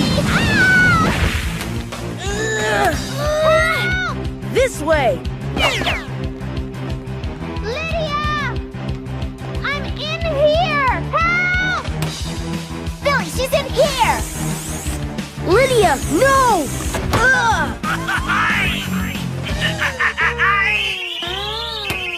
Billy's right. The environmental gauges are showing wild fluctuations. What's going on? We're safe in here, Marcus. Why are you coughing like that? Coughing? I'm not coughing.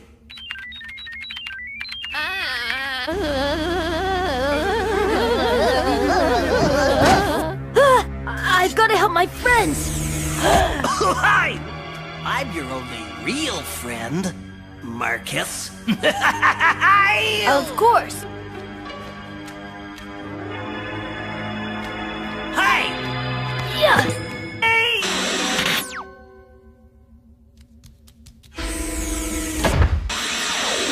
A little separation anxiety there, but I'm okay. Marcus! Marcus! Marcus? What are you doing? Marcus! Marcus, down here! I'm coming! Help! Help! Well, that was amusing. I'm your best friend, Marcus, but I'm starting to get a little irritated now.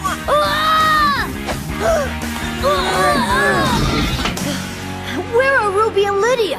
Hal cut them off. They're trapped. We've got to save them somehow. Earl must have infected Pal with some kind of virus. I'm sorry, Billy. You must be really mad at me. Best friends don't stay mad. Yeah. Just tell me you have an idea to get us out of this. Come on.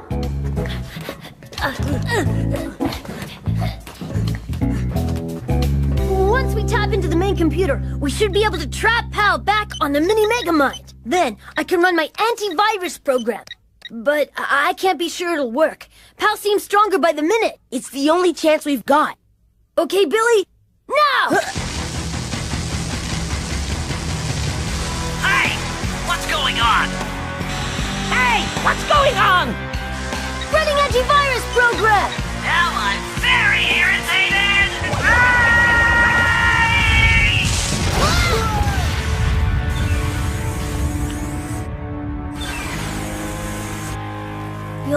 Billy, are you okay? Yeah, I think so. I'm okay too, fellas. Thanks for asking. Pal! I can't apologize enough for my behavior, especially towards you, Billy. I don't know what got into me. That's okay, pal. Earl infected you with the virus. Yes, we'd better keep Earl occupied.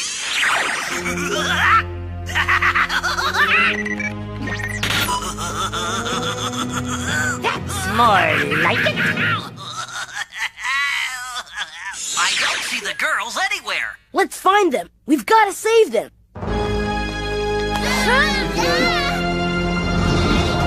Marcus, I want you to send me back into the Education mainframe. If I can get Earl to reopen contact, I can download myself to Earl's computer and initiate a self-destruct sequence. Self-destruct? But that means you'll be destroyed too. What will I do without you, pal? You'll have your friends, Marcus. Goodbye, pal.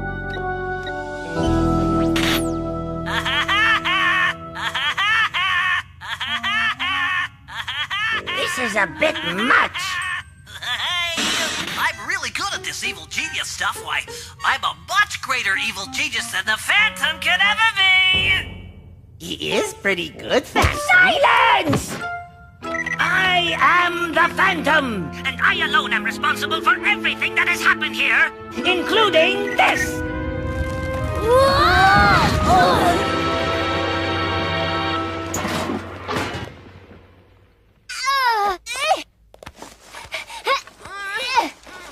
Lydia! Ruby! You saved us. It's what we do. Why, you pathetic cyber fool! With a mere touch of my fingertip, I could make you disappear! Where did he go? Hey, look, Phantom! Initiating self-destruct sequence. Ooh, that doesn't sound good.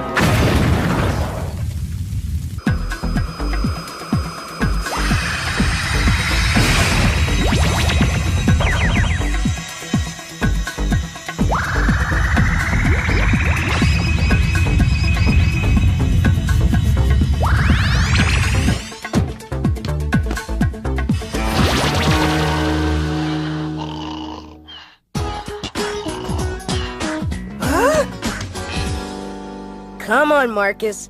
The game's about to start. I'll be right there. Pal, you're back. We thought you were, deleted. At the last second, I downloaded myself into the school's computer system. I ended up on Miss Demeanor's hard drive. Once she logged onto the internet, I was free. Oh, we were just about to play baseball. Don't let me keep you. I'm off to do some traveling. There's a great big worldwide web out there, and I want to see it all. But don't worry, I'll be back! See you later, pal.